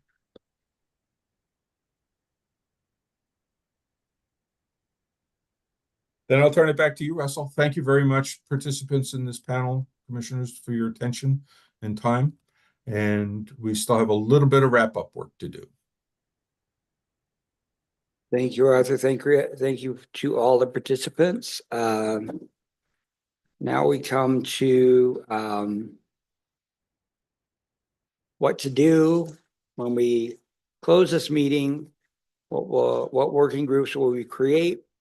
Who will be in them? What will be their responsibilities? Are we going to set any deadlines here today? I don't know, Mr. Chairman, Commissioners, if you have any ideas about what, first of all, what the panel should be, what kinds of debt, whether we should be setting another workshop, whether we should just be setting a deadline to receive materials such as proposed rule language, or in the case of the whoever will be working on consolidated billing, you know, a series of mock-up bills. And I think those are the main things we would need to decide. How will the panels be structured? How many will we have? We could do them I mean, just this is an example. We could do them roughly along the lines that we did the panels today. We could do the working groups along those lines, or we could do them more specifically. I think, of course, we'll want to hear from people, from participants about what they would like to do, but maybe we'll start with any ideas from the commissioners.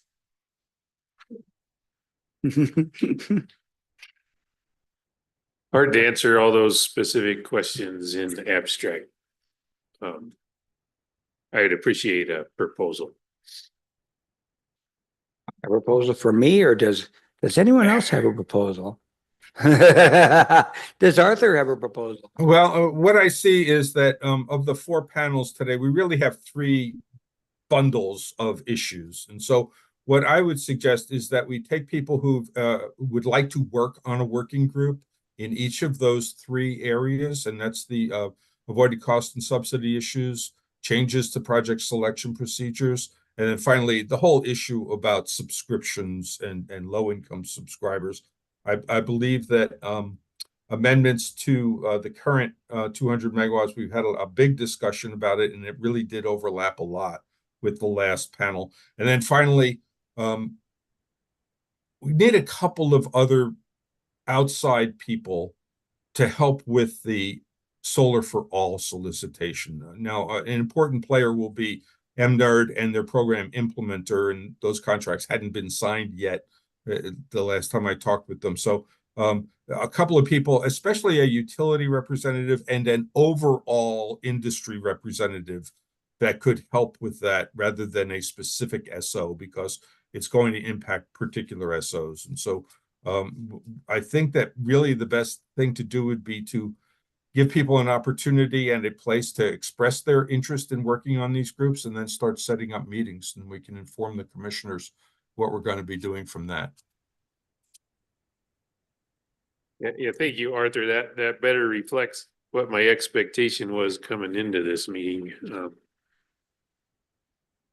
And I agree with when you sifted things into buckets, those were similar to the buckets I was hearing while we were going through today.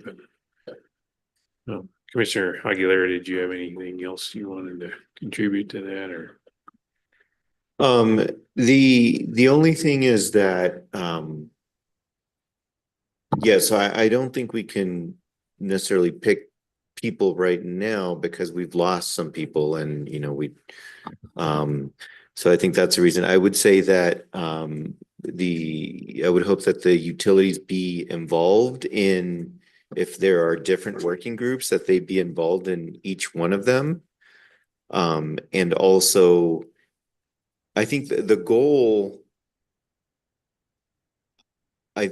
should be, well, this is just, you know, one commissioner's opinion, but I would appreciate a draft of a rule that we can, that, you know, propose to the commission. I think that would be helpful, not only for the commission going forward, but to iron out a lot of the controversy that could occur. And if the stakeholders could, you know, work on eliminating some of that controversy and agreeing as much as possible, I think that would be helpful.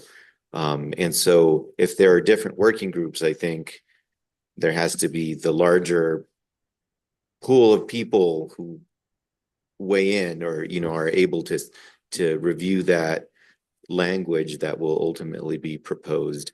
Obviously, there might not be complete agreement. If there's a proposal that comes to the commission, anybody would be welcome to explain why they don't agree. And so that's all I have. And it seems like there's also a question or suggestion. Yeah, just a comment. Oh, well, two comments. This is Alaric Babe from PNM. Art, first to your comment about Solar for All. I was asked to sit on the Solar for All committee from EMNR, so I'd be happy to serve in that role. So there is utility representation already there in Solar for All, and I understand the ask for the 18 million for this program. So I'd be happy to be a conduit for that. So that's comment number one. Comment number two to Commissioner Aguilera. Aguilera. Speaking with the other utilities, to your point, it's hard for one utility to represent all utilities. And so when we spoke before this meeting, we did say we would want at least one utility representative from each utility to serve on these panels, just because while we might share some viewpoints, not one utility speaks for all utilities. So just wanted to make those 2 points. Thank you. Kevin Cray had your hand raised. Thanks, Arthur. Similar to Alaric, I'd be happy to volunteer to be the industry's, conduit on the Solar for All side of things. I sat on advisory boards in several other states, and some of my other colleagues sat on yet more states across the country that have applied for those SUDs. So certainly have a pretty deep level of knowledge of the process and kind of where things are at.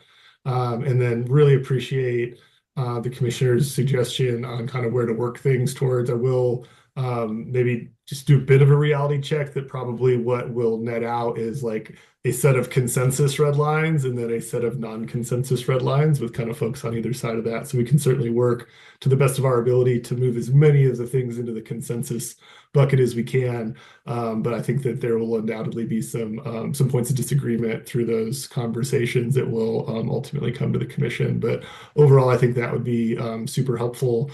And then lastly, as far as figuring out how to best staff the working groups, I'd be happy to take the action item of coordinating with the other industry trade organizations and industry representatives to put forward recommendations for their respective subgroups as they're established. I think it would be helpful if the commission or staff at the commission kind of at least established what the working groups are and kind of the general parameters of what are discussed, just so that we can make sure we're bringing forward the best folks that can represent the diversity of perspectives on the industry side equally and fairly across all of them. Great, thank you. We appreciate that. And Commissioner Aguilera, I just have a feeling that it would be premature to give you a draft of a rule right now. That we could give you an outline of the issues that we see in the rule and maybe some suggestions as to what remains from the existing rule. But I really think that we thought the working groups would help us get there towards a draft. But we can work that out. And I think the mechanism would be that a post-workshop distribution to the whole list, so that kind of like we give people the opportunity to sign up, and then we could form groups from there and work pretty expeditiously. I mean, I really believe that we can work quickly on this despite the uncertainty in the overall industry. If that's acceptable, then that's kind of how I see it going. Yeah, I think I understand that it might be difficult. I sort of see that as an end goal, and again, that's just my opinion here, is to have a draft of a potential NOPR, recognizing that not everything will have been resolved. I also recognize that with some of these, like for example, the avoided cost, it would be helpful to have, or at least I think I heard that it would be helpful to have some guidance from the commission or parameters. And if another workshop on a targeted issue might be helpful.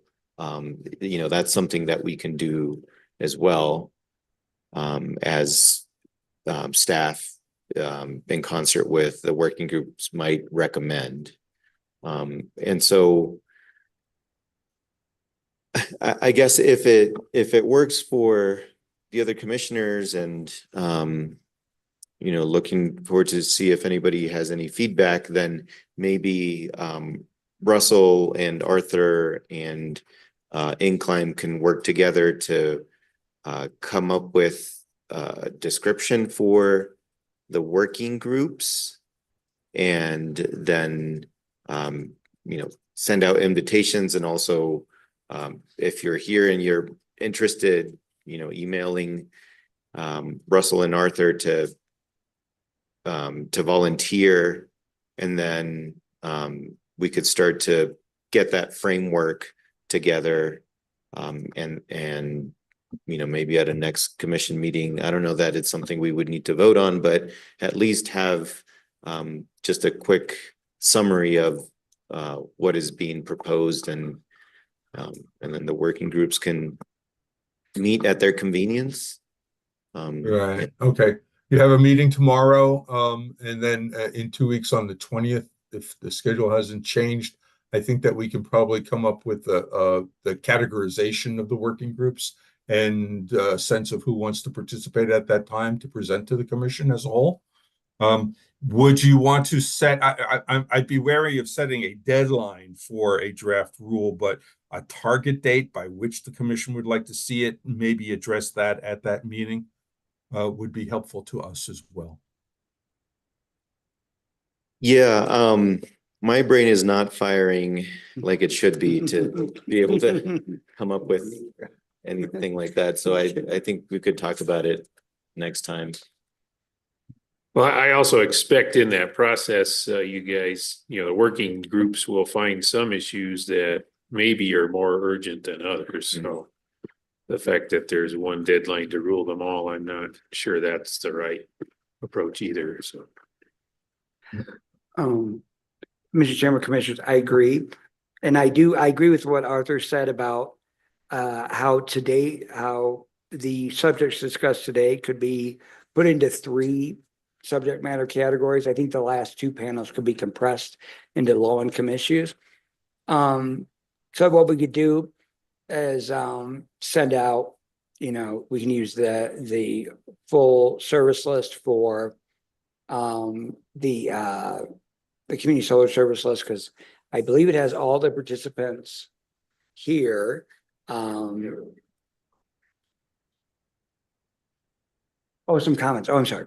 But let me just finish what I was going to say, and then I'll go to the others. And we could also ask, we'll also ask in that email that if not only who wants to participate, and but if there are any other areas, because it is a big rule, there may be areas we didn't even think of. These are certainly the major areas that we could think of, but there could be a whole other area of the rule that people want to explore. So we'll look for that too, and then we can discuss it at the March 20th meeting. And so, okay, let me go to where we have to go. How about John Gardner? You got your hand up. Hey, John Gardner, Xcel Energy SPS. I just wanted to offer an option. Arthur, maybe you can consider this too. I currently lead and host the New Mexico TIIR working group, which is focused on technical interconnection requirements. So, hearing some of the discussions, if there's any opportunities to kind of carry out further discussions on, some of the technical items that were brought up today, maybe that could be a conduit to work through those in a working group. So just wanted to offer that, see if there was any interest there. Okay, we're going to put you guys to work on the grid planning. We know that. So, but that's exactly kind of why the TIIR group was set up, not just to be about the settings for advanced inverters, but really to take on the technical issues and help the commission understand them. in a kind of a limited crowdsourcing kind of way. So thank you very much. We'll keep that in mind. And it looks like Kevin Cray also has his hand up. Thanks. Yeah, I just wanted to make one more recommendation that I've seen be really successful in these types of working group situations, which is to establish what is often referred to as like a set of lead participants in the work group. So that way it can be broadly open to participation generally for a lot of folks, but there are a subset that are kind of identified as the lead participants. So there's, an expectation that they're attending and participating actively in all of the calls. They tend to maybe get assigned homework assignments to bring back information to the work group. So they're just a little bit more deeply rooted in the process. And then everyone else kind of signs up as what's often referred to as like an observer status of the workshop. So they can participate, they can kind of make comments at certain points, but it just kind of helps to streamline the process and just make things move a little bit quicker in my experience. So just something that the commission could consider. And I'll just, from my long experience with working groups, 5 or 6 people at most, kind of like really participating. I mean, certainly we want to be transparent and open to anybody that wants to contribute, but any more than that, it gets really difficult to reach agreements. Agreed. That sounds good. And also, Kevin, I wanted to know what you said about provide that one of the assignments that we could have for working groups would be to provide consensus red lines and non-consensus red lines.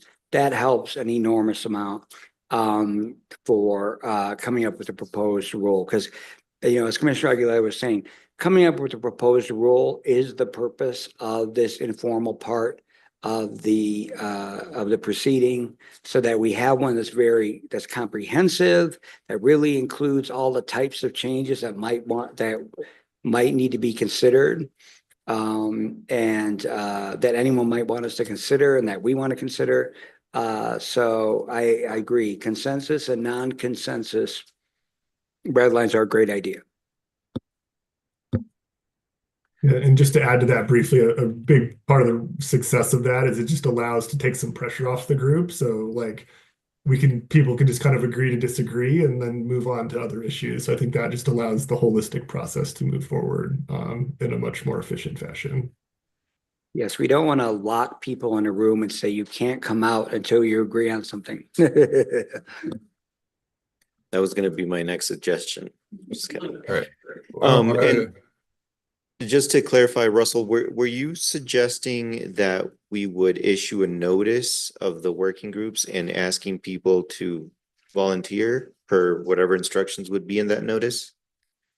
Well, Commissioner, that's a good question, because we're at the informal stage of the rulemaking. And so we can do things by email. We don't have to file any of this in the record, but we could also do it that way. We could do things by bench requests. If we want things more formalized, just for the sake of getting more standardized types of answers. I think some of this we definitely want to do by emails, but the informal part of the process, before you get to the NOPR and the proposed rule, all comments, workshops, and all that kind of stuff are informal. So you don't really have to keep a record of them. You just want it to be as useful as it is to us. It doesn't have to be in the file. So you might want to think about whether we want to do this more formally or more informally. I really, either way would work for me. We'll just be sending emails to huge groups of people, but otherwise we'd be sending notices and bench requests to huge groups of people. Either way is fine for me.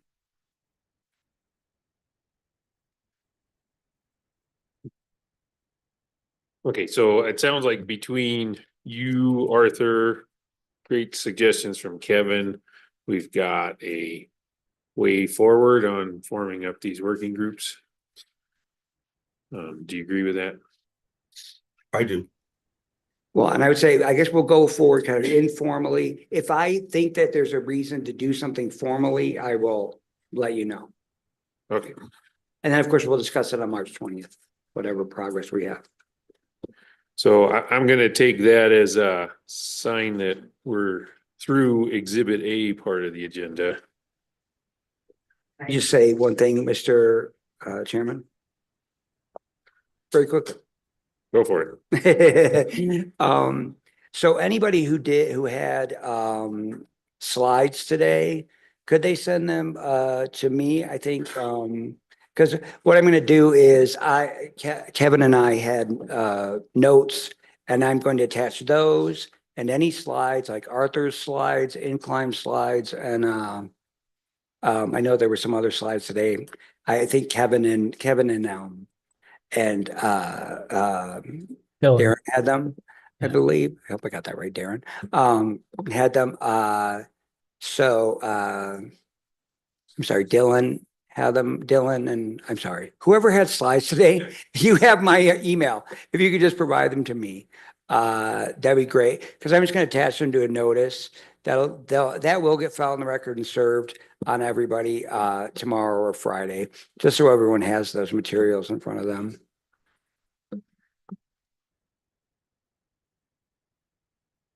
Okay, so thank you for that, Russell. And as promised, I said we would honor the contract and ask for public comment. I think we may have worn out anybody who might have been online. Would you like to make a comment? Hopefully this is really brief. Thank you, commissioners. Did anything, I'm seeking some clarification.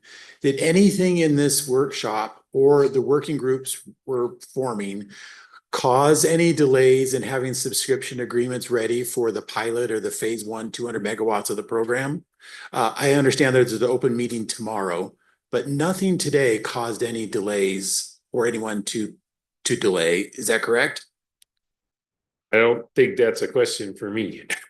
So, I mean, from my view, the commission's done its work and it's in the hands of others, but. And again, this is a rulemaking for dealing with the next tranche of community solar projects and setting that up.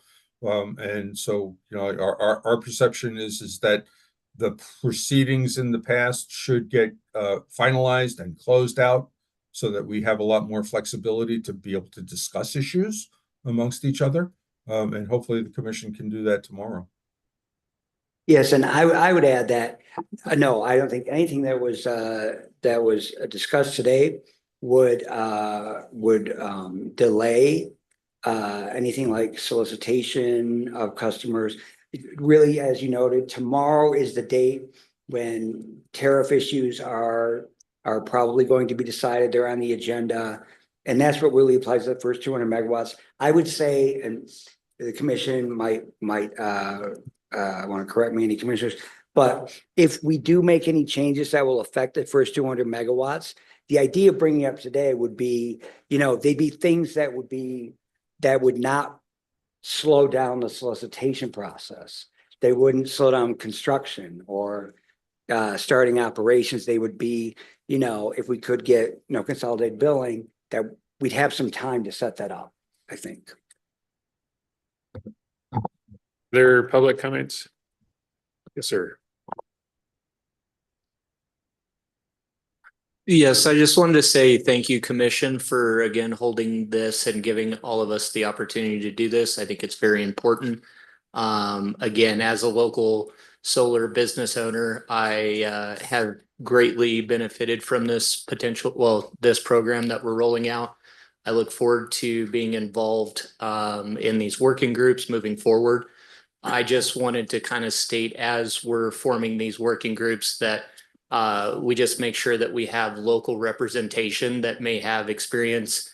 For instance, like myself working with John Gardner on the TIIR working group, as well as some of the other utilities. I think it will be pertinent for generating consensus because the local partners, we have better understanding and more working relationship with the utilities.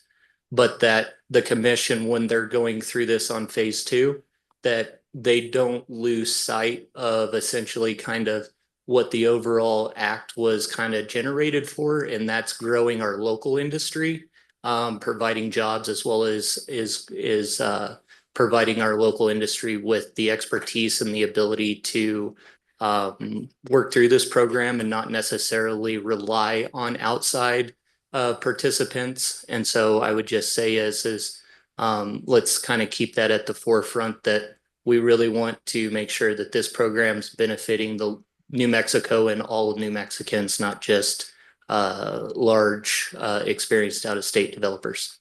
Thank you. Thank you.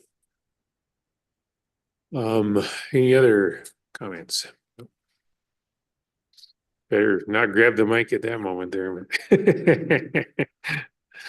Okay, so it looks like we're through public comment on this and we're at closing remarks of commissioners. Commissioner Nybert, did you have any closing remarks? I'd just like to thank everybody for their participation and the information they provided. I know that this is going to be probably a difficult rulemaking to get everybody to agree on, but we have to get it done and hopefully sooner than later. And you know, I hate to have rulemaking processes hold things up, and we don't want to see that to happen. So those of you that are participating, take it seriously, and let's see where we can agree. Then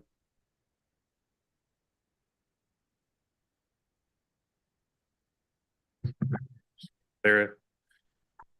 Also want to thank everybody for your participation. It's been a long day, but it's worth it. And this is a valuable discussion, and it's, you know, also an opportunity to come together and hopefully find some solutions to propose. And as Commissioner Nybert eloquently said, you know, that's if you can't, then that's what we're here for. And so we'll help with that. But thank you again. Yeah, thank you.